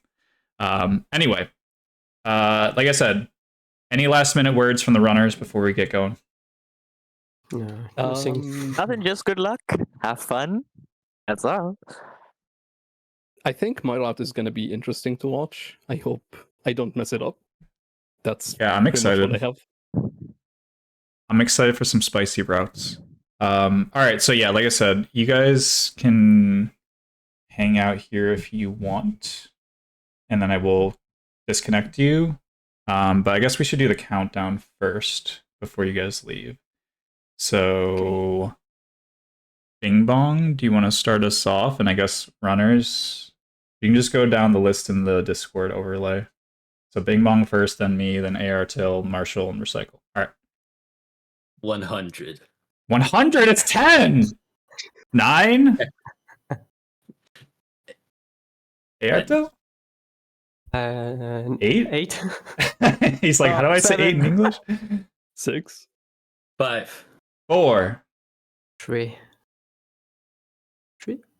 Oh, sorry. 1. Go, go, go! All right, let's do this. Good luck. Okay. Good luck, everyone. All right. We are here, and this is going to be one of the casts of all time from my end. Let's go, chat. I'm so hyped for this. Okay, sorcery only, Bing Bong. Where do we begin? So obviously we start with the sorcery class, the astrologer, right? Oh yeah, gotta go astrologer, 9 vigor or vitality or whatever it's called. Yeah, so do you want to explain the advantage? Obviously, it's like very obvious, sorcery, astrologer, but is there actually any way you can, I'm sure like it's possible, but like, is there any other class that rivals it to like start? I don't think so, right? Because you get No, not obviously the really. starting sorceries. Yeah, you can go like a prisoner. There's 2 starting classes that start with sorceries. There's astrologer and prisoner. Prisoner though starts with like a glint blade, and it doesn't have like the proper stats that astrologer gives you, because astrologer gives you really good starting stats for like pure casting and stuff. So that's why you see everyone starting sorcerer or astrologer, and then also everyone's going to jump off this cliff as you see, because you know, just like incantations, you can't kill the grafted scion here. There's no FP flasks, so everyone has to just jump off a cliff. It's great. Correct. And I just want to make note that I don't think it was mentioned. This might be a very obvious thing, but like I said, since this is sorcery only, we are going to be leveling the intelligence trait in, like, I don't even know, in the menu or whatever. So we're mainly going to be leveling int, and then, like I said, the first spell that you start with on the astrologer will carry you a decent amount, the Glintstone Pebble. So that's kind of analogous to Soul Arrow in the Dark Souls trilogy games.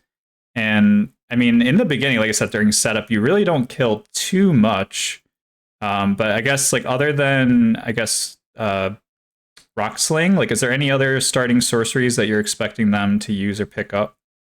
Yeah, I would be really surprised if nobody goes to Celia for, you know, like you said, Roxlene and the Meteorite Staff, but also you've got Night Comet in that same area with the Staff of Loss, which, because, you know, you can go to, like, Dragon Barrel whenever you want, it's really easy to get runes and get something like that online very quickly. Meteorite Staff is also really special in the game because it doesn't actually upgrade. It's just at max effectiveness as soon as you get it, so you just level up intelligence and it scales really quickly, especially in early game. Yeah. Yeah, and actually, you brought up a good point with the Staff of Loss. So we'll be seeing in a lot of, like, again, more the later half of this run, but just similar with incantations, they would have certain catalysts, or I guess they're more like not chimes. What is it called in this game? Like the finger-looking things. Oh God! Oh my gosh, chat! Help us out! Help us out, chat! Not talismans, but yeah, the seals. There you go. But yeah, if you have a certain staff on your offhand, that it actually increases a certain type of sorcery. So, like you said, they'll be using like carrion magic, so there's a certain staff in the offhand that will boost that. And then the Lasat's staff, I want to say, the one behind the Nox duo, that's going to be primarily the staff they use for mid and late game, correct? Yep, they get like all the staffs they need in one area. It's great. Yeah.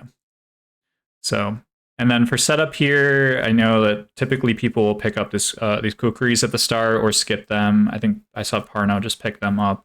So it's kind of like an optional pickup. And then again, you know, getting our typical graces at the start. Like I said, I think Recycle told us to keep an eye on him because he's going to be doing something kind of kooky for the routing. So I'm excited to see how he deviates from the meta. But I believe Parno took inspiration from Bender's guide and Bender's route. So we'll be seeing a lot there. And then Marshall, I actually don't know where he got his route from. I think he did come up with a couple things on his own, but I do remember it being pretty similar to the meta. And then I actually don't know anything about AR Tail's route, and he's buffering for me.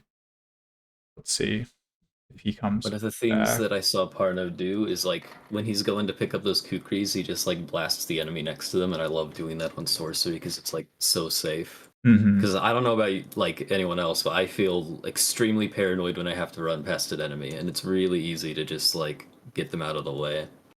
Yeah, like you have a lot of damage. Like I said, we've seen in these runs, I mean, the whole thing is, like you said, the first 45 minutes to an hour is obviously set up, which everyone memes about. But you know, it's one of those things where some runs are front loaded, some runs are back loaded, and others are kind of like in the middle. I think with sorcery only and just Elden Ring in general, it's, you know, a lot more back loaded. I mean, some of the setup, I don't know, to me is like a little scary, but for the most part, with some practice, it seems like it's relatively safe, especially with the strats people have come up with. I think, like, I was routing sorcery only, like, I don't know, maybe a few months after Elden Ring came out, and I remember how bad it was, like some of the strats I was using and that I saw other runners do. Like I said, it really wasn't until Flippy and Bender and, you know, some of these other bigger names, you know, started coming up with these really clever strats and really safe and consistent ways to not only just like get setup done, but also in like a very efficient manner and time. Because like I said, I think, I mean, again, I'm probably an anomaly, but I remember my setup being like almost like an hour and a half, 2 hours or something crazy. Like people really cut down the setup pretty quickly. And then obviously we saw in Incantations only that people go to the Volcano Manor for the +7 Somber.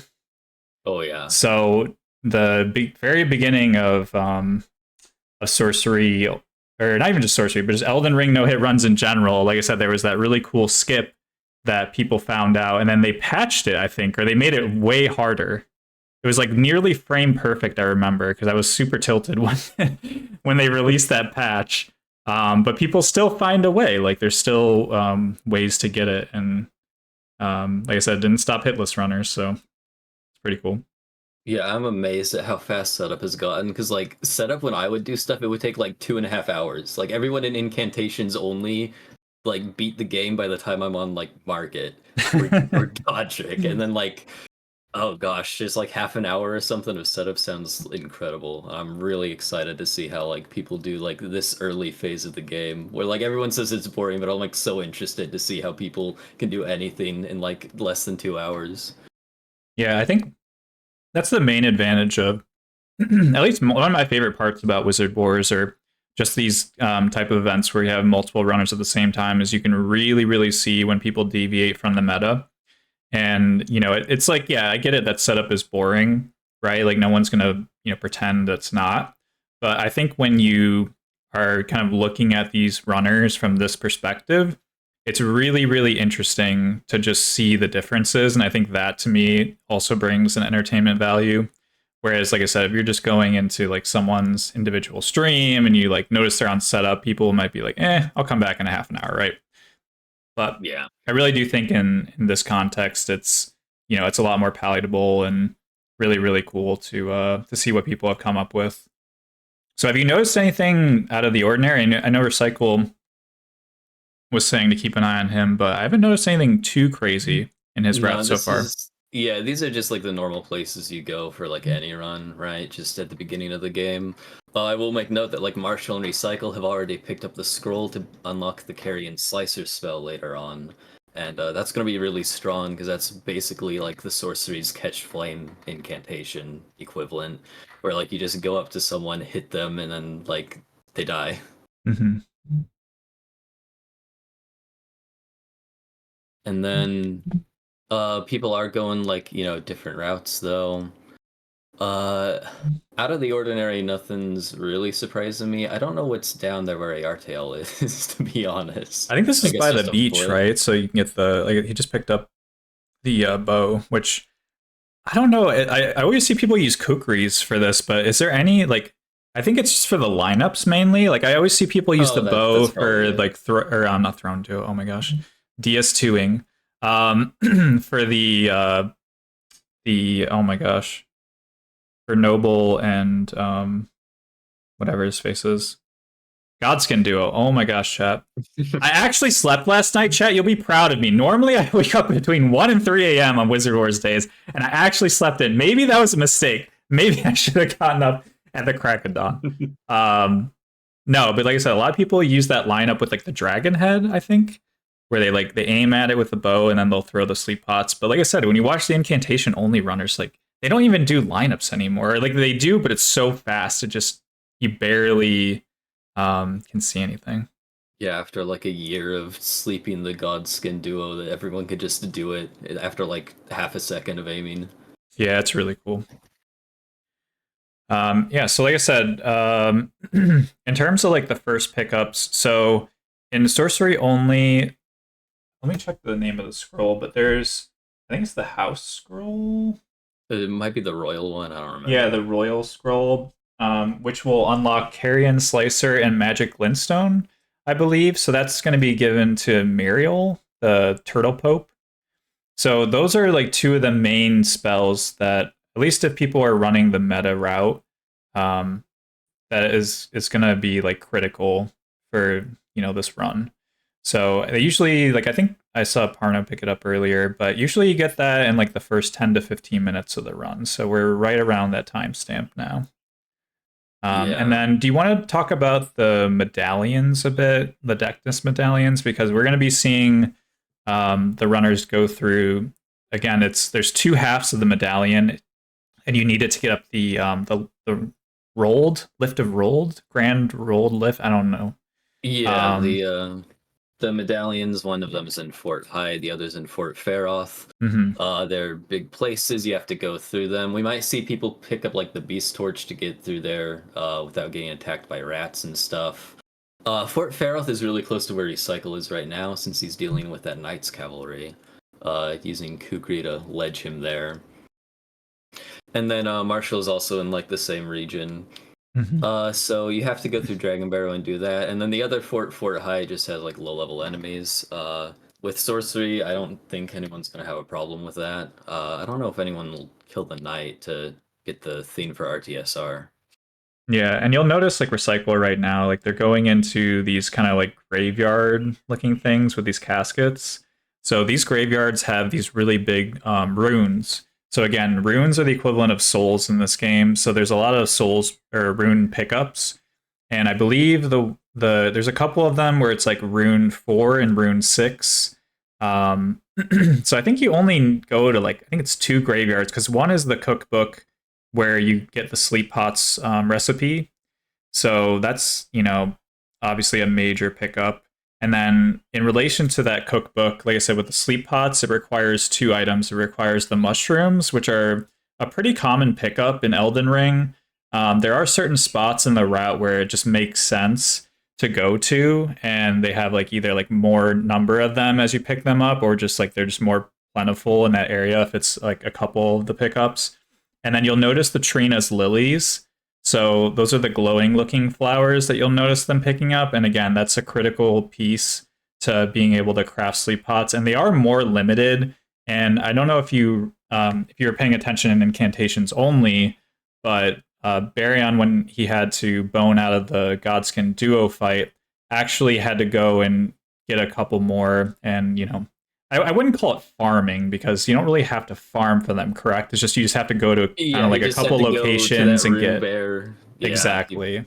So it's something that, again, we might see some runners pick up extra in their route, which again is sacrificing time. So as we saw in the last event, 3 people got hitless runs. So like I said, it you know, this isn't a hitless speed run, but at the end of the day, it ended up almost being it, right? Because the first 3 runners finished within like 2 to 5 minutes of each other, which is insane. So you really have to think about when you're preparing for these races. It's like, okay, do I want to get a really safe route and get hitless and don't care about in-game time, or do I want to go for that, you know, first place in that fat prize pool? And maybe I take some riskier strats. Maybe I, you know, don't get as safe of a setup.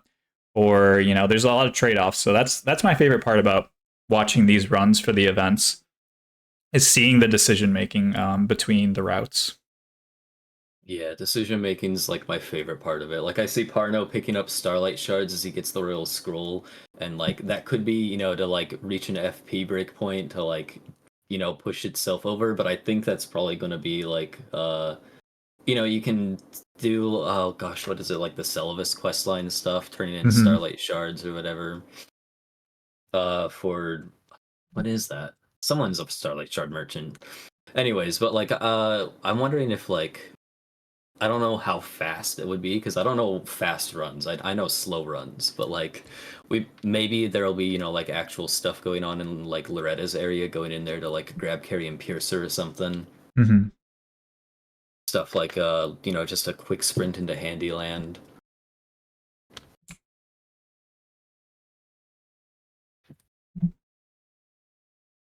And then Marshall looks like is heading towards the Beast Torch too for Fort Faroth. So is Recycle. Yeah, so if people aren't familiar, so there's a merchant in Caelid who sells this torch, and it's, I would say, I mean, it's novel to Elden Ring. I'm not sure if there's anything in Dark Souls 3 that's the equivalent, but there's this torch, it's called the Beast Repellent Torch. Now, the Beast Repellent Torch, as its name describes, is a torch that repels beasts. I know, unbelievable. You'd think it would attract them by the name. Terrible joke. I'm so sorry, chat. Now's the time to leave. I'm so sorry. Okay. No, but seriously, it's a beast repellent torch. It repels beasts. And the beasts we're repelling are mostly rats in this run. So, like I said, for the Soar Seal, Radagon's Soar Seal, I believe, which is also near the one half of the Dectus Medallion, is a critical item to just basically make that part safer. There is, as we've seen Baryon last run, routes that don't even use it, and they don't even pick it up. But I would say the meta is using that item. Would you agree? Yeah. For sorcery, it can be a little less applicable since like it buffs physical attributes like strength and dexterity. Recycle just alleged the bell-bearing guy there. Yeah, I looked at chat. I'm like, did Recycle just kill a boss? Like, what's up with all these GGs? So what happened? I totally missed that. Yeah, he lured the bell-bearing hunter over to the ledge while hiding behind the tree and walking around it. So using noise, he attracts the bell-bearing hunter to be looking over there, and then is able to get him to fall off, basically. That's really cool. Yep, and Dragon Barrow Gravity is like your greatest tool at getting 1,000,000 runes. Now, and I then don't... Recycle's running through Fort Faroth right now with the Beast Repellent Torch. Exactly. Radagon's Soar Seal gives like +5 to the health stat, strength, dexterity, and endurance. And endurance is really the only one that you care about in sorcery only, but it's still really good for that since that affects stamina. Yeah, and I was gonna say, I don't know if anyone has anyone done at this event the Knights Cavalry cheese, because again, when I was routing sorcery only like many moons ago, that was kind of critical in order to get early souls, because I think it gives you about what 40k, something like that. Might even be a little more. I'm not sure. Yeah, Recycle did that earlier. Okay, so he did that already. He was just so fast. He did that a while ago with the throwing Kukri, you know, making it just walk off the ledge from far away. I see. So 42k, and BBH 50k. I don't know what BBH is. That's the bell-bearing hunter. That, oh wow! So Recycle just cashing in right now on those runes. So okay, that's already a really cool standout for his route then, because like I said, I don't remember. I mean, maybe there were more runners, but I didn't remember anyone doing that in incantations only. Maybe chat can correct me, but oh gosh, you might be right. I don't remember. Yeah, I really don't remember anyone doing it. Baryon says, I think some did. Okay. But yeah, like I said, the main thing, well, not the main thing, but like again, besides picking up all the items and getting all the spells and buffs, runes are obviously huge, like I had described earlier, with the coffins and the graveyards, getting those extra souls. Again, like we talked about with the cheese, there's a lot of different ways to do it. And then I actually don't, well, I know why, I think, but like, so you know how people used to cheese that big dragon? Like this is more melee focused, but is there any way you can cheese that big dragon? Or just because you don't have enough damage, you don't have bleed or anything, or poison? Well, you can get like freezing mist, but when they're having to be this fast, I don't think that's gonna work. But you know, like you can use like the cold sorceries to inflict frostbite and effectively do the same thing. I guess you can like use Kukris now with the new rules and everything, so they could do that maybe. Yeah. But other than that, I've like done it pretty early on with like Carrion Slicer and stuff, but again with like how fast they have to be, I don't know if anyone will kill the huge dragon or not. Yeah, and we see Recycle already in this is Cells? I forget what Oh yeah, this is Celia. He's running through the Celia, swamps. yeah. Yep.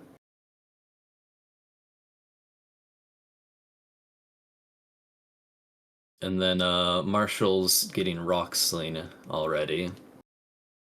Yeah, and typically, like I said, there's like a couple ways to get rock sling. There's a portal that will actually take you right there, but you start out in like a cave kind of mine area, and it's super sketchy.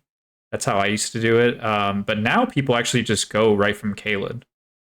So, and it's much safer and arguably quicker. I don't know, because I used to get it really, really early when I was routing sorcery or gravity sorcery only, like for obvious reasons. But now with like the meta, it just seems like people, you know, are in and out of Celia so fast. It's insane to me. Like I remember this part in particular used to take me like a half an hour or 20 minutes at least. So Recycle's doing like the mini puzzle to get. Yeah, Night we just saw Comet. Recycle grab. That was the Staff of Loss, or what was that? Yeah, that's Staff of Loss. Yeah, And and then that he has boosts to run around- night sorceries, correct? Yeah, yes. Staff of Loss is boosting the damage of night sorceries while it's equipped by 30%. So you're gonna see people like holding that in like their left hand while casting with Lusats in the right or something like that. Mm-hmm. And then he did not do the jump right, so he has to do that over. But you have to like run around Celia and light 3 different towers, or well, no, you don't. I think you only have to light one of them specifically. One of the towers lights up, unlocks the door that goes into the boss fight for Lusats, which is what he already did. And the other tower that he'll light is going to open the door that goes into Night Comet, because he's going to use both of those. Yeah, and Night Comet just really carries the second half of this game. Like, I know that we saw some really insane fights in Incantations only, and, you know, very scripted fights, but some of the sorcery ones are just filthy. Like, I just feel like I need to take a shower after I kill a boss with some of these strats. Like, it's actually insane. It's really cool to watch. Like I said, you heard Bender earlier, but the coolest part about the Elden Ring sorcery only runs, or not sorcery only, just the magic only runs in general, is just how OP you get, right? And just melting the bosses and just making it look like you're on like a New Game Plus cycle. Like, it really feels that way. Arguably even more powerful than a typical casual. Ooh. Oh, that's a going cool into the strat. study hall. Oh wow, yeah, let's check that out actually. Yeah. And then Marshall's cleared Fort Height and killed the knight for the thing that gives the RTSR bleed whatever. Mm-hmm. And this is Recycle's picking up early, Night or would you Comet. say this is about on pace for like 20 minutes in? Because I feel like this is a little early.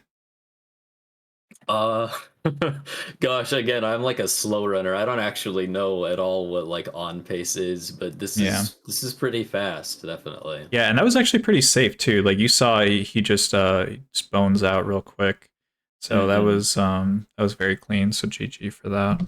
Yeah, all the invisible enemies.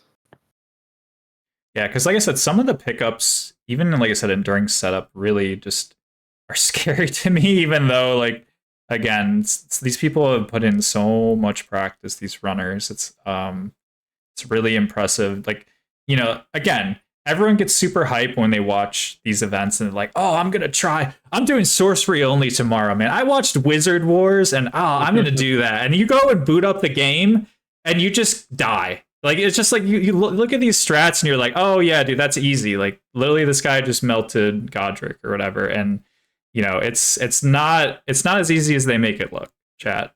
So I don't know, it's really, really impressive to be able to see these consistent strats, especially in a tournament setting, because as we all know, and I'm not caster cursing, chat. All right, I'm not caster cursing. But sometimes things happen on game day that have never been seen before, okay? That's all I'm going to say. I'm not mentioning runners' names. I'm not even going to mention sorcery only, all right? I'll just say incantations only, all right? Sometimes in incantations only runs, things go awry, all right? So, yeah, just keep your eyes peeled. That's all I got to say. That's all I gotta say. So what next? Let's see. So Parno is Parno's going into to get Celia as well, right? Yeah, to get the Celian pickups. The Recycle's on his way, probably up to Margit or past that to Laernia. Mm-hmm. Let's see. Looks like Marshall's in round table. By the way, chat, just want to point out again, I'm not caster. There's really no caster curse, all right? There's no such thing as a caster curse. But the first 15 minutes are over. We're 25 minutes into the run. So there's no more resets, guys. They are locked in. This is it. If they get hit, which won't happen, because no one gets hit in Wizard Wars E, apparently. Other than Baryon. I'm sorry, Baryon. I love you. But yeah, no one gets hit in Wizard Wars E, so surely we're gonna get 4 hitless runs, and it's all gonna come down to in-game time. All right. But yeah, like I said, this is it. They're locked in. No more resets. AR Tails doing the Knights Cavalry cheese too, with the Kukri again.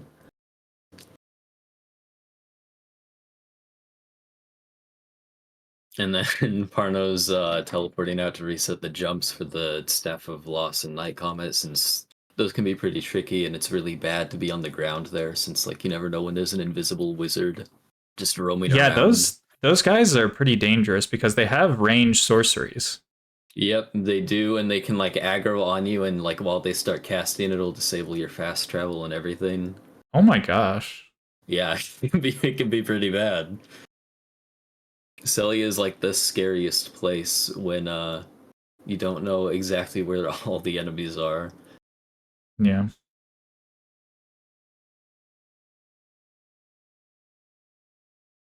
Okay, so Recycles made it into Laernia.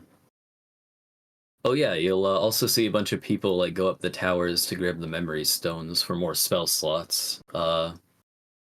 Whenever someone like climbs a big wizard's tower, they're probably doing it for that.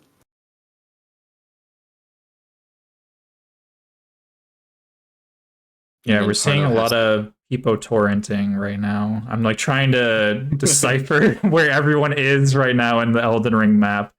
Like you said, Parnos and Celia. Recycle is almost by Altus Plateau, maybe? I think he just got into Laernia. Laernia, okay. Yeah. And then Airtail is I He's think on his still way to in Fort Dragons or Fort Faroth, okay. Yeah, he's going there past the Erdtree Avatar. Yep. And then Parno has to light the towers for Night Comet still. Okay, so Recycle's going like on the east road in Laernia.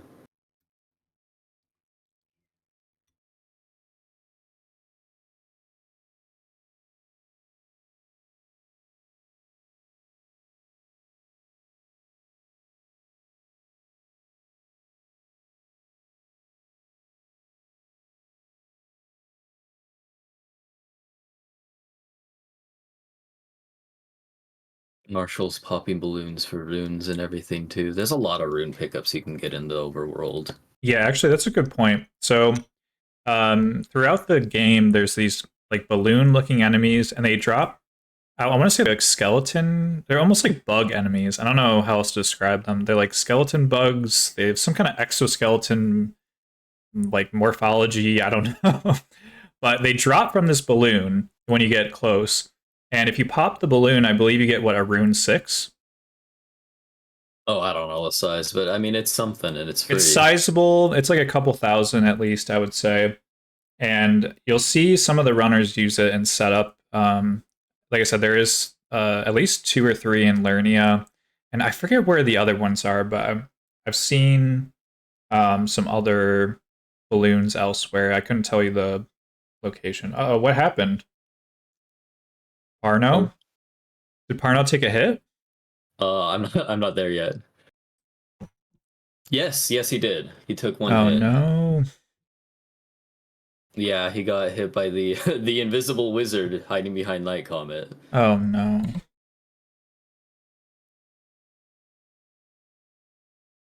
Yeah, and that's because as he like jumps towards the chest that contains Night Comet. Oh, 2 hits. 2 Shoot, hits. I saw the second hit, but I didn't see what it was to. But that was definitely another one. Yeah. When he jumped down to get a Night Comet, he like had a Torrent just go straight to the box instead of like jumping across from the roof and then like going down, hugging the walls or anything. There's like some ways you can alleviate the safety, but like also there's an invisible wizard, and so long as he's alive, you're in danger. Yeah. All right, we see Actually, I'm not even gonna bother switching it. Like the bird's already dead, but Marshall is killing the death bird. Actually, we got time. Yep, and Marshall is killing the death bird with Rock Sling, which is, I would say, pretty normal unless you use, again, like the Holy Pots, which we saw a lot in the incantations.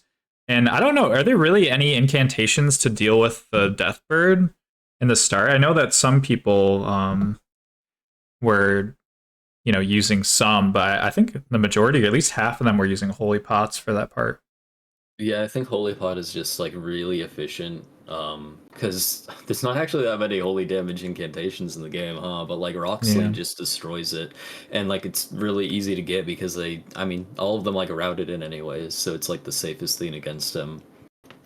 Yeah, and the cool thing about Rock Sling, so if you're not familiar with the spell, Rock Sling is a gravity sorcery, and it actually does physical damage, which is so cool because typically in the traditional like trilogy or whatever, all the spells do magic damage, which I know it sounds really obvious, but there really is no like physical bonus or like damage type in any of them. But for some reason in Elden Ring, when they developed the gravity sorceries, that is actually a major part of that. Some enemies in the game, like Renala, have like insane magic resistance. Or just any magic resistance really, and so like Rock Sling becomes a really good part of your toolkit, and it's already really good because you can like, it's really good against like people who are far away if you use like the Arrow's Reach talisman, or just in general if you have like any amount of elevation above someone else, you can get Rock Sling to hit targets that are like really far away. Mm-hmm. And then looks like Marshall's climbing tower. Shoot, do you get a staff? Dang, I do not have 100% map knowledge. Okay, well, I'll see that later. Just give me 1 second. He got like a glintstone staff. I gotta update a command. Glint blade staff, thank you. Okay, so that's gonna be the staff that boosts the like carrying slicer type of sorceries. All right, let's see if this works. Are we Gucci, chat? I think we're good. Oh yeah, and chat, I forgot to say, we are gonna do Gambas right now, chat. So if you haven't already, if you have some chance points, if you've been here since this morning, you've at least accrued like 500 channel points. All right, put it all down. All right, double down, chat, on the Gambas we're about to do.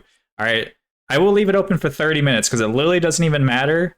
Anyone can win still. Even Parno can win with 2 hits. It's literally anyone's game. All right, so get your predictions in now. It's a lot of fun. It's not real money, guys. Don't worry. So yeah, I'm gonna do a prediction if you want to. Why are people doing exclamation point join? We're not doing a giveaway. All right, get your exclamation point joins out of here.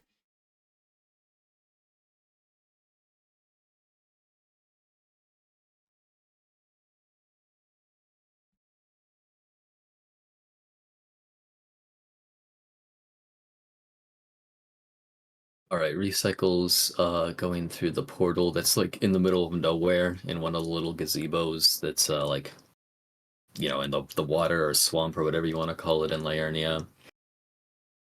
And that'll just teleport him to a more convenient place that's very close to EG and Loretta. And then the hill going up to the Carrion Manor or Loretta's area, that's gonna have like magic traps that automatically come down. Also nearby is the Physic tier. See that the deck's at the int one. I don't remember. Are you still spamming exclamation point join? I'm gonna go on a ban spree, chat. I'm banning every single person who types exclamation point join in the chat. I dare you to type exclamation point join. All right, I got my sword sharpened right now, chat. Spam it. I dare you. I won't actually ban you guys. It's a joke. Like, just spam it because it's funny. Okay, just spam exclamation point join. Get your little joins out of your system. All right. I know you guys are excited about the Elden Ring DLC code giveaway. By the way, if you just joined, we're giving away an Elden Ring DLC code at the end of this run. Super hype, but you have to be in chat. All right, and it's totally not rigged. And if Bing Bong wins, I don't have any words. I swear to you, if you win Bing Bong, I can't say that because then you might actually win. But I swear, there's no way that Bing Bong wins the code, all right? I mean, it says in my script that I win. So. No, don't tell them that. Oh my gosh, dude. All right. What's going on? So Parno is getting another half of the medallion. Recycle is now Recycle's going past those traps. He did pick up the intelligence Physic tier down below, since that's conveniently very nearby. Yeah, so like Recycle, I forget what this place is called. It's like the Carrion Manor or something like that, right? Carrion Manor. Yes, there's that like raining soul arrows that you have to watch out for, which he already got past, right? Like he got the grace, so we're good there. And then what is he grabbing here? Is that a Ash of War that's useful, or is he just memeing for fun? It's got to be useful somehow, right? But you would think. Shoot, what is this? I don't remember. Any knowers in chat?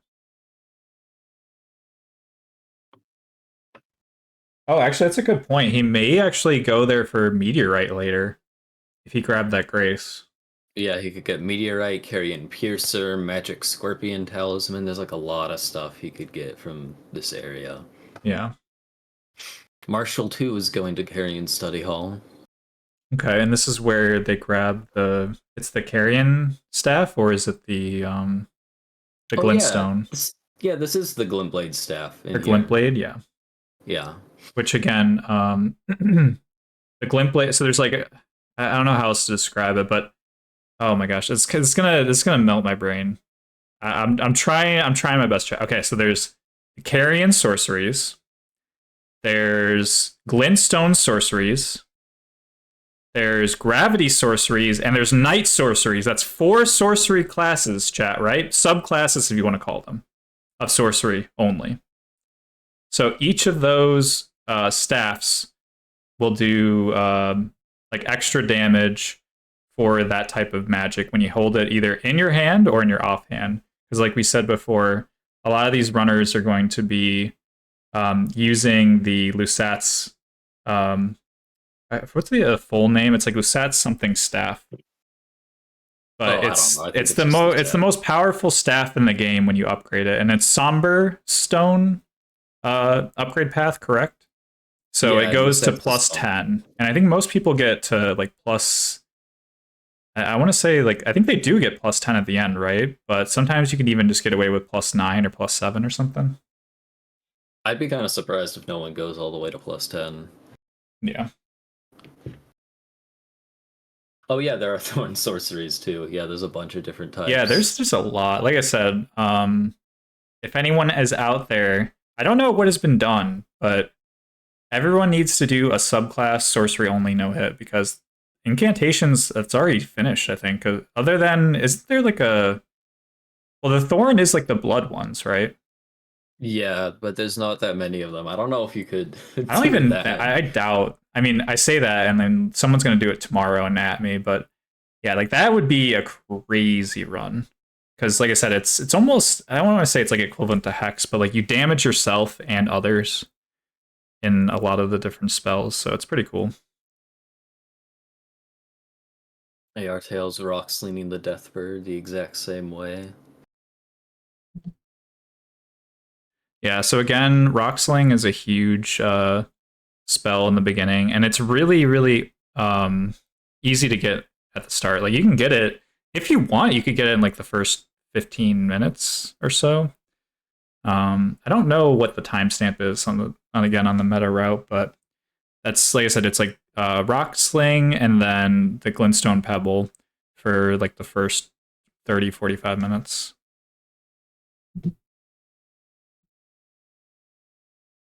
Oh, and Parno is now doing the Deathbird. Yeah, I talked to Raya too, so that's probably how Oh he's my gonna gosh, get wait, out. Marshall is killing the Avatar as well. Ooh. So yeah, and then the Avatar drops a oh my gosh, not a seal. Tier, A tier. So do you want to explain, because I feel like that was kind of overlooked in the Incantations commentary, but do you want to explain the flask, the Wondrous Flask, right? Yeah, the Wondrous Physic Flask is like a consumable that resets on bonfire, similar to the, Crimson Flask tiers and Cerulean Flask tiers, which is just like Estus. But the Physic is special in that you like take 2 tiers of whatever tiers you want, and you just like cram it in there, and it does the effects of those tiers.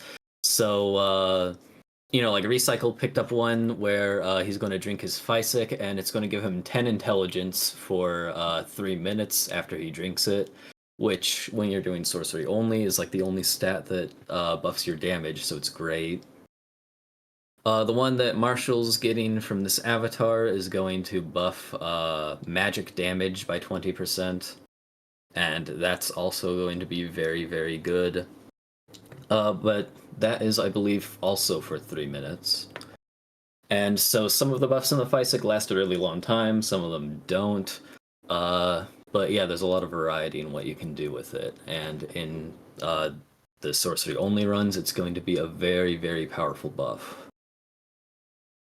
He's also using Magic Glint Blade, which suspends like a little sword in midair, which then he can safely retreat after casting, and it'll send itself at the boss while he's like safely behind the tree.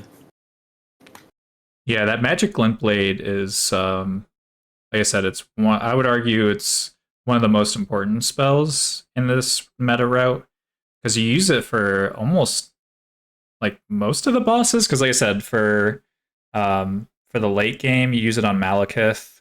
That's part of a major strat. As we saw, I forget who I was looking at. Maybe it was Recycle. Yeah, with Night Comet. Like Night Comet is a really, really powerful spell as well. And then like we saw Rock Sling and Carrion Slicer, which again for like Fire Giant and everything else. Like it's just, like I said, the cool thing about sorcery is there's so many different ways you can approach it. So really excited to see what these runners decide to pick. Because like again, as we saw in Incantations only, any one of these runners could walk away with a hitless run. So it'll be cool to see how people decide in terms of saving time and consistency.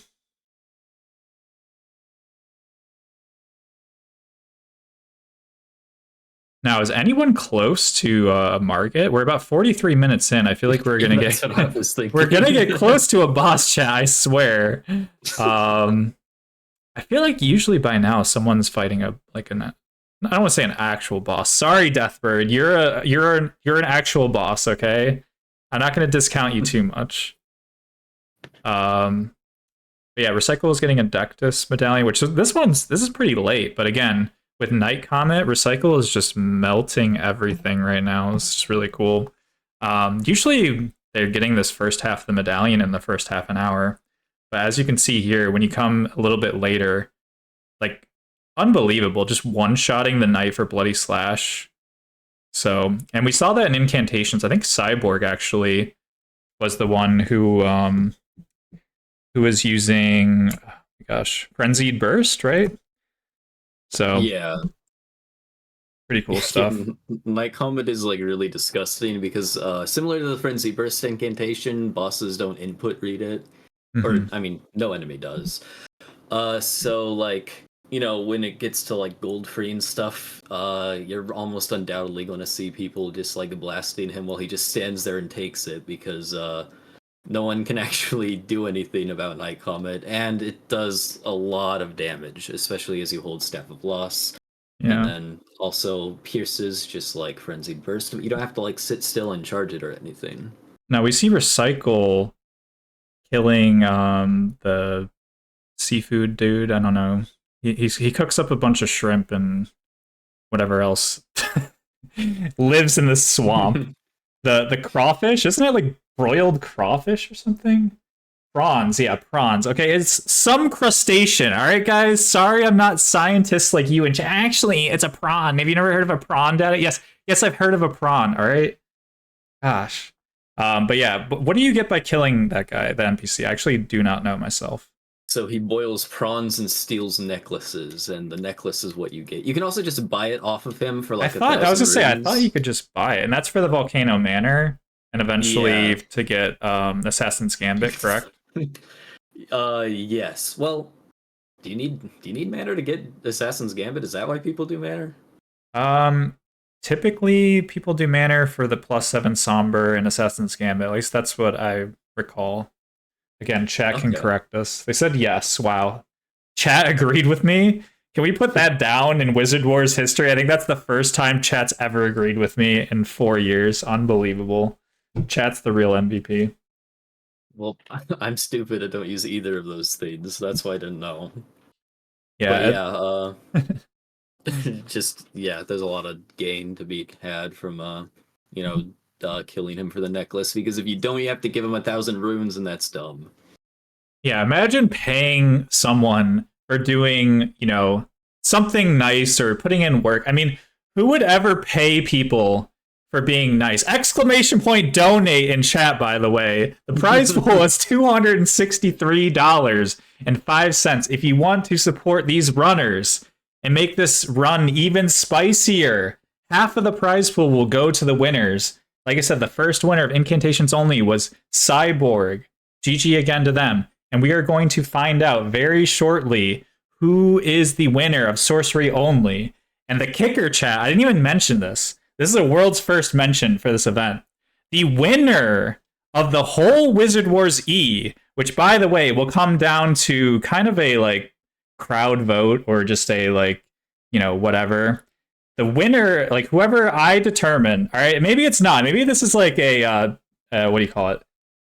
Dictatorship. All right, whoever I determine did the best run and was the best runner of the whole event gets a special Discord role forever in my Discord.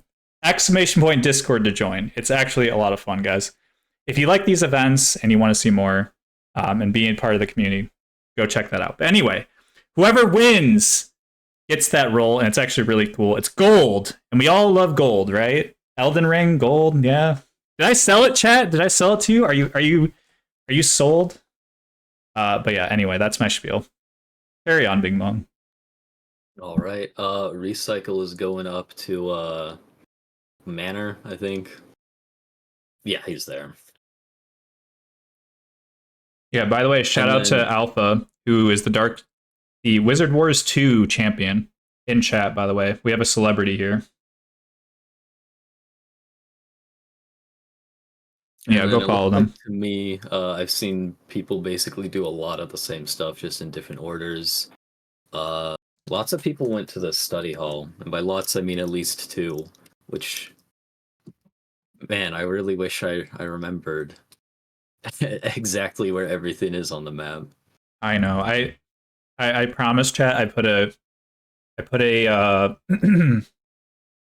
actual effort for about 48 hours to learn the sorcery route, and I had to watch the first 10 minutes of Bender's guide at least 10 times, chat. I'm embarrassed to say this, but it is so hard to remember where to go.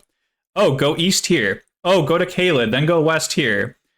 And developing the map internally in your mind is so difficult. That was to me the biggest barrier to entry to learning an Elden Ring no-hit. And unfortunately, I gave up. Don't give up like me, chat. You can be like these runners. Don't give up. You want X0 to be a caster? If you want to be a caster, by the way, chat, because that was the hardest part about pulling off this event, is getting the casters. More than the runners, which usually it's the reverse. If you want to be a caster in a future Wizard Wars or any event, hit me up. And when I announce these things, just slide in my DMs. I don't think I've ever rejected anyone from casting. I don't think so. So like I said, Bing Bong messaged me and got in, no problem. Has never casted before, right? Bing Bong, you're doing great, by the way. Definitely not. Yeah, never casted before and is casting right now and killing it. So if you want to be a part of these events as a runner or a caster, yeah, hit me up. And like I said, yeah, I'm not going to spoil anything, but we got a really big year coming up. That's all I got to say. It's like crazy, crazy, crazy things happening in the future. Anyway, we are still hitless, right? For everyone since the 2 hits earlier, since right? Parnos, yeah. Since the Parno hit in Celia. And which then, is pretty insane. We're almost at the hour mark. Yeah. And Airtel is actually destroying the avatar, and I couldn't even switch fast enough. GG, I guess. That was Carrion Slicer, right? Straight up. So, and that was on Torrent, correct? Yeah, a lot of it was on Torrent, and then he just used Roxleen and Carrion Slicer to make quick work of it. And that's still using Meteorite Staff, which is going to be really strong until they all, like, upgrade their Lusats.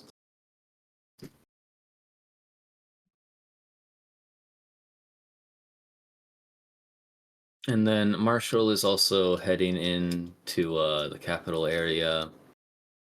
Yeah, and this is where they'll fight the Draconic Tree Sentinel. Draconic. Mm-hmm. Yeah.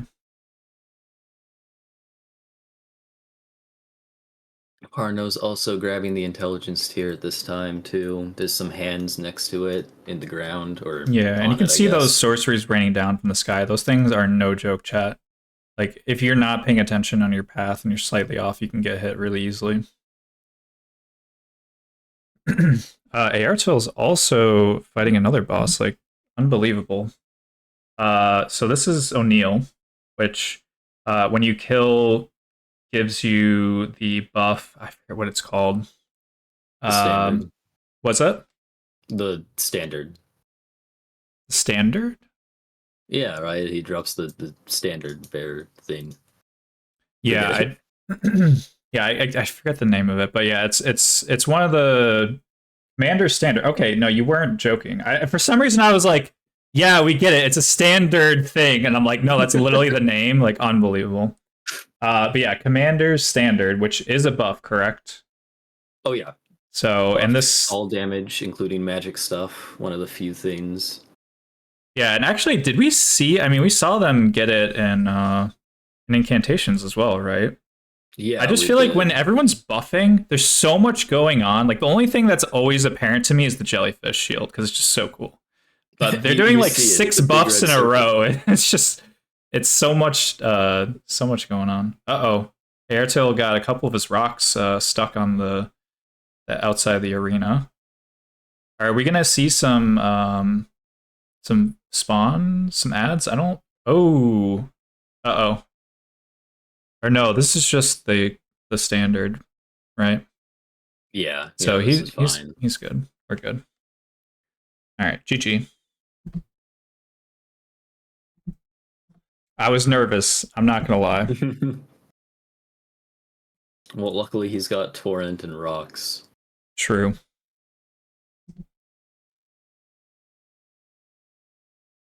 Even the buff's called a standard. Yeah, 20%, 30 seconds. Rallying standard. I see. That's okay. That was the one I was looking for. Rallying standard. Okay. Remember when they said 30 minutes setup? All right. You know what, guys? Don't believe any. Okay. I gotta tell this story. Okay, chat. Get your popcorn out. Okay. I didn't include it in the BRB, and I should have, so I could reference it. But there was a clip of me casting where I said, "Oh yeah, this person is not gonna grab this thing because they actually don't need it, and they're saving time and blah blah." I was just bullshitting, right? And as I was saying it, he goes to the NPC, buys the spells, as I'm casting this bullshit lie. So don't believe anything I say, chat. You gotta be on Fextra the whole time I'm casting, all right? Because I don't know what I'm talking about, but I am entertaining at least, all right? That's what I contribute here. Again, 0 out of 165 bosses hitless. Probably my crowning achievement to date. Better than any world first. And again, Bing Bong, by the way, go follow Bing Bong. I thought, well, yeah, it's in the title, guys. If you click on his name in the title, Twitch is cool. Twitch is modern, okay? Click on that name, 7long Bing Bong. Go follow Bing Bong. 165 bosses hitless in a row. Sorcery only.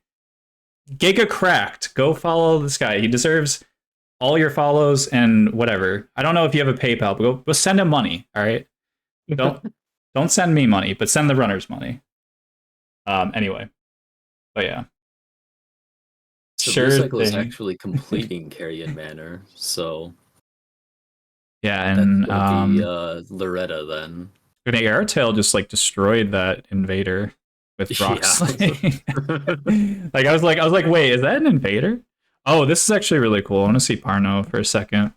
So I think this is just, yeah, it's like instant with the Carrion Slicer. I know that Marshall also does a similar strat, except for he casts what do you call it? Magic Lint Blade, just to as like a kind of a safety buffer. But yeah, that NPC just gets absolutely destroyed with Carrion Slicer, which, like I said, that's probably my favorite sorcery. Other than Rock Sling. I don't know. Rock Sling and Carrion Slicer are probably my favorite too of all time. Marshall's wiping out the like flying mannequin guys or marionettes or whatever they're called. Mm-hmm. And on his way to Airtil is unlock that oh, that was kind of scary. Airtil's fighting Patches right now, and it's getting a little spicy, chat. Now this this breath that Patches does, it only counts as a hit if you get procced, correct? So because you see, like, even in the incantations, we saw a lot of catch flame on Patches, so it seems like the melee range strats work pretty well. I don't think anyone got hit to Patches today, so No, the breath doesn't like do anything actually. So miss is not a hit at all. I see. Yeah, one of these days I'll learn what it does, but all I know is it's not a hit, so that's good enough. For Oh my me. gosh, Recycle! Dude, we're sleeping on Recycle. What is going on? He's fighting Loretta. Hello? Yeah, he got up the elevator and he's there. Now this is for oh my gosh, I can't even remember. What is Loretta drop? Isn't the Great Bow?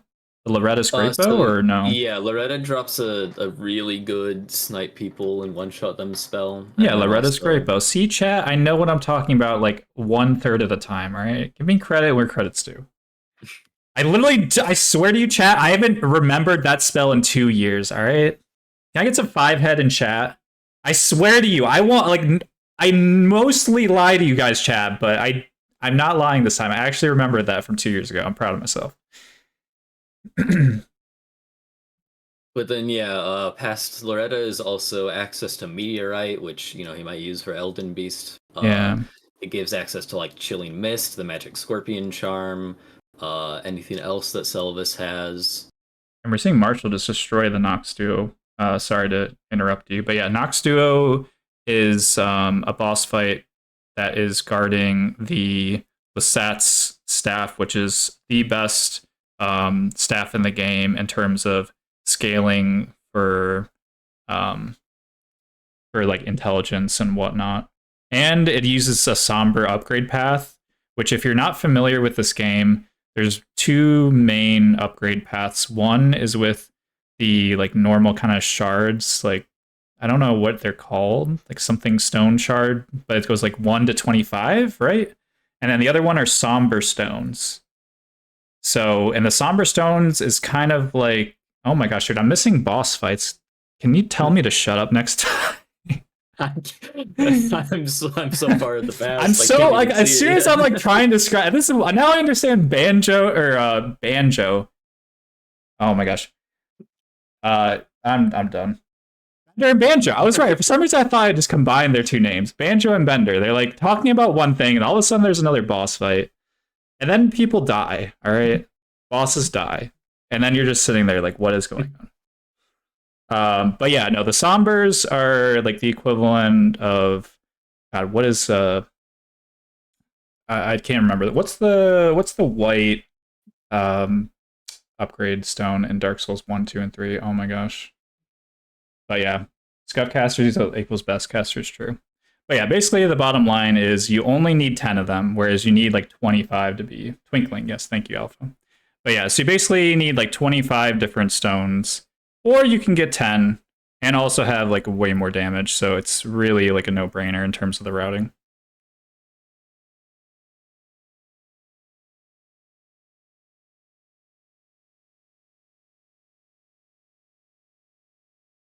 All right, chat, we just passed the hour mark and we're still in setup. Although AR Tails, like... So, okay, is it just me, or did people not fight Margit as quickly as I thought? Because it seems like they're doing everything but Margit and Godric. Like, we haven't seen them yet, right? I mean, well, no, Margit died. Someone killed Margit. I want to say it was Aerto. But yeah, we have like one Margit kill so far. Yeah, which, like I said, in Incantations, I feel like the setup was not this bad. But you guys see the trade-off soon enough. Having a little bit longer setup, they're just going to absolutely melt. Like I said, it basically turns into a boss rush, right? So. Yeah. Oh, I have to rant too. I forgot. Go. We need rants. Yeah, when he was fighting Nox Duo, he was using Glint Blade.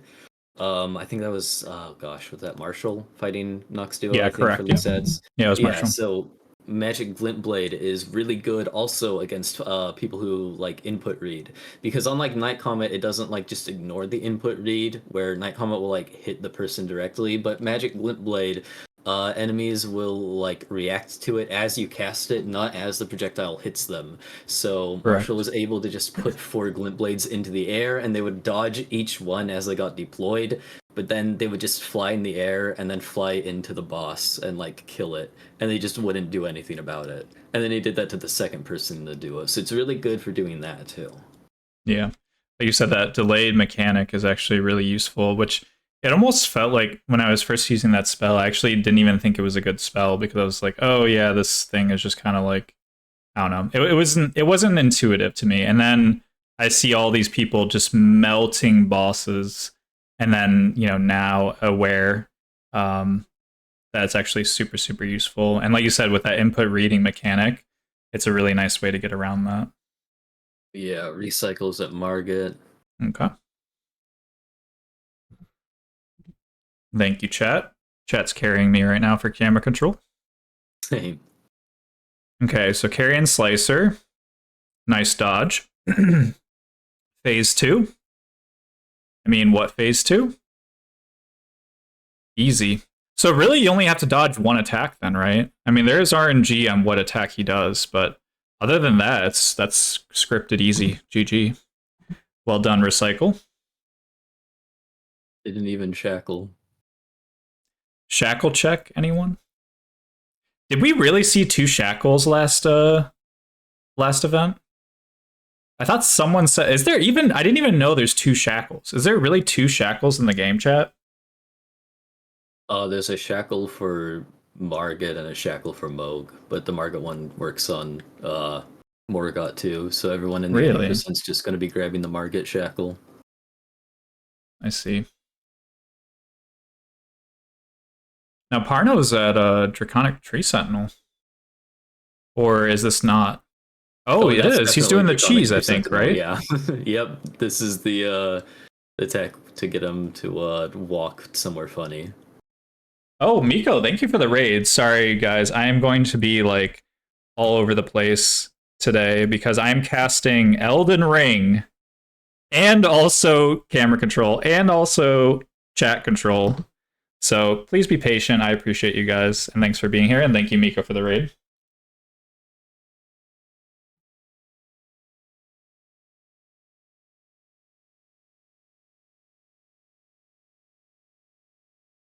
But yeah, welcome in, everyone. We are doing, again, this is a magic only no hit tournament. We are currently doing sorcery only no hit.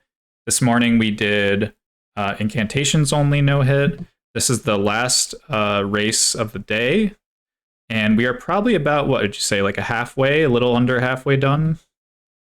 Something like that, yeah. Yeah, we just finished setup. So if you're raiding right now, you raided at the perfect time. Because we're pretty much done with setup. So we're going to get into the boss rush that mid to late game becomes.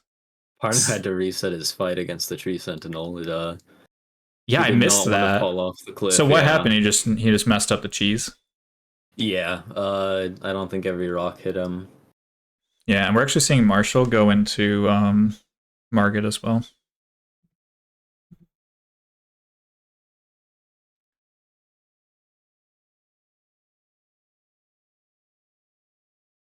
All right, so I think that I actually care because I was to say Recycle just pretty much used Glintstone or what do you call it, or Carrion Slicer the whole time in Night Comet, right? Yeah, he used So Carrion those two. Slicer. Then when Margit backed off, he swapped to Night Comet.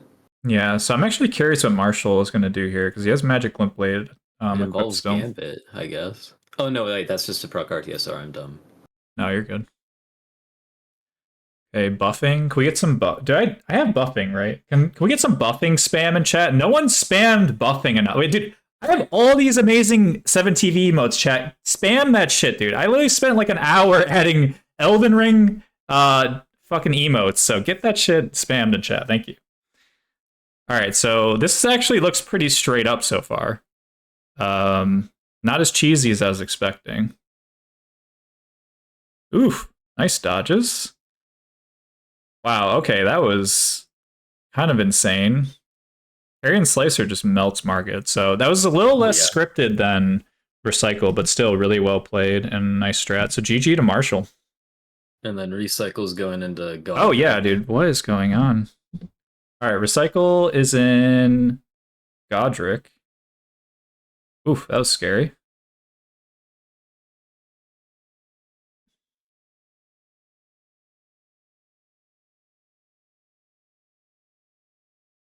Nice dodges. Okay, we're going into phase 2 chat. Watch the stamina. Nice buff. Perfect stamina. And the drink, like frame perfect drink there too. That was really good. And this should be easy peasy. He's got plenty of time. Yeah, well done, Recycle. Totally perfect Godric fight. GG.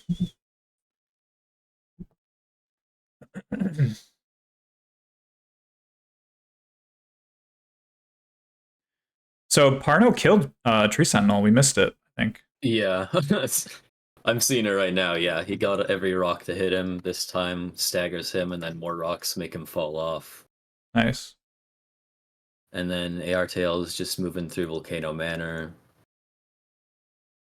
So in terms of pace, who would you say is in the lead right now? Recycle then, since he killed Godric, or it's kind of hard to tell still? Well, since Parno just killed DTS, I think it's him. Okay. I think Parno did tell me that he was going to try to be the fastest. He said, if I'm not the winner, I want to be the fastest. So I respect that, TBH, because like I said, these events, there's a lot of nerves.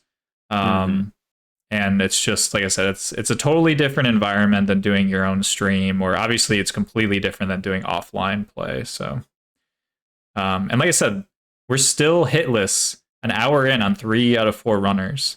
So really anyone could win. Like there's really no clear winner at this point. And that was nice, Marshall, from using Carrion Slicer to just absolutely melt that knight to grab the key.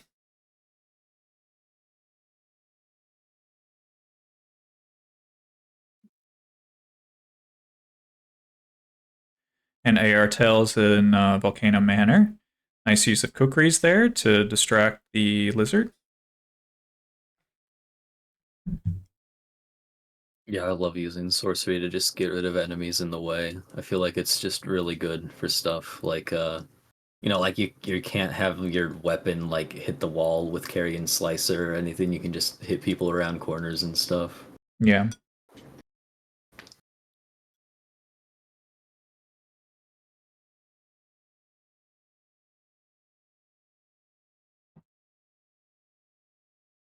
So Recycle's gonna be the first to get the Godric's Great Rune. If Parno's not going for that, unless I'm dumb and I missed it, then maybe Recycle's in the lead. Yeah, Recycle is really efficient. Like I said, all these runners are super talented. As mentioned earlier, like Recycle's been playing Elden Ring, since launch. And like I said, if you haven't read Recycle's Morgott guide, definitely give that a read. How many pages is it? Someone in chat, how many pages is Recycle's guide? And I don't have that emote. Like, I can add it though. How many pages are in Recycle's guide? Someone has to know. 60 pages. Here we go, chat. I want you guys to spam this. Spam this right now, chat. Everyone in chat, spam this. Anyways, have you seen Recycle's awesome Morgott the Omen King guide that no one will ever read, but they should? Alright? The emote speaks for itself.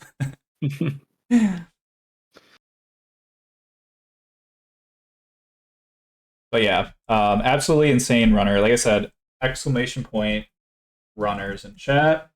Fighting the noble. Go follow all these runners that you're seeing right now. They're absolutely insane. And again, go follow 7 Long Bing Bong.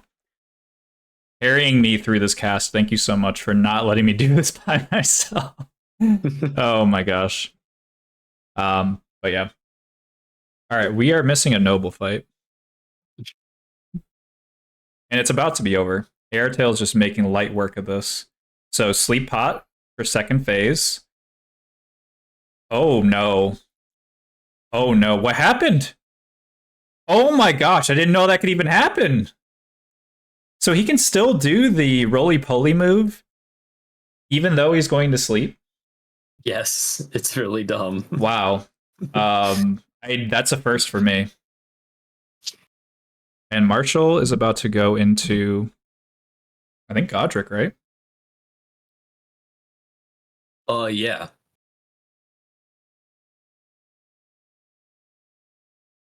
Oh, that's pretty crazy. So, yeah.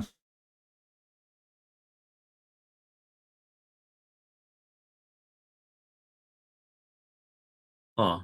Okay, so Recycle's progressing Vare's quest. Interesting. Maybe that's the non-standard thing he's doing. So we see good use of Night Comment here. Okay. Good drink. And a buff, maybe? No, no buffs. Okay. 1, 2, 3, 4, 5, 6. Easy. GG Marshall on the Godric kill. Can we get a GG in chat for Marshall?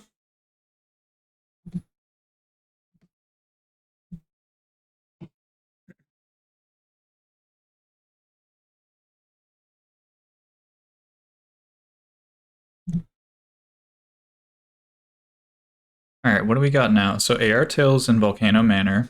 Yeah. That's Arno gonna is be on still the latest torrenting. 7. Marshall just killed Godric. And Recycle was doing a random quest.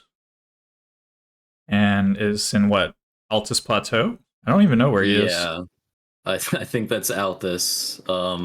Yeah, if he's advancing Vare's quest, then he's gonna wanna kill that invader? Or Okay, and invade someone Parno is else. killing the Avatar right now. So again, we're seeing Parno use the Magic Limp Blade, and I'm totally gonna scuff this, but I'm gonna just say it because I remember this from Bender's guide. But I believe that when you're fighting the Avatar, the way there's this big tree, guys, right? Now, when you're fighting him, part of the strat is you want him to de-aggro, just because it's safer. So when you're on the other side of the tree, the way to know if the boss is aggroed or not is actually to listen to the music. All right, can we get some listening spam in chat? So you listen to the music, and if the music is playing, he is aggroed. If the music is not playing, he is not aggroed. It's actually really clever. I know it might sound like forehead strats, but it's really, really cool. Streamer is so demanding. I'm so sorry. Yeah, Glintblade is really good with the tree, being able to leave them behind you as he like follows. Yeah, and it's really friendly with the torrent too.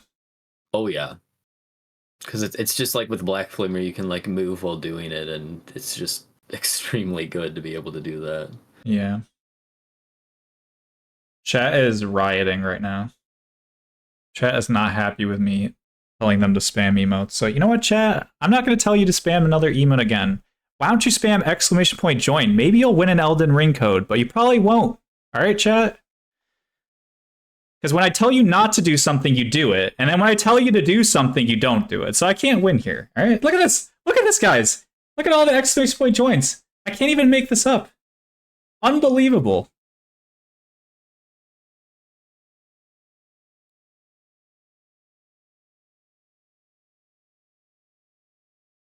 So Recycle is where?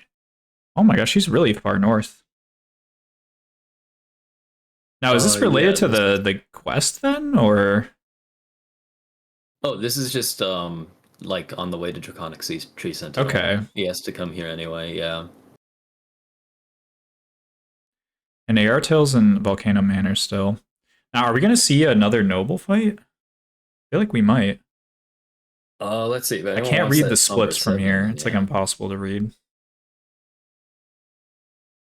Streamer doesn't know. And then Parno's fighting Patches. Yep.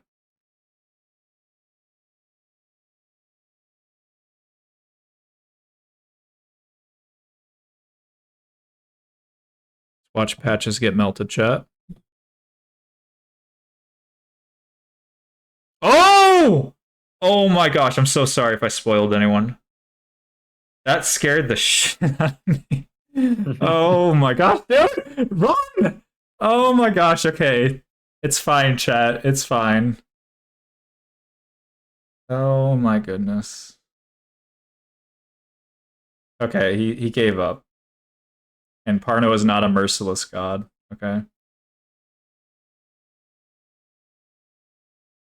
What the heck? Wait, so do you get the items no matter what? When he forfeits, I guess? Obviously, you gotta kill him for the rest. Interesting. Alright, and then Airtill's, I think... Oh no, he's still in Volcano Manor. For some reason, I thought he was in the fight.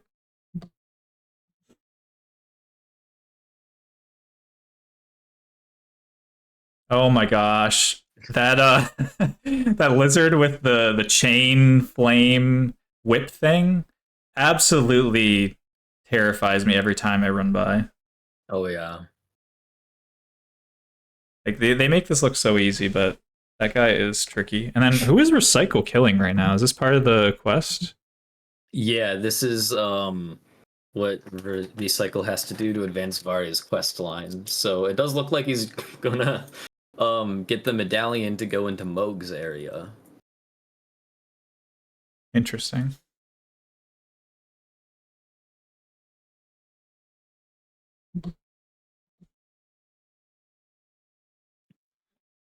Yep, and he just kills the invader by using Night Comet. Invader can't roll it because there's no input reading against Night Yeah, Comet. I was just about to ask, because like, does he not input read? But Nope. There is no input reading against Night Comet ever.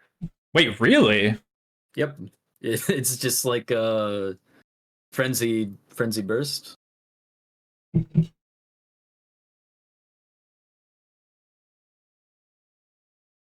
Even works against like Gideon, he'll just stand there and take it. Works against everyone. Nice cookery by Airtel.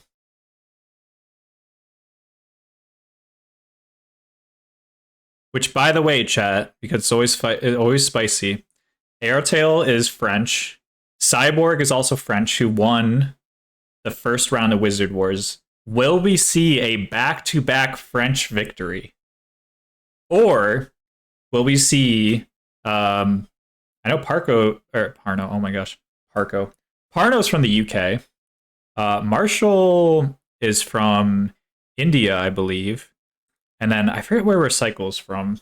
But like we got a really diverse like in terms of countries representation, it's really, really cool.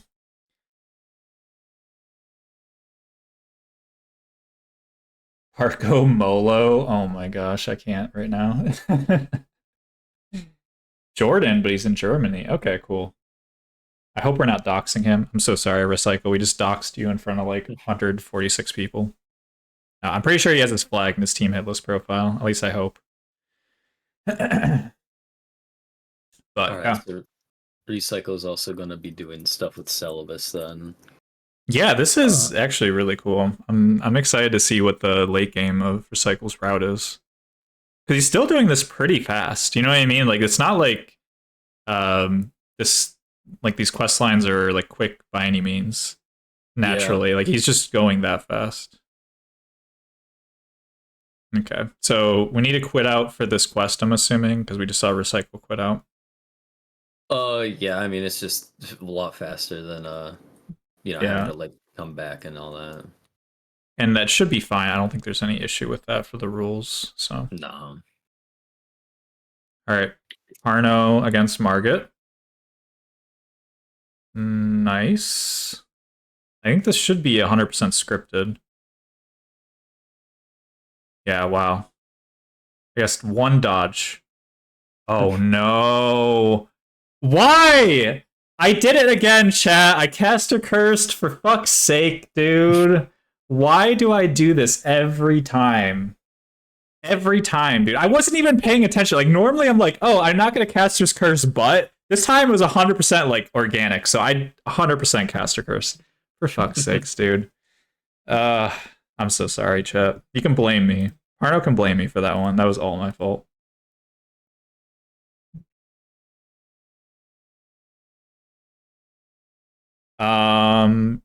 I thought I saw Marshall. Okay, Marshall's gonna fight Radon very shortly.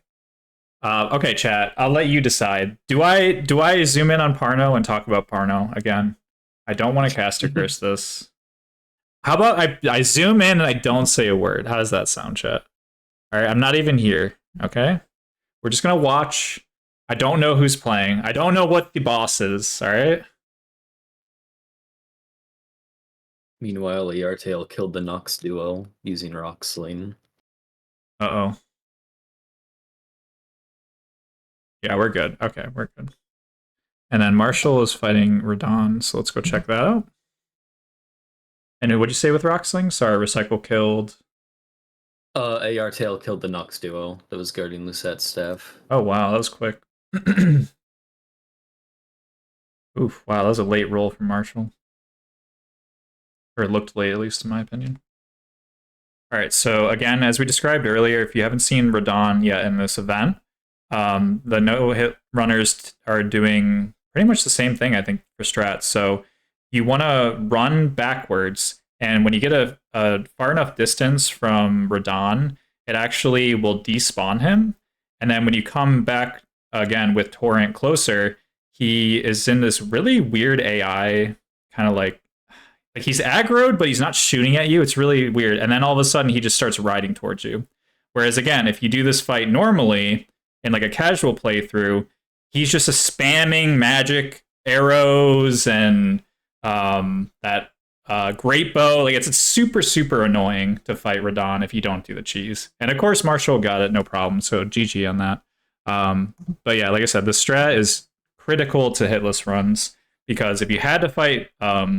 Radon legit and didn't do that AI manipulation, I don't even know what the hitless meta would look like these days. So we see Parno going through the castle. So Parno's making his way to Godric. And Ariatil is making his way towards Radon. And Recycle's questing still, right? Looks like he's going in to turn it in, or going to turn in the quest, yeah. Which means that he's going to be given the Moog thing, and then probably use it to go there. Wow, that was so cool. Oh, and he gets to hold hands with Vare. Do we have any hand-holding emotes? I don't think we do. Why doesn't someone make like a hand-holding emote? Like, why can't we hold hands with chat, alright? I feel like I'm disconnected from chat, and if I had a hand holding emote, I'd feel much closer to chat right now. Someone get on that, alright? There's like a million emotes on 7TV. There we go. X0 has something close. That's Baryon, yeah. And then AR Tails fighting Radahn. Yep, let's go check that out.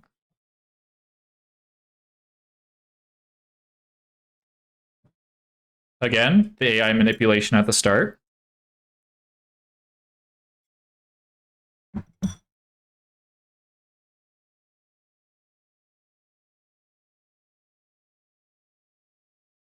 Now, to you as a runner, do you feel that the plane, like the arena, the part of the arena matters for this fight? Because I saw earlier in Incantations, there was a little, there were some differences with where players fought Radahn. It can make a difference, but with a lot of like, you know, his huge opening with the tantrum and stuff, I think it's also really easy to script it anywhere because it's really easy to avoid damage during that. Oh no. I think he should be okay. 1 HP meme.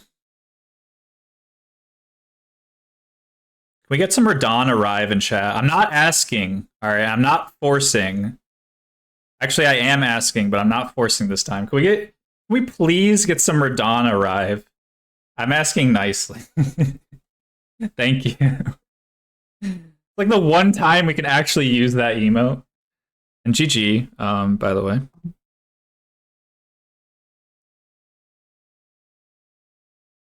Oh my gosh, I saw Marshall just with some crazy aerial parkour right there. I don't know. Seemed like he was in the air for like 10 seconds there. Okay, so Recycle is in Volcano Manor. Airtail obviously just killed Radahn. Marshall is approaching the DTS, right? Yes. And Parno is making his way to Godric. And he's grabbing these cracked pots. Now, I know you're asking, chat. Actually, you're not asking, but I'm going to tell you anyway. Why do we pick up these cracked pots? Well, you see, the cracked pots are essential to making items that are throwables, such as sleep pots. Now, sleep pots are essential in this run, specifically for fights like this. Boom! What a transition. Except for I don't think Recycle's going to use sleep pots because he's too good. But for instance, on Godskin Noble, a lot of the times they use sleep pots, but Recycle was such a Chad, he doesn't need sleep pots. So we're just going to see him absolutely fight Godskin Noble one-on-one with no sleep pots. I am so impressed right now, I don't even know what to say. And Marshall is fighting DTS, by the way, in your lower left. Fought DTS. DTS is dead. And Parno is about to fight Godric in your top left.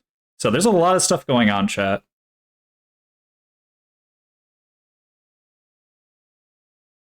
Oh my gosh. Oh my gosh, that combo. Woo.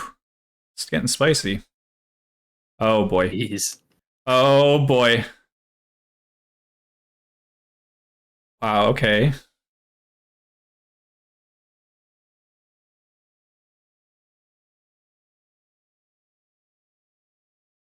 Oh, those candles, I think, just blocked. Did he get any of those shots on? I don't think so.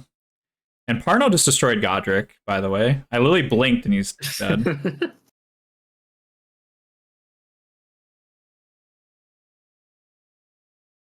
Wow, GG Recycle. That was really impressive. Well done. Jeez, to be hitless and to go into that fight, especially in a tournament setting, is so insane. GG. Recycle is just showing off right now. And again, GG to Parno for the Godric hitless, and GG to Marshall for Draconic Tree Sentinel hitless, correct? I think that was Marshall. Yeah, I love Marshall's Draconic Tree Sentinel kill, because like you can also deploy like the Magic Glint Blades like ahead of time, you know, before the boss is aggroed. And it just gives you like so much more time to do stuff. Because like it doesn't drain stamina or anything since you don't count as in combat until something actually hits him. There's just a lot of like good malleable use out of it. Mm-hmm. Also, I don't know how Recycle manages to dodge the belly. I know. Well, it looked like it was all calculated because he stood exactly in the spot he needed to. Which to me is crazy because he seemed like his positioning was not like all over the place out, but like, you know what I mean? It wasn't like he was just standing in one spot. Like he had to dodge, he had to roll. So he was moving, you know, within like a, 10-foot radius or something. Like that to me is probably the most impressive part of that fight. Yeah.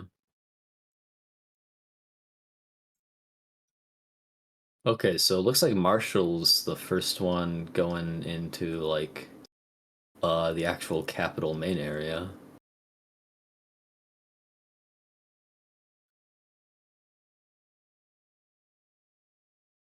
Oh no! What happened? What happened? Oh no! What? Okay, what just happened? Ooh. Yeah, the whip snake got him. Oh no. That doesn't count as a caster's curse. There's no way. Because I mentioned that like years ago, chat. There's no way. Don't even attempt to pin that on me, okay? The years-long curse. See, like, okay. What do you guys want me to do, chat? Do you want me to just not say anything the whole time? Do you want me to just turn up the music and then I can't caster's curse? Is that what you want, chat? Because I can't cast and not caster's curse. It's just like, it's literally impossible. Yes? Okay. Yeah, that's super unfortunate. Now did I don't even want to ask questions. I feel like I'm gonna be like, oh, did he lose his runes? And then he's gonna die here. So, but if he gets his runes, then I don't think he used anything that would be like, soft lock or anything, right? I mean, it's just obviously a time loss. Yeah. And a hit. Well, you know what? It's 90 minutes in, and there's still 2 runs that are hitless. That's true. And it's anyone's game. Oh my gosh, no! Oh, no.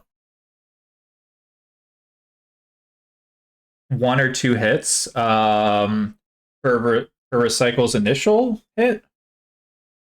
If he couldn't, if there's no way he could like escape and he got staggered, that's just 1 hit.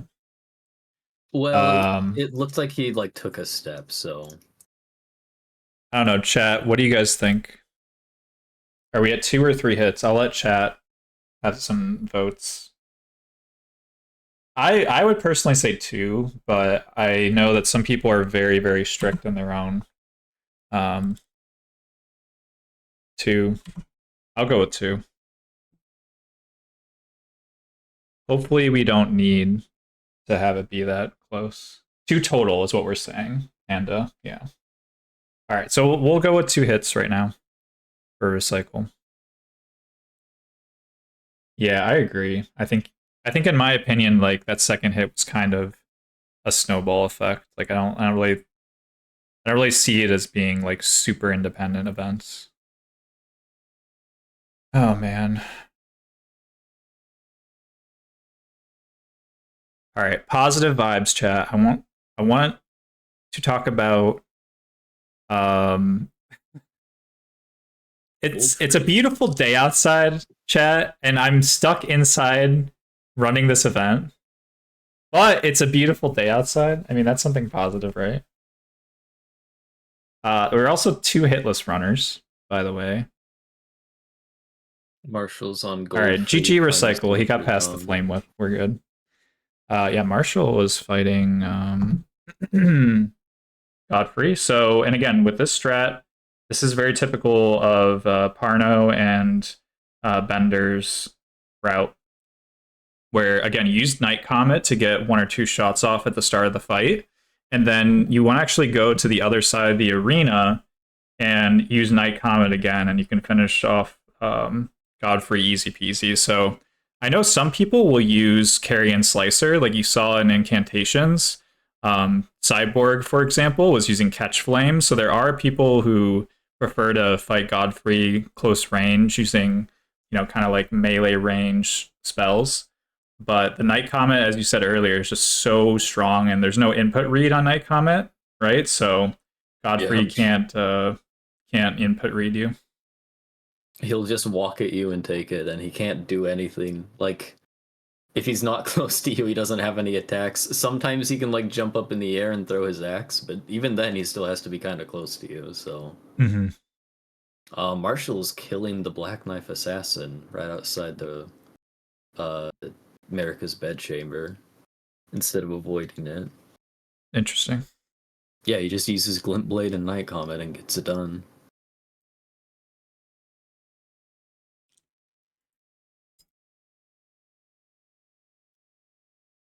Yeah, Marshall's definitely in the lead.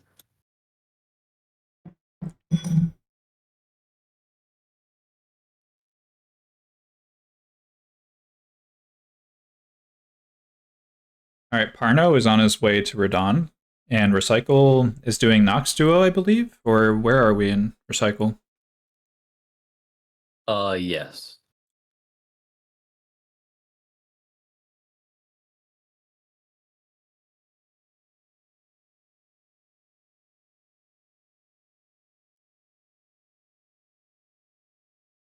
And then Marshall's gonna do Morgott. Okay, so we're going to keep in this 4-window panel chat, because there's just too many boss fights. Alright, so Recycle just made light work of, oh my gosh, what? Okay. And Parno with the nice dodge and Radon. Okay. Now, interesting thing I want to know with Parno is he didn't go on Torrent. So he's actually just going to fight near the portal. I have actually not seen this before. Yeah, neither have I. I guess maybe it's flat ish. Yeah, like maybe the Glint Blade is better. Because there's still got to be RNG for the moves, right? Like there's no way this is scripted. Like, you can wait for it, but I don't think you can manipulate it. I think it's just. And Marshall is fighting Morgott, by the way. Right. Was fighting. GG to Marshall. And GG to Parno. Both hitless fights. Let's go, chat. 3 hitless boss fights in a row. GG.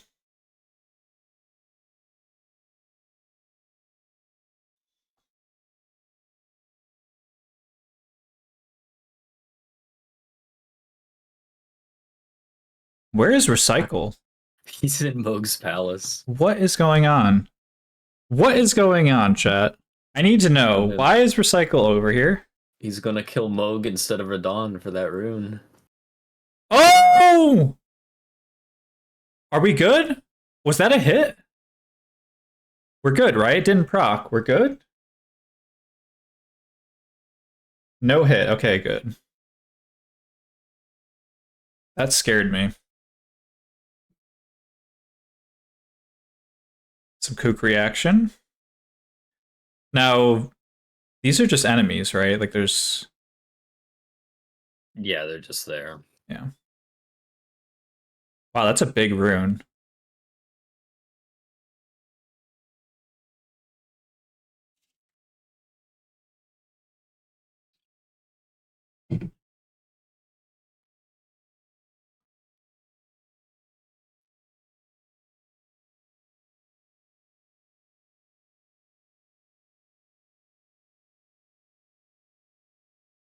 $420k runes if he pulls this off.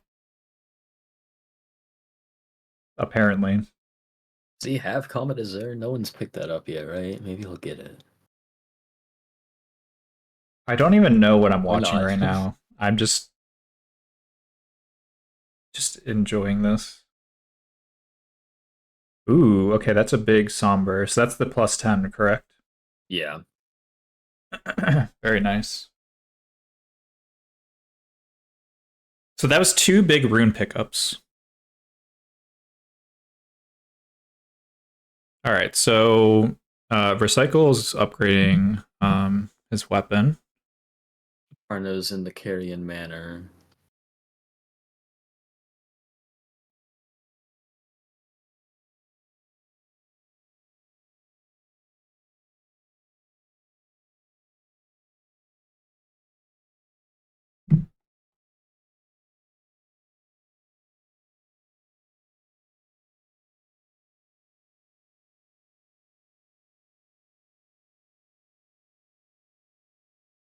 Okay, so Airtail's advancing Seluvis's quest. That's why he just talked to Gideon. So that he can throw away the potion Seluvis gave him and then unlock the next dialogues. I saw Airtail run over to grab the like the star fragment or meteorite, whatever Seluvis wants for his quest line too. Mm-hmm. So he should be able to get the magic scorpion charm.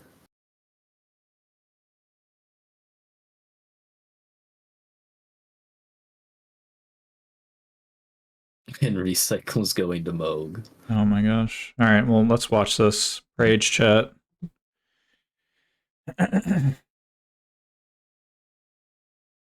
By the way, this is sorcery only, any percent no hit. Just to put that on the record.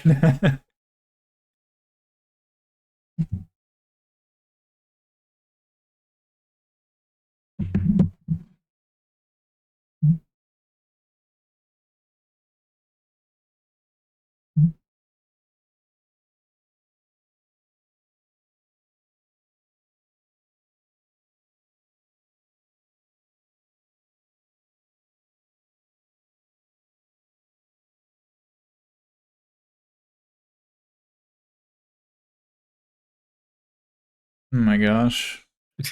I don't know if I could watch this chat. I'm just gonna close my eyes and someone can just tell me if we're still hitless. Oh my gosh.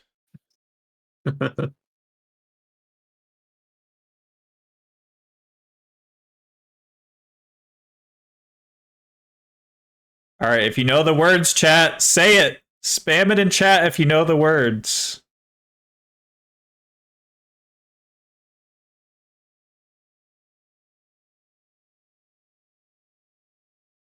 Exclamation point join? What the hell? How could you even come up with that, chat?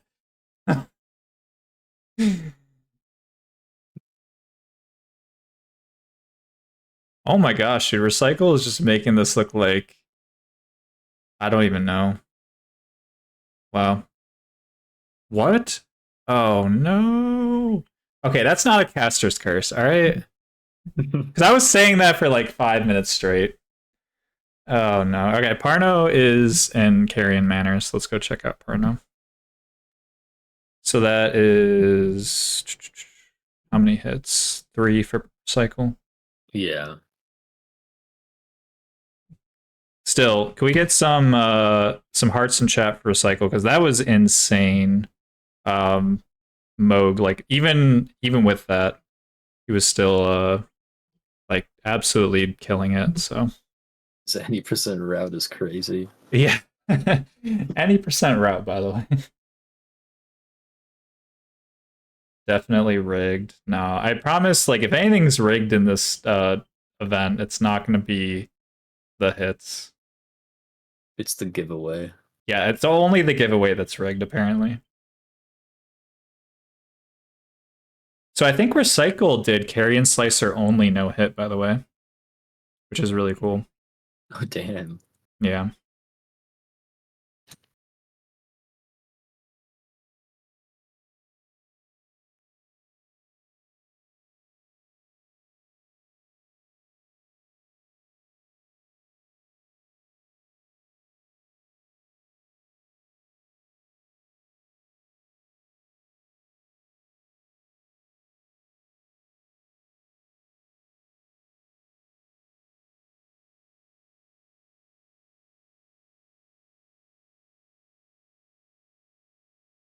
Trying to figure out which song this is. Oh, this is Melania. I was gonna say, I was like, definitely know what this is.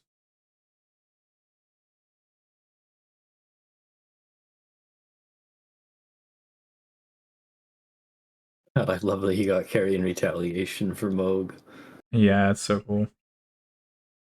And like I said, chat, we're not trying to ignore the other runners. It's just this is absolutely insane. Like, if you know anything about the meta sorcery route, you'd be out of your mind to even consider killing Moog. So this is, like, absolutely bonkers.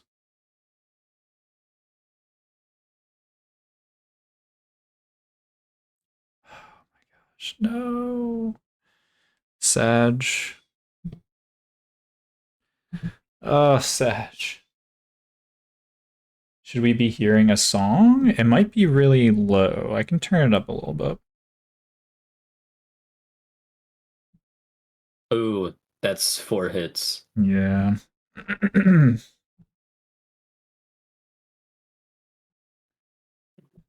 If you have headphones on, you probably can hear the music better. All right. I'm scared to zoom in on Recycle. I feel like I'm going to curse him. But we're doing it anyway. Screw it. We're going all in on Recycle, chat. Can we get some prages in chat for Recycle? I believe. I believe in the dream. All right. No tilt today. He's got this. It's an incredibly tough boss fight, especially with how much damage he's doing right now. Yeah, not even using Lucettes or anything. Exactly. This is just straight up challenge, like, kill.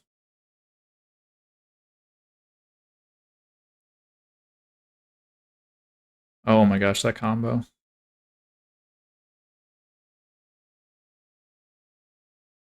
Nice.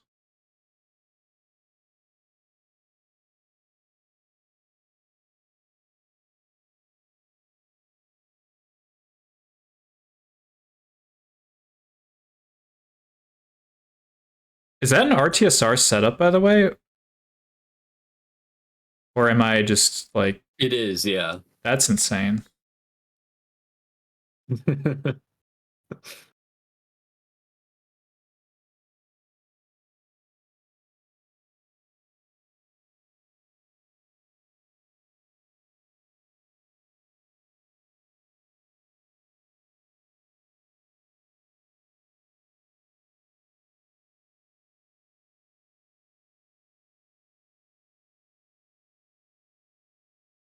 Wow, no roll, by the way.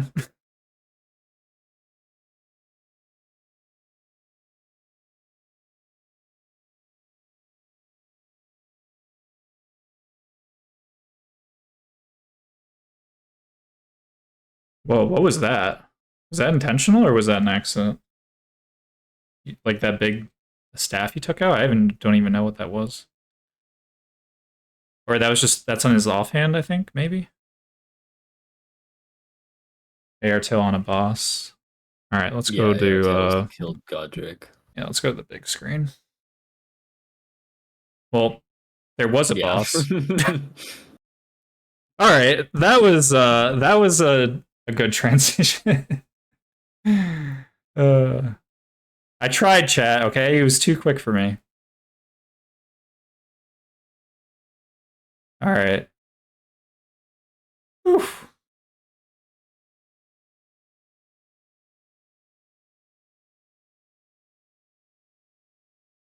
GG. Woo! Let's go. GG, Recycle. That was insane. We had some GGs in chat for Recycle. Just killed Moog in a tournament setting. Insane. Well done.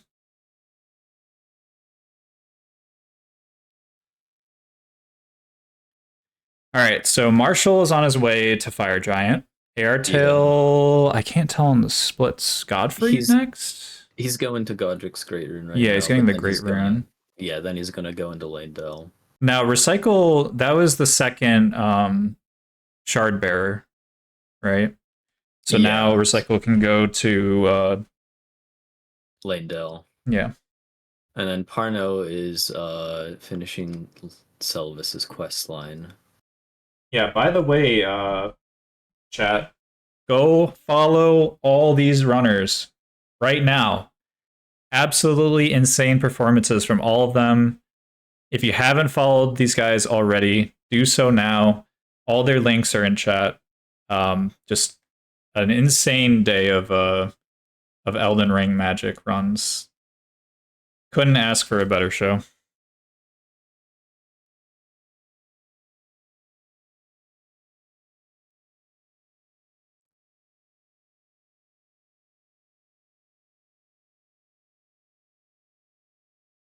The giveaway is after the run alpha. Oh, Marshall is summoning the jellyfish to open the door.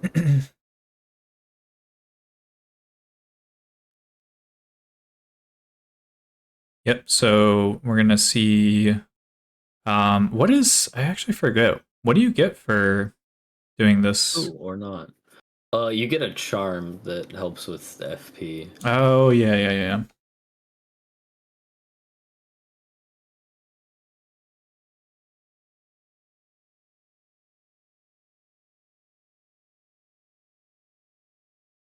All right, we are approaching the 2-hour mark, chat.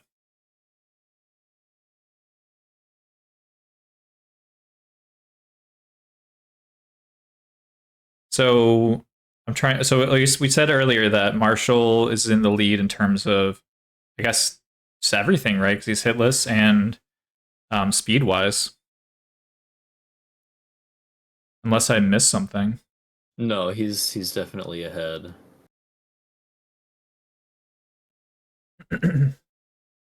But he does still have areas to go back to, which he's doing now.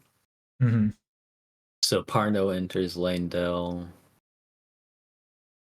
Recycle's getting up on Tree Sentinel, it looks like. Yep.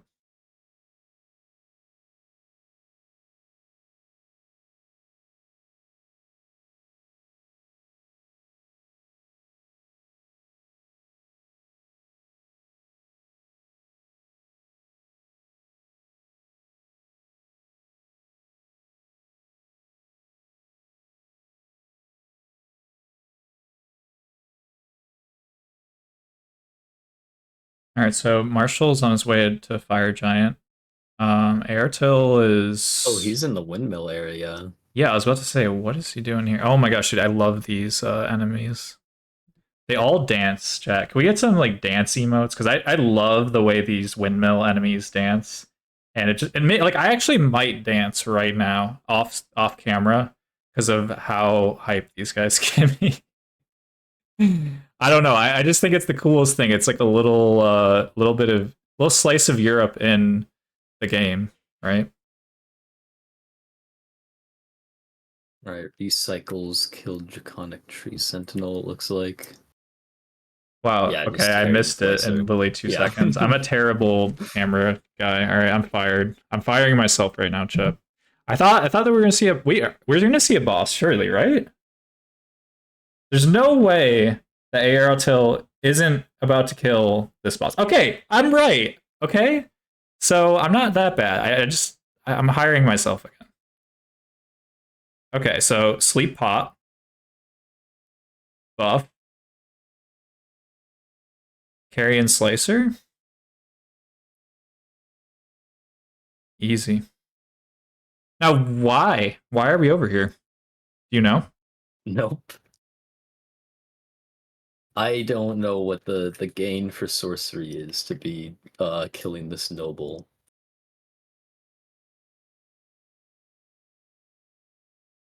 Millicent? Or Apostle. You might be getting Millicent's prosthesis. Oh, Millicent, okay.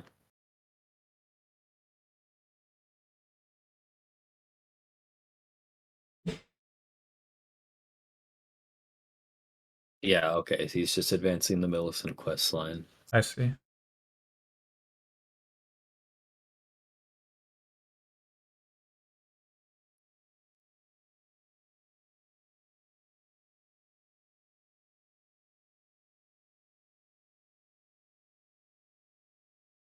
For some reason, I feel like sorcery has so much more running sections than incantations. Does it just me, or does it feel like that? I mean, I would do lawn runs, so yeah, I mean, it feels like that, but Because I don't know, I just feel like with incantations, just like boom, boom, boom, Yeah, boom. I mean, just by like this- the bosses were just back to back to back, and there's a lot By of this like point- side stuff in between. I feel like with sorceries. Yeah, I think everyone in Incans had gotten to like Malekith by about now, and Marshall's the only person in Mountaintops so far. Yeah. Yeah, they bunch some stuff together, like, you know, Roxlane and Night Comet and Celia, but then, like, I think you get things barred more by, like, NPC quest lines you have to do, too.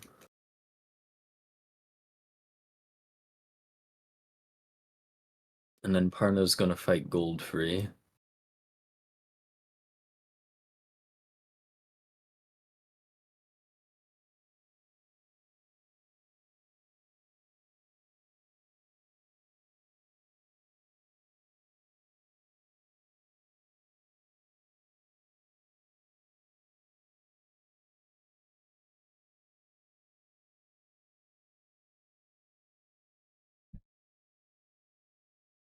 All right, let's go check out Parno.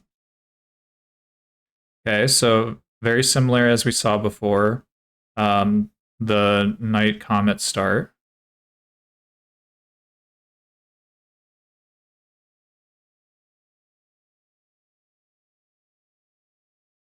Wow.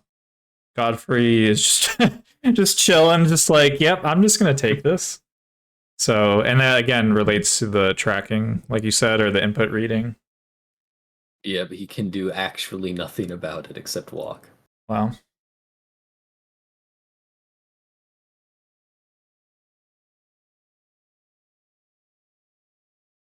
And yeah, I just saw the bot post, but go follow Seven Long Bing Bong, my co-caster for Sorcery Only right now.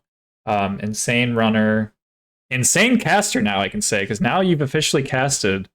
So you are now even more respected in the community because you're an insane runner and caster. But yeah, go follow Bing Bong, guys. Absolutely cracked. And carrying me, by the way, through this run. Literally could not do this event without you, so I appreciate you being here. All right, Recycle is now at Godfrey. Yeah. And Marshall is about to go to Fire Giant. Let's Yeah, he's see going what in right Recycle now. does.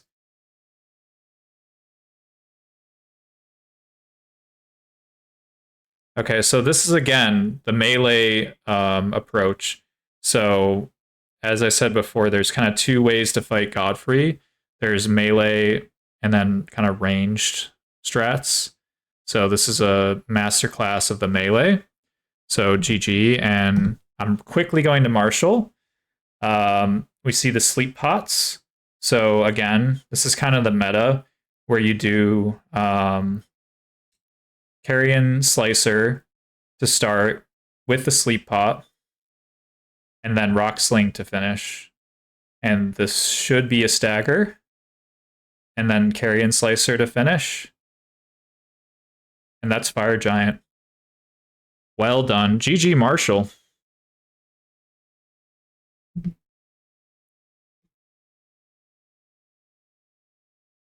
Damn, that looks a lot easier than what I used to do.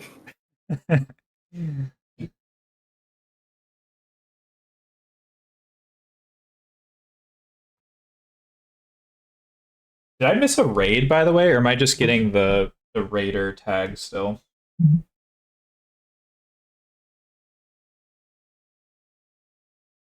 Okay, I think I'm just getting the raider tags. But yeah, I apologize, by the way, if anyone has like donated or rated and I missed it. Just at me in chat. I promise it's not intentional. I'm doing about 100 million things at the same time right now. Oh wow, Recycle's actually entering a fight too. Yeah, Parno's also entering. Oh my gosh, the Gorga. same fight, dude. Let's go. Whoa, what the hell just happened? Tell me I wasn't the only one who heard that. My computer just yelled at me.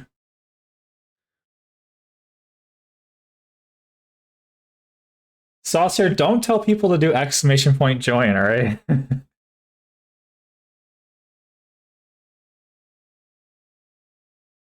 Oof, nice. So we got two Carrion Slicer strats going. And then Parno using the Night Comet for the second half. and Recycle just chatting it up casually. Melee Morgot. By the way, have you heard of Recycle's awesome Morgot guide that no one, I'm totally butchering this, that totally no one read, but you should check out anyway? How close was I? Oh, I totally butchered that. That's alright, but yeah, GG. GG Recycle. And GG Parno. Alright, guys. Marshall is closing in on the victory, possibly, so pay attention to that. And Airtail's also hitless, and like I said, chat, this isn't Cast or Curse, this is just going over possible scenarios, alright? These are just what-if statements, okay? If Marshall gets hit, which will not happen, alright? Then it comes down to who has the least hits. But right now, if Airtil and Marshall both are hitless, whoever is the fastest hitless runner wins.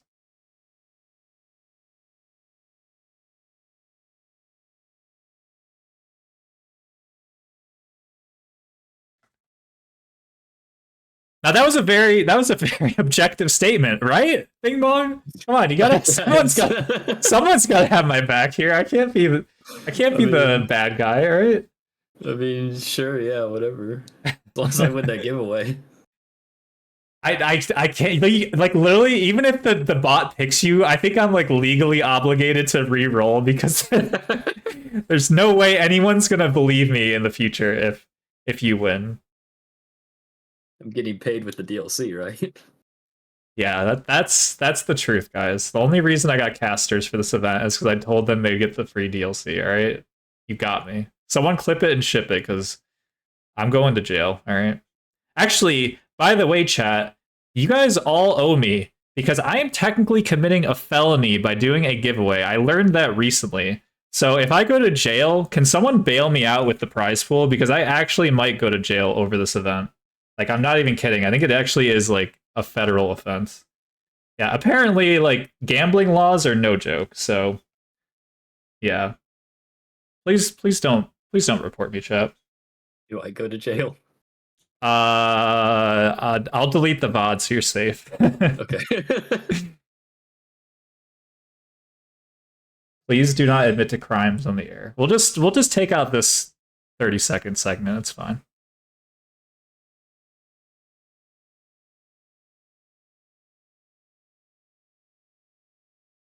Just move to Nevada, like, really quickly.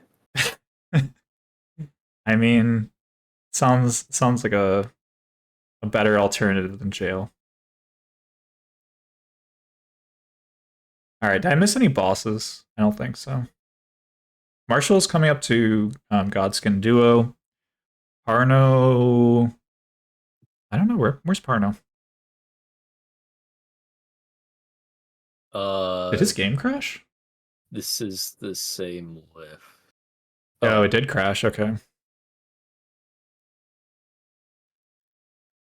And by the way, chat, if anyone's game crashes, it's not invalid, so don't worry.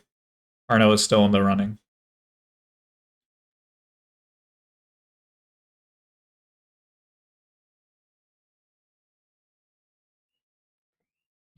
Alright, let's go check out Marshall. Alright. Godskin Duo.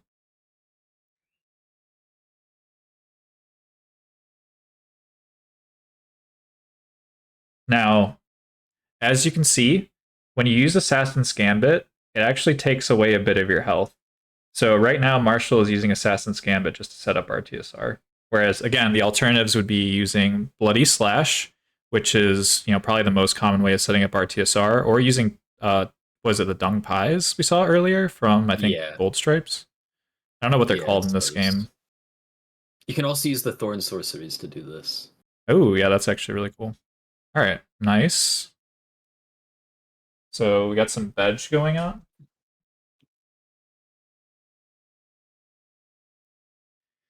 So Magic Glint Blade into Carrion Slicer. Well done.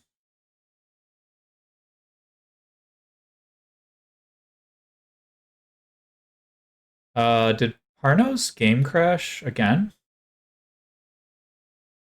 Huh. Oh man, did Marshall get it? Oh no, Marshall got 1 HP. I think we're fine.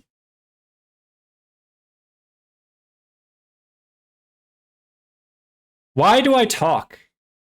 Why? Why do I talk? Chat. It's fine, okay? I told you it was fine. There's no caster's curse. He's hitless, alright? We're good. GG to Marshall, guys. Get some GGs in the chat. Oh boy. Okay. I'm assuming Parno's gonna reset his PC or something. Yeah, he said he's gonna restart his PC. That should be fine since we do speed with in-game time. Yeah. That I was already looking for Skarky.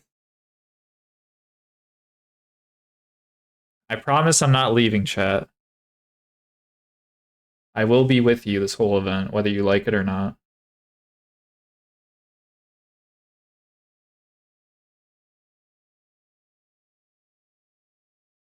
Shame.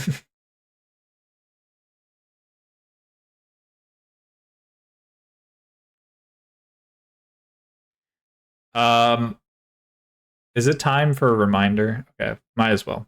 All right, while there's running sections, guys, exclamation point donate. It's also the pinned message in chat. All these runners are super talented, and we want to give them as much money as possible. So if you have like a spare like couch change, or you know, you have a few dollars from, I don't know, some like gift sub, resub, I don't know, chat, but if you have a few dollars to spare, consider donating to the prize pool. We are currently at $263.05. So whoever wins this event, sorcery only, will walk away with $131.57, something like that. But yeah, like I said, these guys have been working really hard on this run, and we've planned this event for almost 3 months, believe it or not. So like I said, if you want to support the event and support the runners financially, then I would recommend donating. If you don't have any money, the best way you can support these runners is by following them. Exclamation point runners, not exclamation point join. All right. But yeah, seriously, go follow these guys. They're all super insane and talented, and I think most of them regularly stream. So yeah, hopefully you guys can catch them live after the event. Let's go, chat. $5 donation from Naven, I believe. Let me double check. Yeah, or Naven. Awesome event. $5 donation. Thank you so much. Really appreciate it.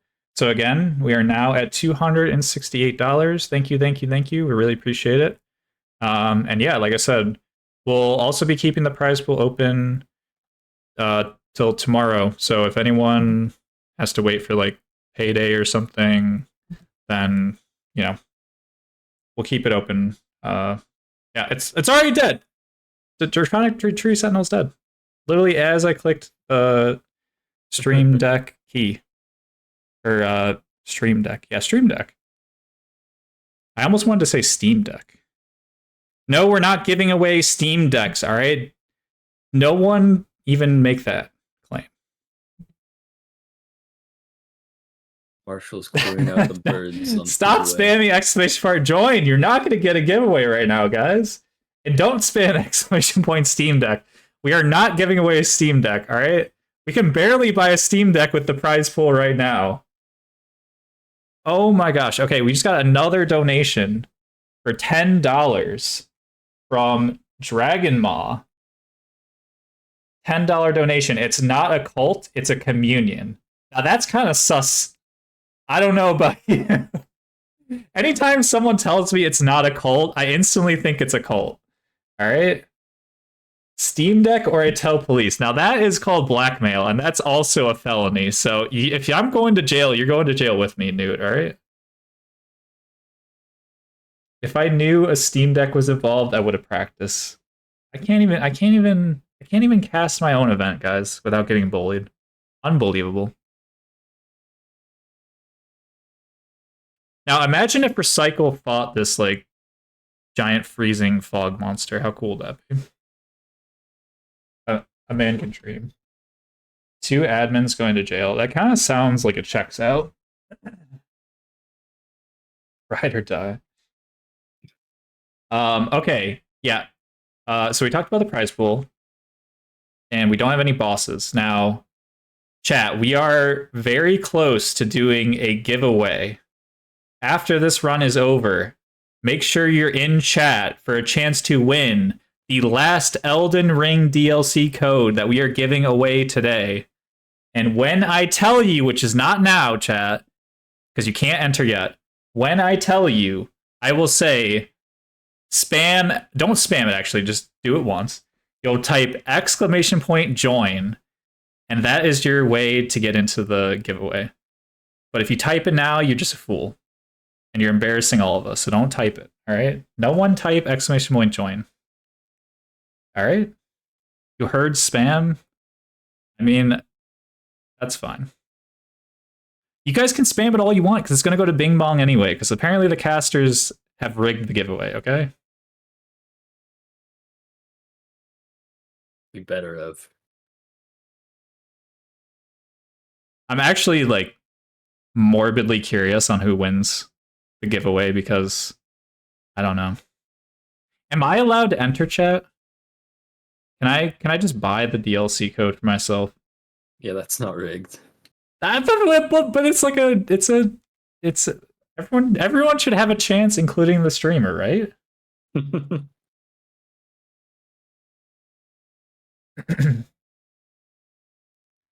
Oh, so if I win, it's rigged, but when Bender wins, it's not rigged. I see where you guys draw the line, chat, okay?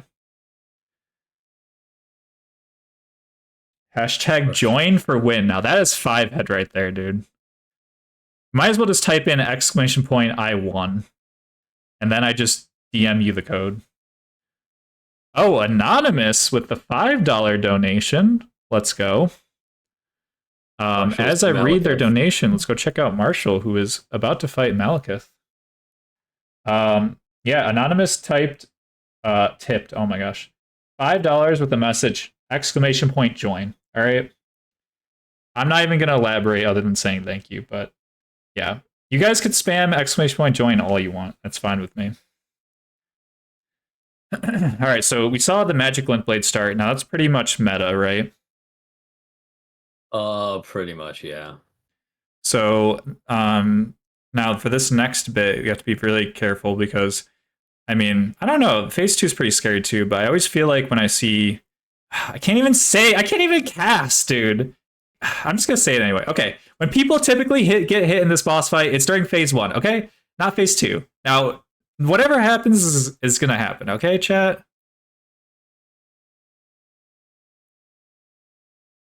And Recycle is doing Fire Giant. Yeah, part of this on his. So if you want to see the bottom left of your screen right now, Recycle is fighting Fire Giant, and I'm assuming with Carrion Slicer.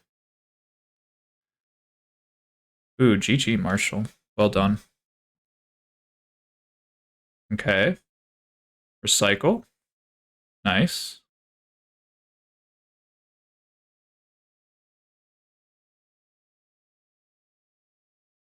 Wow, no Rock Sling.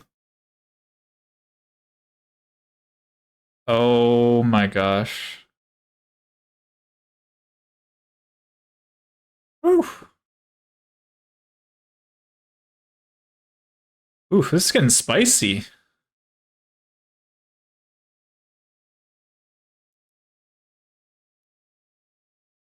Oh my. What is going on? Oh. Oh, let's go. GG Recycle. That was nuts. Yikes. Torrent got hit though. Oh no! Wait, was that a torrent hit? Or Yeah, torrent hits count as a hit. no? At least he didn't die. And I didn't comment on that one, right? So that's definitely not my fault.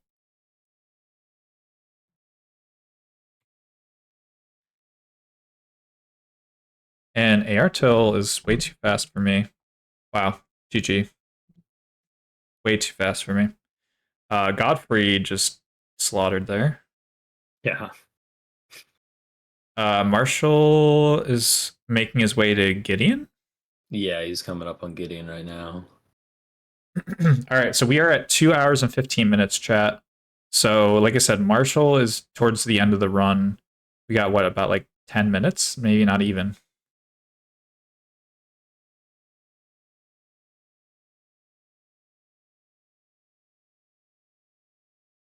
And by the way, chat, if Marshall... Wait, can I say this?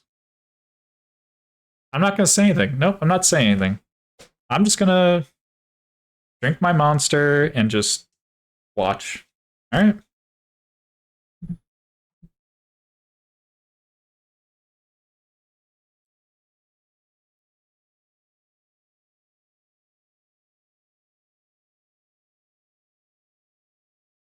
Very nice. GG, Marshall.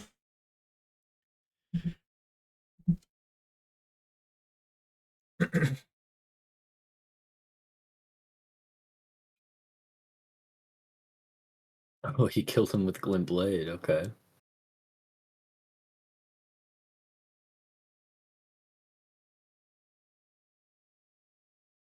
Okay, Airtil is coming up on Morgott. Yep. And then recycles the second person to reach Farum Azula. Very nice.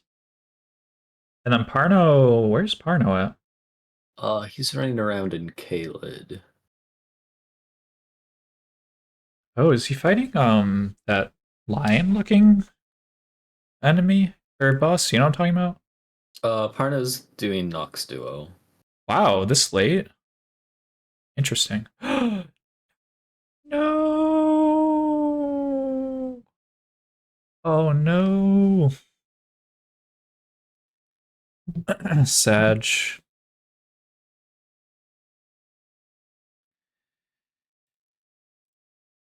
Ooh.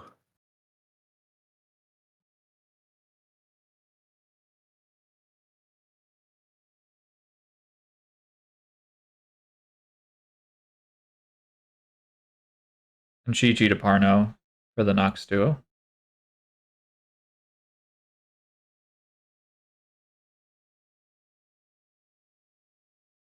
Alright, well, Marshall's in Godfrey and still has a hit list going. Yeah. All right, chat. Marshall is the last hope for a hitless run for sorcery only.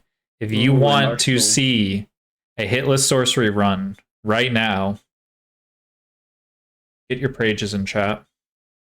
They're doing the strat to make Godfrey really far away from you when you enter the arena again. For Marshall? Yeah, Marshall went in and then just immediately boned out. Oh, After entering the second time, no. Godfrey's going to be really far away. Another hit for Airtel. Oh.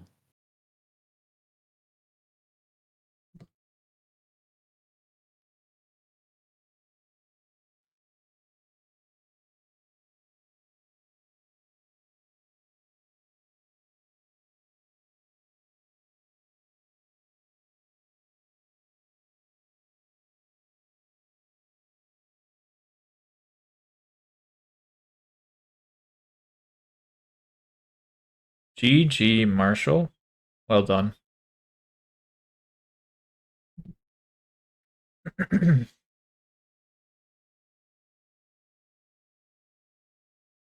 Yeah, Night Comet just melts. Urlu, it's insane. One of the really nice interactions about it there is that it can hit Godfrey and Horaloo. Like one casting of Night Comet, I mean. Mm-hmm. Oh, like during the transition? Yeah, during the transition, because the Night Comet projectile's still there, so Godfrey's in front of Hoaraloo, it hits him, forces the second phase, and then it keeps going and hits Hoaraloo, which is exactly what happened there with Marshall. Oh, wow. Okay, we got some rock slaying going.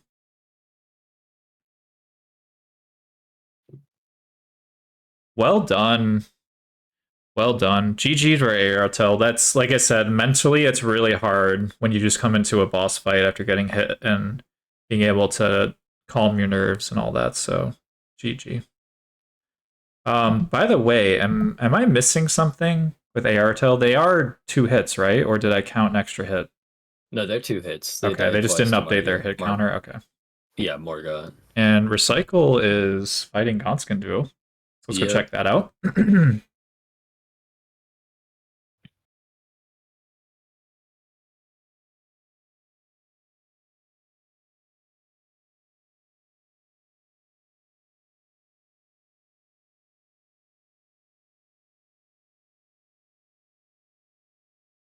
Very nice.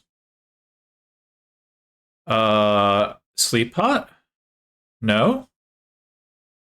Okay, we're doing this live. Let's go.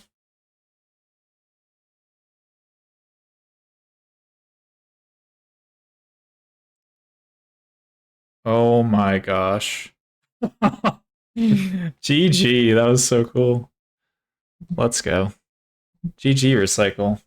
Like I said, Recycle is just putting on a show. Like, honestly, I don't even think they care about the hits at this point. They just want to put on a good show.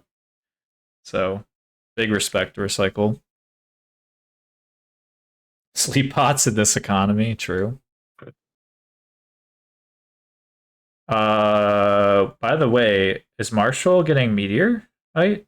Yeah, Marshall Okay. has to go through Carrion Manor, kill Loretta, and then kill the Onyx Lord. I see.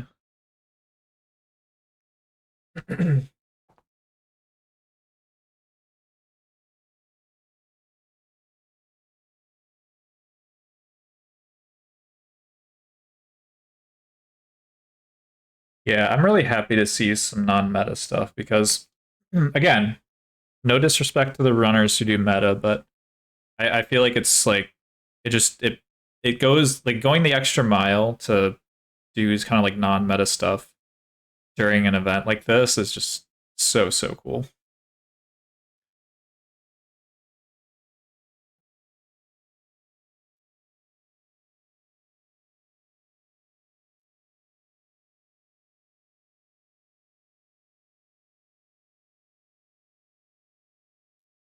And yeah, like I said, go follow all these runners.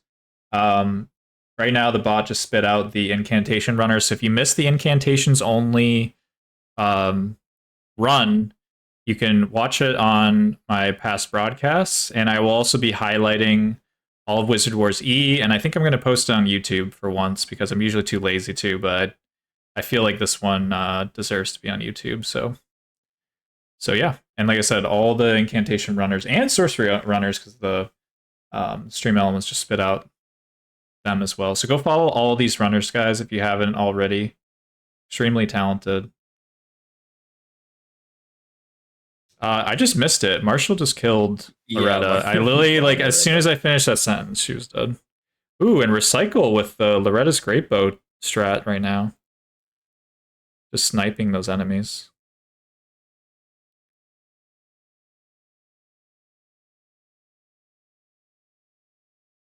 Yeah, exactly, Nico. Alright, so Parno is about to fight Fire Giant.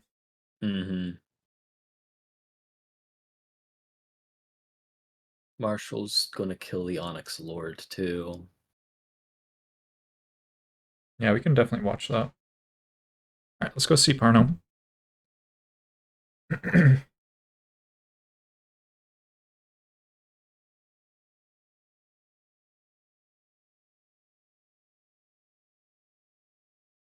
Oof. Nice, okay. So if you aren't aware, like I said, that heal stagger mechanic is obviously key to scripting this boss. And then we're going to see the second phase Rock Sling, which I think 3, sometimes 4 is required to get this stagger. Uh-oh, that's not part of this. Are we good? Whew, we're good. Yeah, nice job, Parno. But yeah, you want to finish off with Carrion Slicer. I don't know if that last Rock Sling was intended. I would guess no. I could be wrong. Alright, now Marshall is getting ready to fight. Now, what is the mini boss? Or he they already did it? killed the Onyx Lord. Oh yeah. my The gosh, Onyx- dude. He died Alright. in 3 Night Comets. Why do I even bother? Okay. This is it, chat. Right now, if Marshall gets a hitless run, it's over. It's over. Even if Marshall gets hit once, it's also over. So if you want to see Marshall walk away with over $100 and possibly the Wizard Wars E champion title, get your pages out right now. This is it.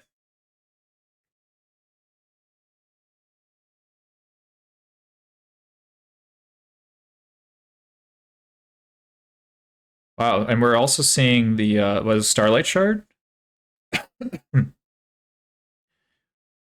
to get FP recovery. Yeah. He's got Exalted Flesh equipped too for Meteorite when he gets to Elden Beast. Nice.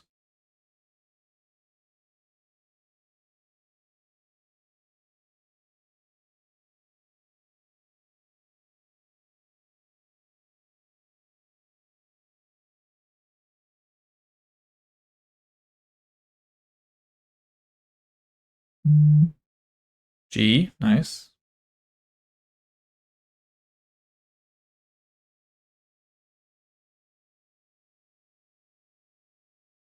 And we're also seeing Recycle fight Malekith, not to discount Recycle's performance. Now we're seeing Meteorite, which again is a gravity sorcery that absolutely melts Elden Beast, as you can see. That was very good. Gonna buff. And hop over these rings.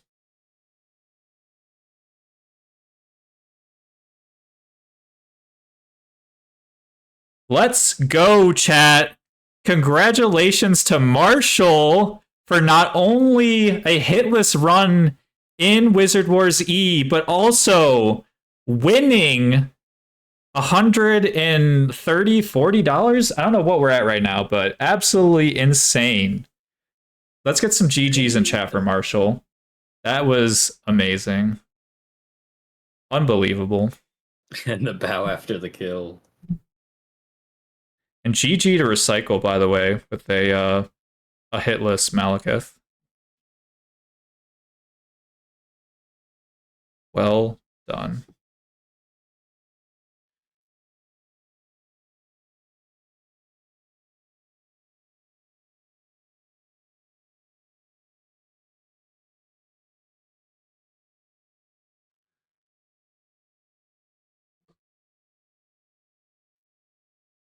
All right.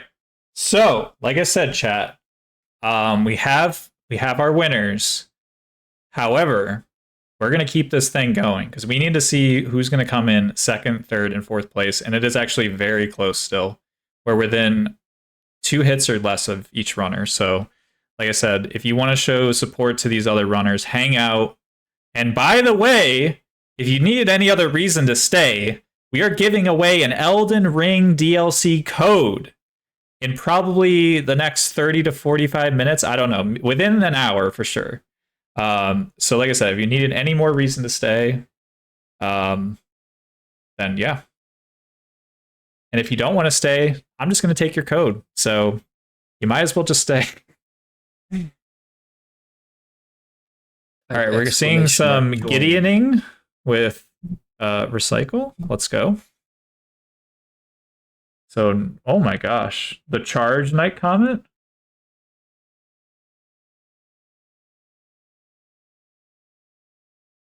Very nice. GG Recycle.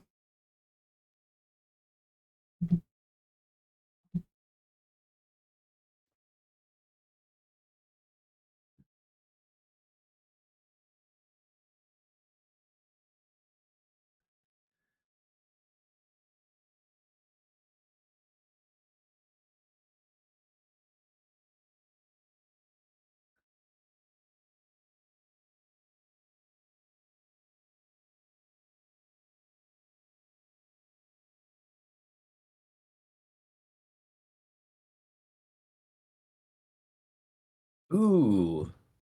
Airtail's going to that tower in the mountaintops. Or it is just there. There's something else there, isn't there? They're not doing the jellyfish, are they? I think Or they are they actually. getting? Yeah, I was say I feel like it's probably the jellyfish. Thought you just get there through the invisible bridge. Well, Recycle's there at Godfrey, Parno's there at Godskin Duo.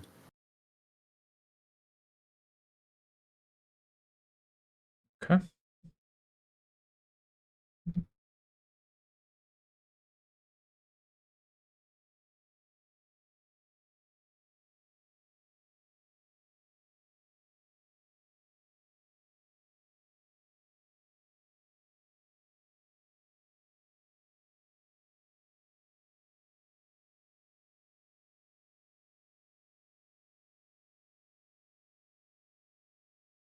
Yeah. Let's check. Sorry, I'm trying to fix the run completed on all these scenes. So, apologies for camera control.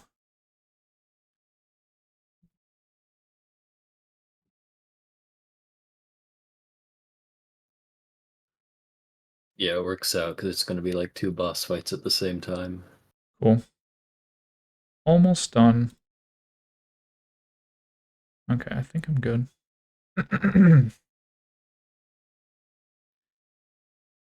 Wow, easy peasy.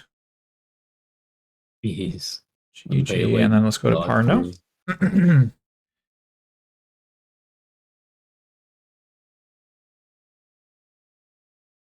So GG Recycle.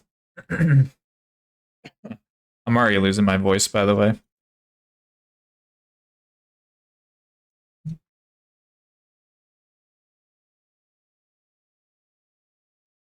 Parno using Chilling Mist on the Sleeping Noble. Yeah, actually, I love this strat. It's Yeah. so comfy. I only found out about this week when I was watching him practice. Yeah. Look at that, just easy peasy. It's so much. Yeah, that's nice. GG Parno. All right, and Recycle is at the final. Oh wait, why am I wrong person? Wait, did my wait? What the hell? Oh, never mind. Okay. For some reason, I thought my OBS was broken. We're good. All Yeah, right. Recycle's on Radagon. Recycle's on Airtail's Radagon. I feel like I Fire Giant. blinked, and then he was here. Holy hell! Okay, that's a lot of damage.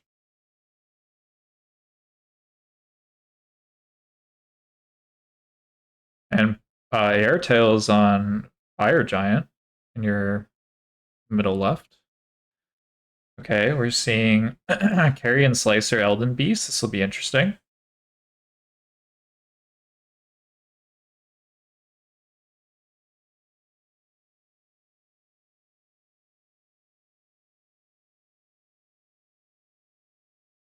Oh my gosh!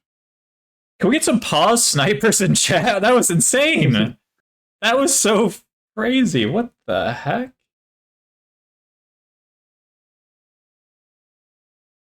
Oh god. Okay, Elden Stars. Oh, this is fine, chat.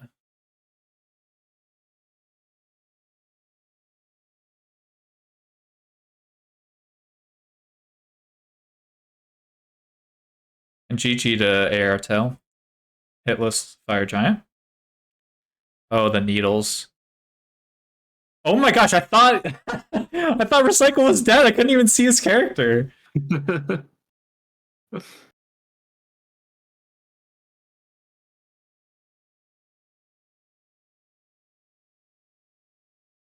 GG Recycle.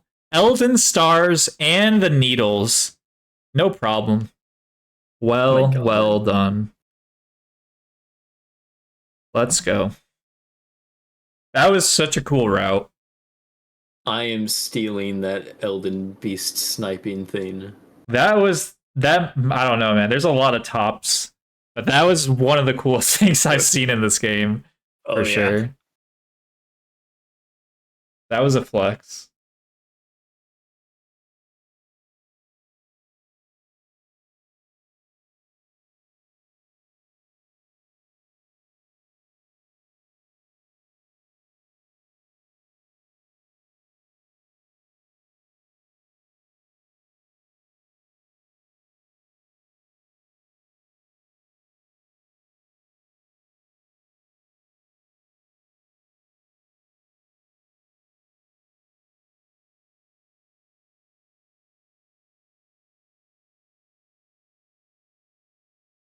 Okay, let's see if this works. Nice. All right. As I get the other scenes sorted for the run complete, just let me know if they get to a boss fight. Yeah, they're both on running sections. You're fine. Okay. Parno's on the birds, killing them with a night comet. The Artail's just gotten into Faramazala, but Sounds everybody's good. in the end game.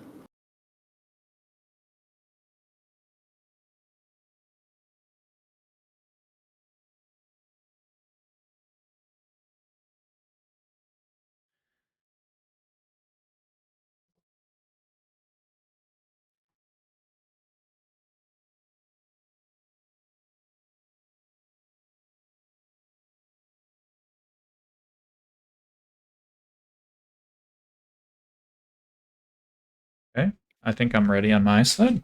You know what I would love is, I don't know how this would be. I mean, I know it's possible. It'd be so hard to make, but like I was thinking in the future, if I could ever figure it out, to have like once we're down to like 2 or 3 runners, to make a scene where it's just 2. You know what I mean? It's like a side by side of the last 2 runners. Like this is just all in my head. Again, I don't know how technologically or like it'd pull it off, but I feel like that's my next, like, if I'm gonna push the barrier. I think that would be so cool. Like the run complete is awesome, by the way. Like shout out to Ersoza, by the way, for all these scenes. I feel like I haven't shouted him out enough. So like I said, if you haven't followed Ersoza, he is the one who made all of these beautiful OBS scenes.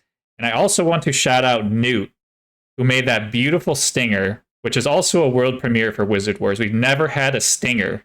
Look at this thing, guys. Look how cool this thing is. Bam! Look how cool that is. Like, unbelievable. And I don't even know how long it takes Newt to make these things, but like, absolute wizard. So, like I said, wait, why didn't it work? Is it exclamation point shout out? Oh, it is. There you go. Hopefully that works. Yeah. Go follow Ersoza and also go follow Newt. The Artail's coming up on Godskin Duo soon. Perfect, thank you. But yeah, like I said, guys, like there's no way I could pull off these events without the help of these people. So, you know, although this event may take place on this channel, this is the work of many, many people and many hours. Like I said, ask Ersoza in chat how many times I was in his DMs going, hey, can we move this little title up like 2 inches? Hey, can you do this? Can you, like, I'm sorry, but if anyone was doing that to me nonstop, I'd probably murder them. And he might be plotting to murder me. That might be better to go than going to jail. But no, like seriously, these guys are putting up with like me barking orders at them and asking for things, and just like they're unbelievable. So like seriously, go follow them. You know, go show them some love, because like I said, there's no way I could pull off these events without people like them.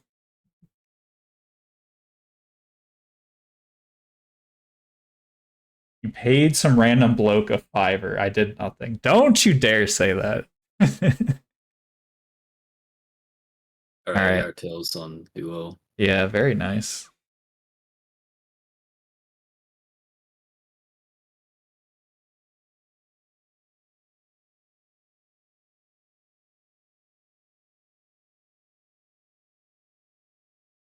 Wow, nice. Okay, so we're probably going to see another sleep pot, right? I don't think you kill with this damage, yeah. Oh, it's close though. Wow, I actually did not expect it to be that close. So they're not even going to use a sleep pod, they're just going to straight up kill. Yeah. Wow, well done.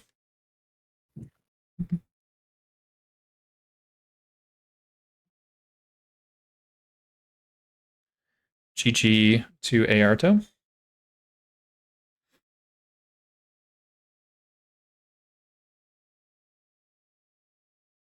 Well, Parno's gonna come up on the Onyx Lord, so You might actually be able to see all like 10 seconds of that fight.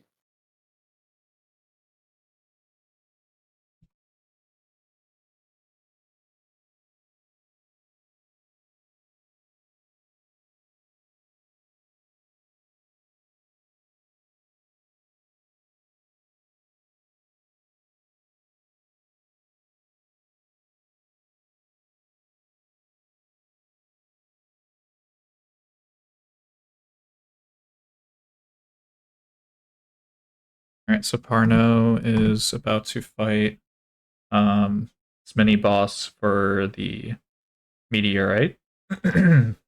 Onyx Lord, right? I can't read. Yeah. Yeah. Or Alabaster, one of them. Mm-hmm. GG.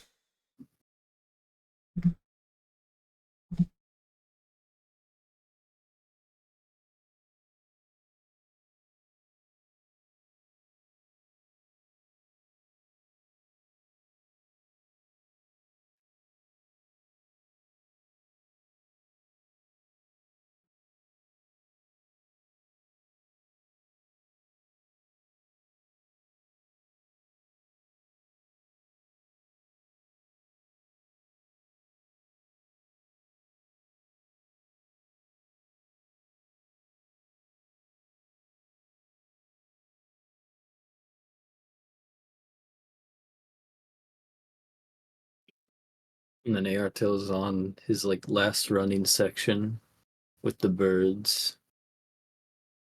Okay.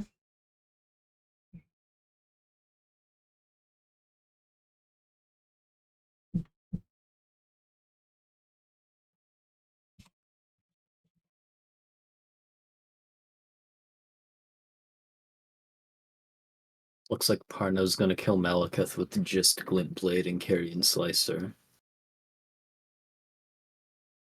Oh yeah, I need to pay out chat. Sorry, chat. I'll pay you out.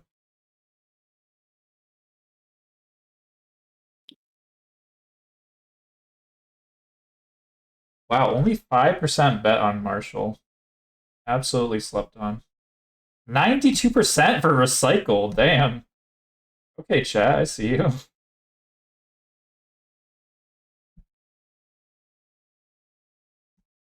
All right.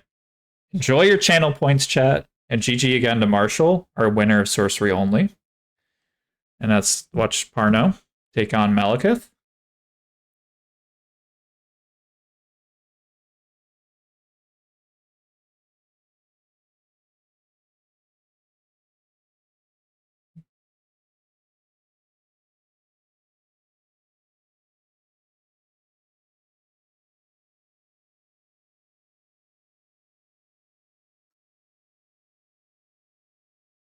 Oh no.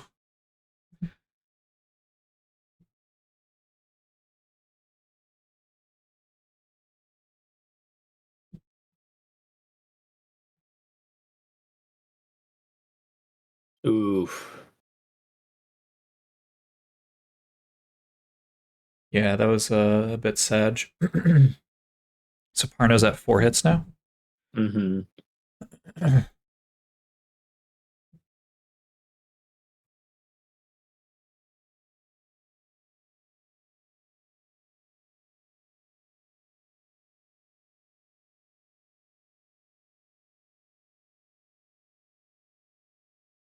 And then Airtail's caught up too.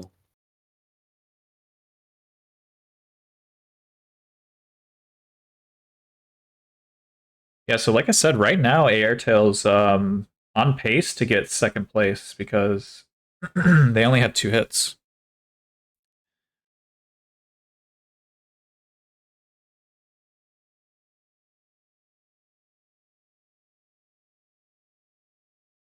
Yeah, GG Recycle. I see Recycle in chat. The Moog fight was insane. The Elden Beast snipe was insane. Yeah, the Elden Beast snipe was next level. Yeah, that snake was a meme. Alright, let's see Parno again.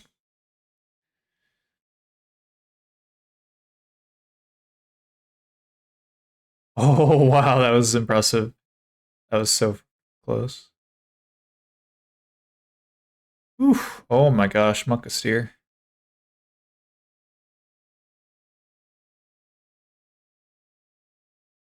And by the way, guys, this is probably one of the later Wizard Wars, so keep in mind that everyone in Europe, it's like close to 10 p.m. or something. So, oof.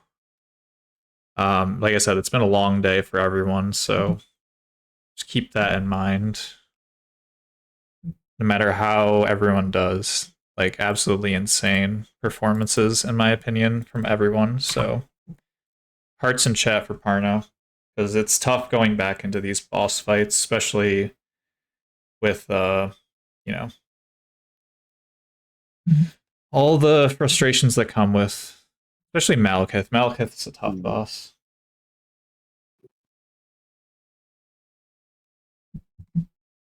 All right, well, Airtail's fighting Malekith.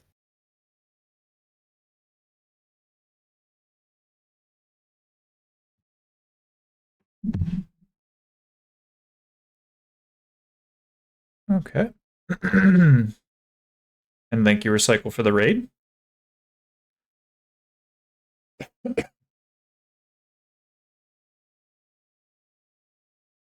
Ooh, Slicer on first phase. Ooh.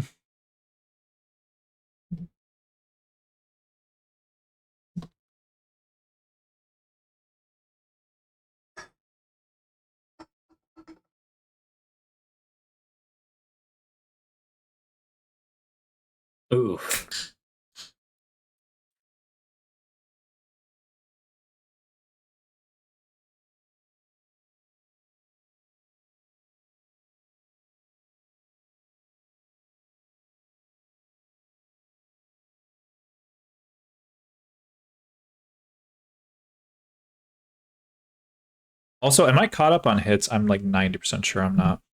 Airtail's on 3, right? Yeah, you are. Airtail's on 3, And Parno's Parno's on 5. on 5? Okay.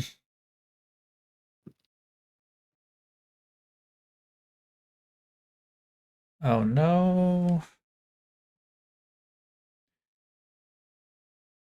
You got this, Parno. I believe. Chat, can we get some hearts in chat for these last two runners? Like, the mental fortitude required to, like, do these runs is insane. And honestly, like, I couldn't imagine doing this right now. Like, these runs are insane. Like, I know that we've seen several hitless runs today, but I'm telling you right now, as someone who's hosted these events for years, this is insane. Like, this is not typical Wizard Wars performance in terms of like people getting this many hitless runs. So I just want to show like extra special shout out to like every single runner because everyone's been playing so well. And I don't know, it's just like I just really feel like, you know, like I said, GG to Airtail, just absolutely slaughtered Malekith. Well done. But yeah, like I said, everyone makes this look so easy, but trust me, you boot up the game and try this on your own, it is no joke. These runners are insanely talented, so much love to them. Full half of everyone in the Wizard War got a hitless run. I know, it's like I said, I think on average we get maybe like one hitless run per run. Sometimes we only get like one hitless run a whole tournament. So yeah, this has been insane. Couldn't have asked for a better better tournament performance.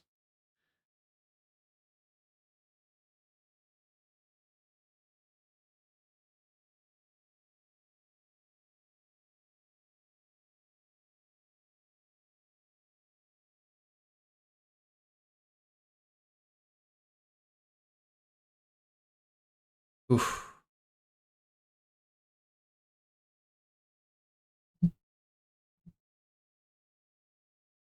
My God, Malekith attacking through the pillar. Yeah, Malekith is just bullying right now.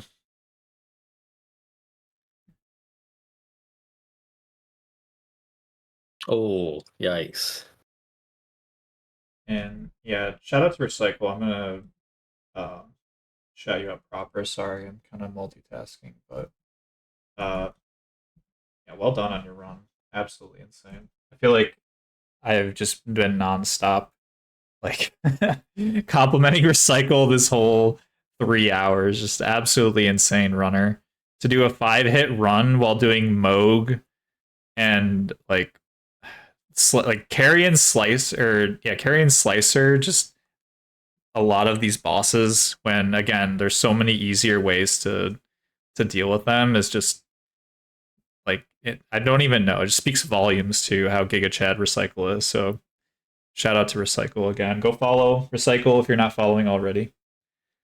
Moog in any percent. Yeah, a Moog in any percent. Like what? It's like if someone did like Millennia in like any percent IMO, it's almost as crazy.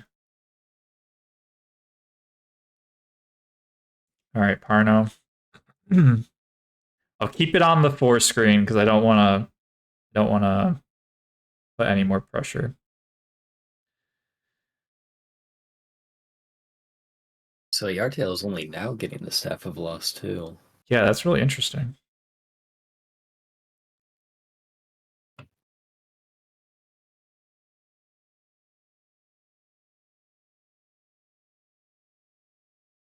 Oh no. Those punishes are so fast. Like that's the thing with the Magic Glint blade that is so hard. It's like that delay and casting is so precise, especially for a fight like this. Yeah.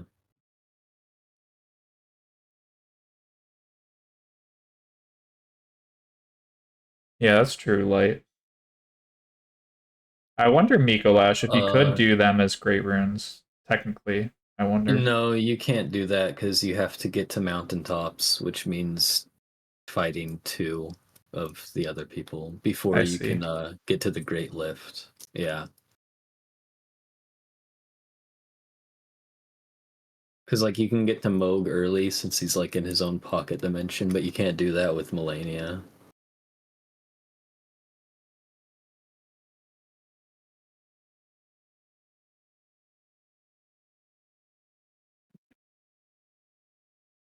I wish though. I wish you could just do Moog and Melania in any percent.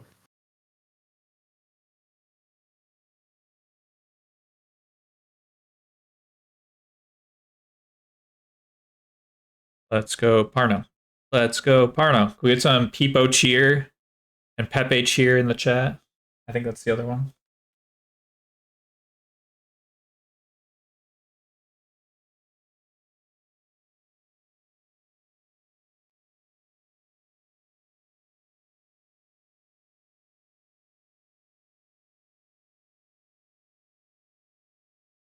Man, those dodges I feel like are almost like frame perfect at times. Yeah.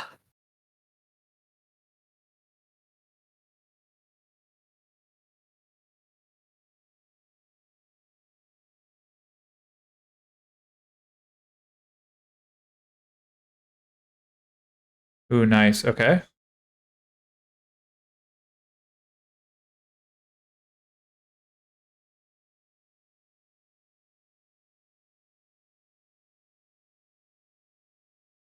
Let's go. Hitless Malekith. GG, Parno. Well done. Let's go. Huge.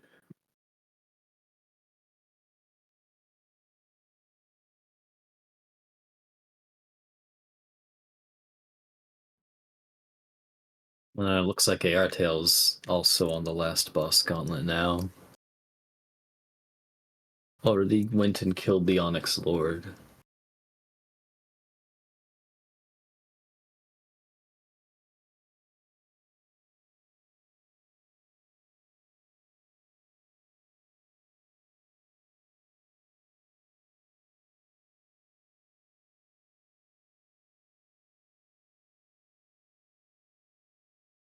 Alright, I'm just fixing the results as they go. So Airtail's at 3. Yeah.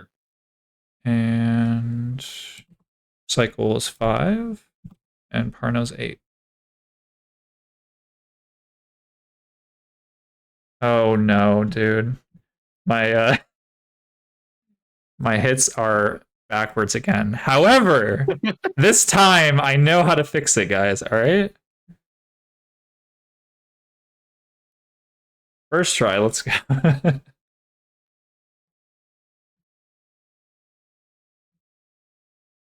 Alright, Artail's about to murder Gideon. Okay, I'm gonna go to Airtel. Sorry. Let's see. Marshall 218. Oh, he's dead. Hammer cycle was 220. Wow, they were really close then in time.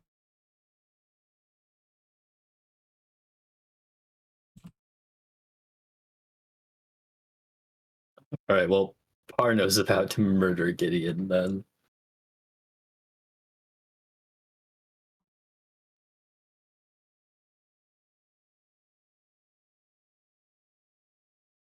Is it over? Did Airtel just destroy Gideon? Or... yeah, okay. Gideon was already dead by the time he went on. I was gonna say, I was like, I literally just finished something and then boom.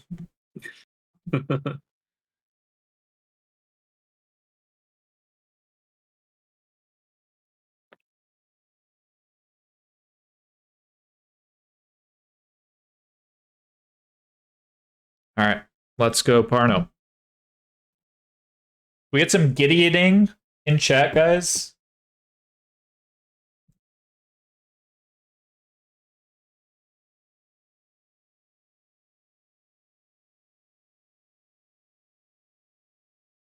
All right, easy peasy. And Airtel going into Aura Loop.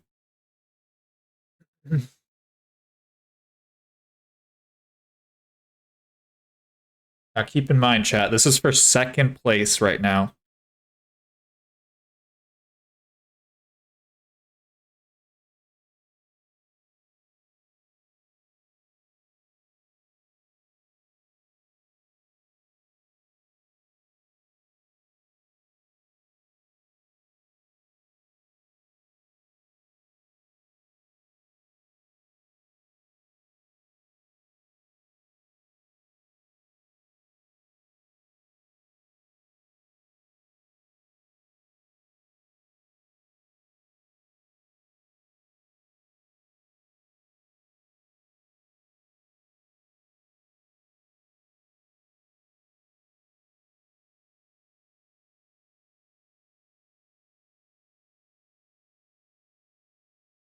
All right, well, done? Oh my gosh, that scares me every time. Wow. Unbelievable. That was so fast. We didn't even see barely any phase 2. Well Yeah. done. All right, But Parno's up only carrying next. Slicer. Yeah, that really was a perfect fight.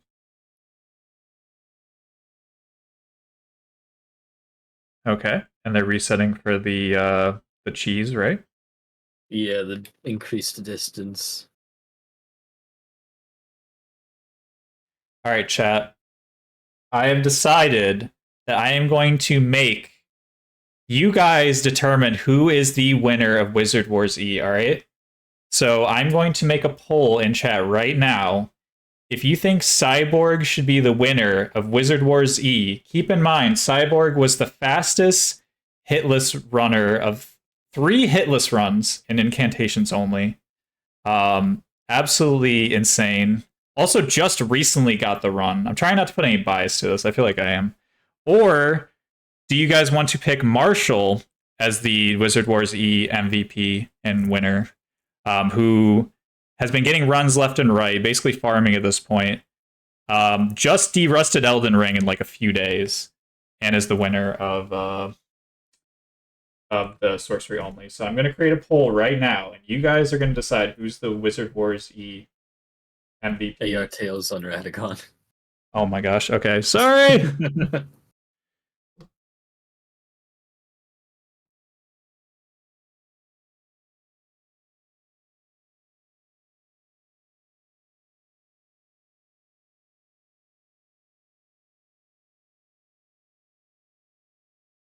I know the French army is going to be strong, so...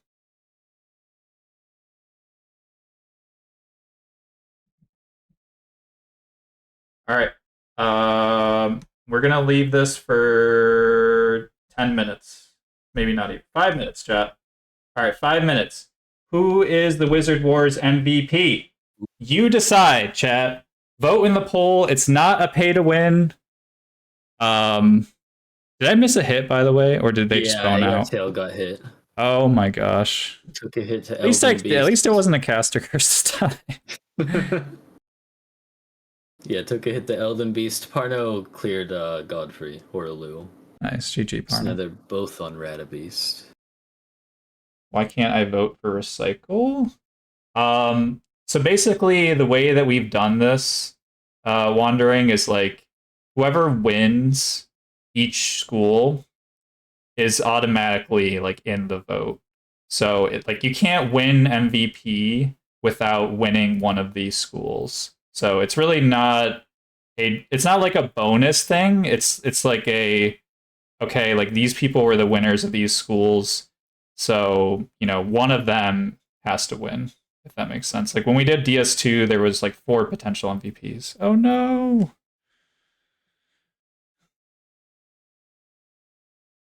Okay, let's go to Parno.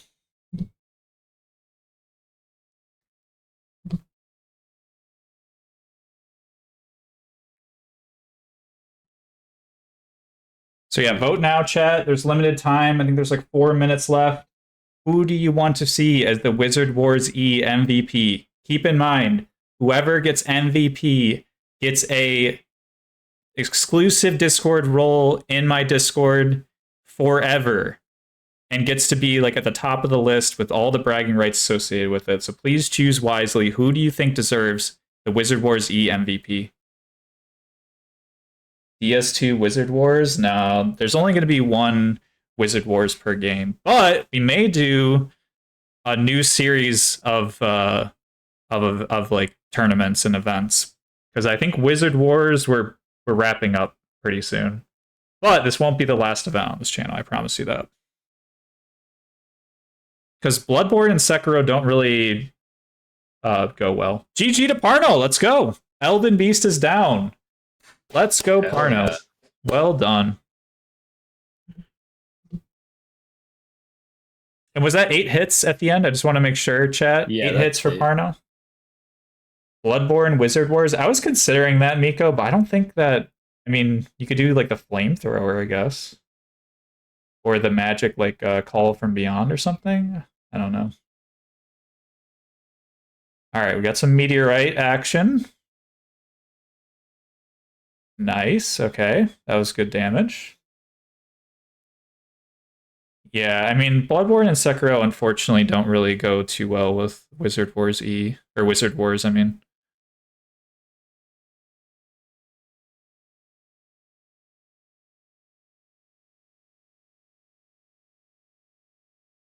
Woo! Let's go. Well done. Well done. That's it, guys. All 4 runners have finished. 3 hours and 4 minutes. Very good on the time, too, because, again, the runners had almost 4 hours to do this. So the fact that we were under 4 hours for both events, and severely under 4 hours. We were under 3. We were at like, what, like 2.5 for incantations? So, congratulations to everyone for participating. And these are the correct hits, right? This is it? Oh, yeah. So, 5 hits, 8 hits, 5 hits, and of course 0 hits from Marshall. And then, like I said, actually with that 5th hit, Recycle slides into 2nd place. So congratulations to Recycle on the 2nd place finish. Well done. Now I'm going to have to update my results once again. Oh, man. Okay. So Marshall 0 hits. Then Recycle, then AR Tail, right? Yeah. Okay. And we had 0558.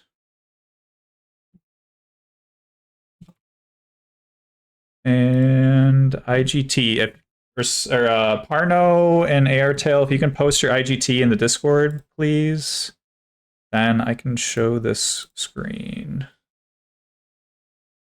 Any IGTers? So we're around like 311-ish, we'll just say for now. All right, chat. Did we decide our MVP, by the way? And thank you, Parno, for the raid. All right. Like I said, guys, this was an insane Wizard Wars today. I could not have asked for a better group of runners. I could not have asked for a better team of casters. I could not have asked for a better technical support for OBS. Shout out to Saucer and Newt. And the Papa Finn, by the way, made this beautiful poster. I want to give a special shout out to Papa Finn because this poster has been on like almost every social media, every Discord. Look at how beautiful this poster is. Honestly, I just need to give a shout out to the Papa Finn. He's in chat right now. Go follow Finn. He was also featured on the BRB with hilarious clips. That absolutely killed it. Like I said, everything with this event went above and beyond my expectations. And I do apologize for a little bit more scuffed technical stuff this second half, but it's really, really tough to cast and host and do camera and all that stuff. So I hope you guys can forgive me a bit for the hiccups, but overall I think everything went pretty smooth. So yeah. Who is our Wizard Wars MVP? Did we decide, chat? Did I miss it? Who got it? Cyborg? Wait, where is it? How do I not see the poll, dude? Did I miss the poll? You did. Who won? Was it Cyborg? It was Cyborg, yeah. All right. GG to Cyborg, our Wizard Wars E MVP, who, by the way, just got this hitless run, like, what, a week, 2 weeks ago, Cyborg? It was in May. So, what a storyline. Absolutely insane. So, like I said, shout out to Cyborg. Shout out to Gold Stripes with another hitless run. Shout out to Diego for another hitless run. Shout out to Marshall for another hitless run. Shout out to Baryon for a 3-hit run. Shout out to Recycle for a 5-hit run. GigaChad Moog, GigaChad EB, I don't know, GigaChad everything. Just so cool.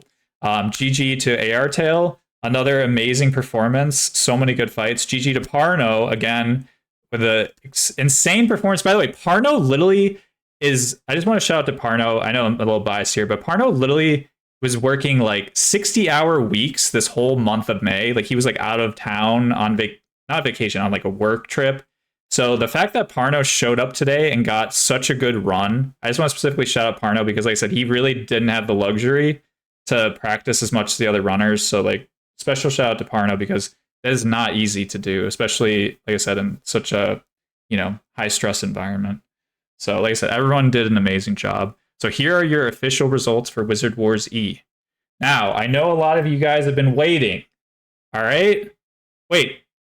Okay, before we do this, we're not doing the giveaway yet, chat. All right, get these people in here. We need to do some interviews. All right? I'm not going to skip to the good stuff. That's the whole point of the giveaway. It's like the carrot on the stick, all right? We're going to interviews. If you are a runner and you're still awake, get in tourney chat right now. We want to talk to you. And then we'll do the giveaway chat, all right? We have been live for almost 8 hours. It's been a long day, but we're almost done, chat, all right? Exclamation point food. Yeah, I haven't eaten a proper meal. I literally, the thing I bought this like chili for meal prep. I didn't even get to eat it for lunch. So I'm gonna eat and all that stuff sometime. Welcome in. GG again for every single person here. Well done. And obviously GG to Marshall for the winner of Sorcery Only Wizard Wars E. Thank you. GG guys. Dude, honestly, GG. 2 hours 11 is insane for Sorcery. Yeah, dude, the in-game time was really good as well. I honestly, I was most surprised about the in-game time than anything else. Did you just use Kari and Slicer for everything, or what? No, I use Night Comet, Slicer, Glintblade, and Meteorite. Like Meteorite was for the end, but those 3 spells basically, like throughout the Wow, entire. I need to have a look at the VOD. It's impressive. Yeah, I think mine and your route is basically more or less the same. Okay. More or less the same, yeah. Yeah, if I do it hitless, it's about 2:35 or something usually. Dude, no, the run which I got, like when I did this route, it was 3 hours long. That's why I'm surprised about the time. But yeah, no. So real quick, 'cause I'll just ask each person one question. I know everyone wants to do the giveaway, all right? But this is part of the show. Recycle, tell us why you did Moog. Tell us why you did such insane routing. That's the first thing I want to know. I thought I would like to, give the people a change. Because, like, you know how normally it is in any percent? It's, like, always Godric and then Radahn, and then you basically blast everything.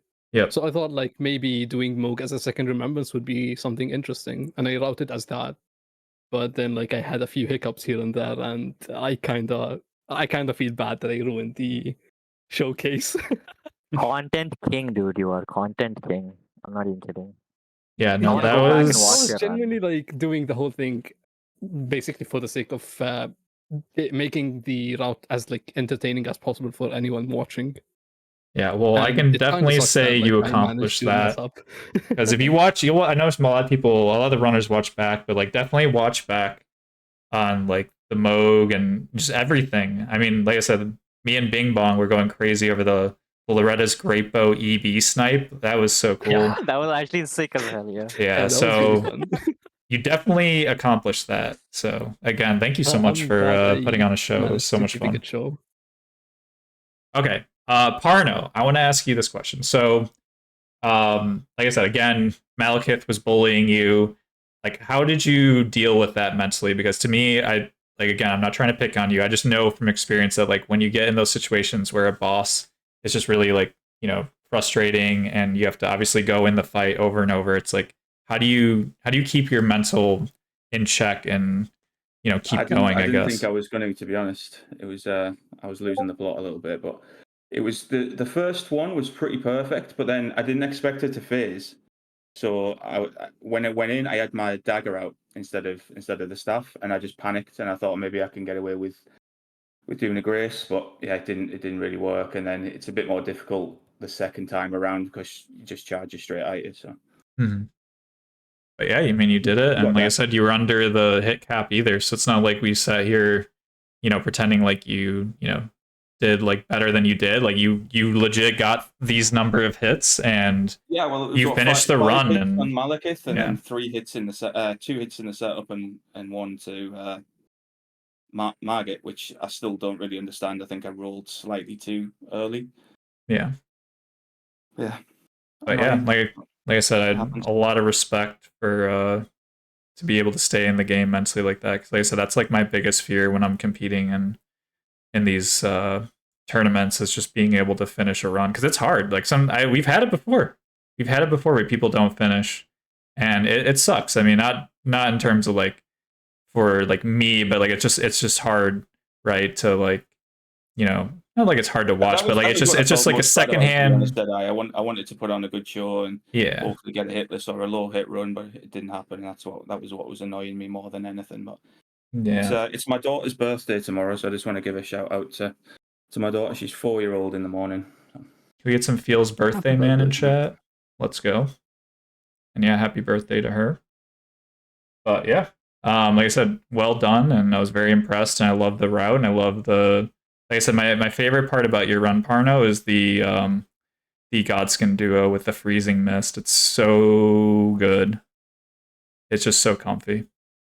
Yeah, it is. It's nice. It's very hard to mess up as well. All right, Airtail, also GG. And yeah, I'm trying to think. So like, I think what was it? Morgott was kind of bullying in terms of like the run. So same thing, I guess, with Parno. Like you were able to kind of like. I know, because you were nervous going in with the interview or the pre-interview. So do you felt like you were feeling better after like the first half an hour, or how did you feel throughout the run? Well, for me, it's all the setup before the capital with the dust and just Morgoth destroy everything. I really think I will make better, but I just make. I don't know what to say. I'm just too sad for this. Yeah. Well done, and like I said, you know, everyone here did so well, and like I said, everyone finished their run, which is always my biggest fear as a host, is having to, like, you know, deal with that scenario, and we weren't even close. So I'm really happy. I don't think anyone loaded the save file, right? I don't think so. I hesitate to just get out the run and just leave the run. Yeah. So, and Bing Bong, did you have any questions for? Oh, actually, my last question, then Bing Bong can ask one. Marshall, what are you going to spend your money on? We gotta know. Oh, shit. Are you going to buy me a new house? Actually, no, I just doubled my mortgage. First of all, wait. Big thanks to Deadeye for choosing me to win in the script. Okay. Thanks to Deadeye for that. I am not homeless. I put my mortgage on the line. Bet on Marshall. He put his mortgage because it was all scripted. Okay, I was supposed to. Okay, guys, listen. Insider intel. Okay, don't let anyone know. Okay, it's all scripted. 100%. Everything's scripted. As Nothing scripted is as scripted. fucking, Don't believe I his don't know, lies. any boss fight that I do, I guess. Yeah. Yes. But seriously, what are you gonna buy? I want to know. Are you gonna buy what like am I gonna buy? a green screen or something, or like pizza? A green screen? I don't even... You don't even have a cam. controller might be good. Buy a camera. Fucking- Buy a camera. There you go. Yo, you trust me. When I do runs, right, you don't want to see my face. You don't want to see my face. I mean, people tell me that all the time, and I still use face cam. All right. Well, you're bald, dude. Bald people look good. You know what I mean? We get some But dead no eyeing offense in to, the like, chat. Being bald, but yeah, you know what I mean. No, but I don't know. Probably a new controller. Probably. Yeah. Hey, you could afford think of like anything the dual edge, like the Sony, like, or the what I do you know. call Fuck that. You. it? The Xbox. You. No, you don't. What do you But- like the Xbox Elite controllers? Yeah, Or I you? just- no, not the elite one. The elite ones suck, dude. I think the elite ones break faster than like And the other normal fit. ones. Okay, if DualSense Edge is worth it, then I might think about it. Actually, we'll It's see. pretty I good. got time. If it's lit, then I might think about it. Bing Bong, do you have any questions before we close out the event and do the giveaway and then the thank yous and all that good stuff? Questions? No, I think I'm good. Parno, that market hit did look like that really surprised me when that happened. I just wanted to say that. Yeah, I don't think that's ever happened to me ever, but it's always a first time for everything.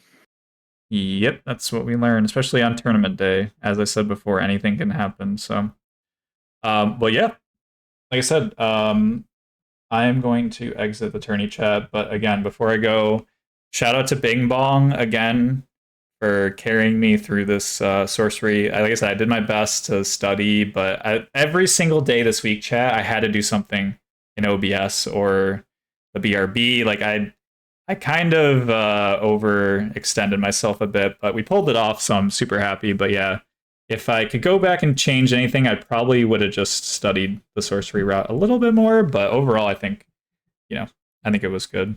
So, and like I said, so shout out to Bing Bong for helping me cast. Obviously, shout out to all these runners, and GG again, Marshall, for winning. And like I said, I will hit you up in your DMs to give you the money, probably like Monday or something. So. GG to everyone as well, dude. Honestly, like every runner, it was awesome. You guys are insane. And yeah, GG to, and thank you. I said GG. Thank you to everyone who donated. By the way, we raised. Drum roll, please. We raised $283. That's a lot of money, chat. And like I said, we're also giving away those 2 codes. So, yeah, big W for that. All right. Without further ado, I'm out of here. And yeah, thanks again, guys, for participating. I hope you guys had as much fun as I did. Thank you. It was fun, but yeah, it was fun. All right. See you guys. It was fun. See you. Alright, chat. It's just me. You're stuck with me. Okay. Wait for it. Wait for it. Hold on, chat. Hold on. We get some pause champs out. This is what everyone's been waiting for. Alright. Hold on. What's the command? No! No, Ben, wait!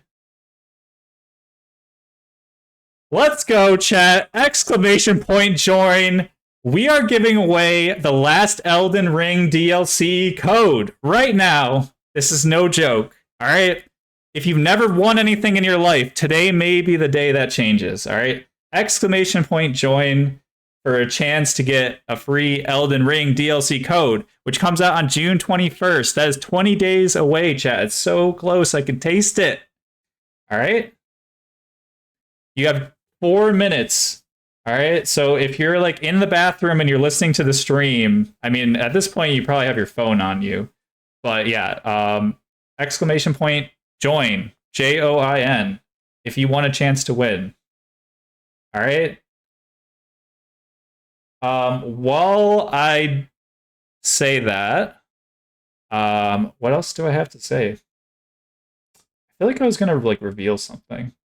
Oh, I got something. I think it's been announced in the Discord. If not, anyone who follows Team Hitless stuff, the June bounty this month is Dark Souls 2 Dark Lurker %, no hit.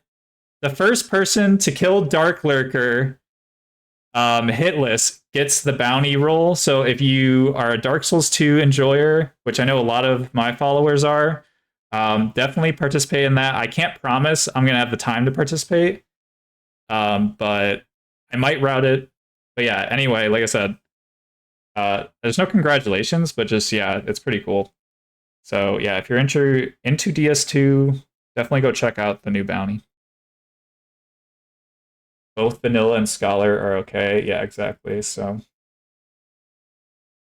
oh yeah, the Dark Lurker dungeons are going to be pretty terrible. But it'll be cool to see the routing, honestly. 120 seconds, chat. Exclamation point join. All right. We're halfway there to a DLC code. Exclamation point join if you just joined us. What else is there to say, chat? Okay. I'm not gonna get in trouble. Alright. All I gotta say, chat, if you enjoyed this event, by the way, if you enjoyed this event, all I gotta say is I am working on the biggest thing I have ever done, event-wise, in my life right now. And I can't say any more than that. But if you thought this was good, oh, you ain't seen nothing yet. We are going to do something insane later this year. And I can't say any more than that, or I literally will be sued. Like, if I wasn't going to jail already, I'm going to go to jail if I say any more. But it's going to be the most insane thing I've ever done in my life. That's coming later this year. So if you enjoyed this event, drop a follow on this channel or join the Discord. And I will obviously keep you guys up to date. But yeah, it's going to be insane. Like, really, really, really hype. Okay, we have less than a minute. Exclamation point join. Less than a minute. Exclamation point join. All right. And whoever gets picked, I swear if it's Bing Bong, it's not rigged, okay? And if for some reason it's Bender again, I'm not giving him a second code. All right. 10, 9, 8, maybe? 7, 6, 5, 4, 3, 2, 3, 2. Oh, let's go. Wandering blindly. The Elden Ring Giga Chad himself has just won a free copy of the Elden Ring DLC. You love to see it. Honestly, well deserved. Okay, see, guys, it's not rigged. Right there is proof, okay? You can't say yept rigged. Wandering wasn't even part of this broadcast in terms of staff. All right, guys? Yo, Lamish, dude. GG on the partner. Have you been partner? Or did you just get partner? shout out to Lemish, by the way, who did Dark Souls 2, all bosses no hit, and just overall insane French runner. I know all the French runners in chat are super excited. Have been like a huge what do you call it? Like part of this in terms of marketing and spreading the word. So yeah, again, shout out to the French community. Shout out to the German community who also let me promote. I didn't unfortunately get to post in the Spanish community, but No Hit Hispano, shout out to them. Shout out to Diego. Shout out to Gold Stripes. The Spanish community is awesome. Yeah, Lemish, did you answer, by the way? I don't know if you answered, but yeah, congrats on partner if you just got that, because I swear you weren't partner before. All right, I'm almost done, chat. Last thing, the most important thing. So like I said, these are the results. Again, the winner of Incantations Only is Cyborg and the Wizard Wars E MVP. Congratulations, Cyborg. Congratulations to Marshall for the Wizard Wars E Sorcery Only no-hit winner. Both walking away with like over $100. And yeah, I hope you guys really enjoyed. Like I said, the most important thing is coming up right here. Thank you to everyone in chat. Again, Saturday is the weekend. People want to just relax. People are, you know, busy. So the fact that you guys were here today means so much to me and means so much to these runners and to the community. So I want to just say thank you guys to you, the viewers, for watching. Obviously, thank you to Airsoza, who helped me put together all these OBS scenes. Again, spent like the last few weeks really grinding this out, spending hours on this. Shout out to Newt, who made the stinger and also has been a huge emotional support to me, because sometimes I go absolutely insane and I go in his DMs and I'm like, Newt, help. I'm freaking out. So shout out to Newt. Shout out to the Papa Finn, who made this brilliant poster, as you can see on this screen. Shout out to Blueberry Brioche, who helped promote this event as well. Shout out to Dino Singile, who raided us with like 635 people. Absolutely like destroyed our viewer count. So this is the first event where we were over 100 viewers, concurrent average viewers. So shout out to Nico. Shout out to Gino Machino, who also let me advertise this event in front of 1,700 people in his channel, and has been like a huge supporter of these, you know, events on my channel. He was casting the 2023 Dark Souls 2 Old Souls and All Bosses event. Obviously, shout out to Team Hitless, who lets me promote this event and, you know, the community events channel and all that stuff. And then, like I said, how do you block people on Discord? Wait, what? Are you blocking me now, dude? I thought we were friends. No, it's all good fun. But yeah, like I said, thank you guys for being here. I don't think I have anything, and my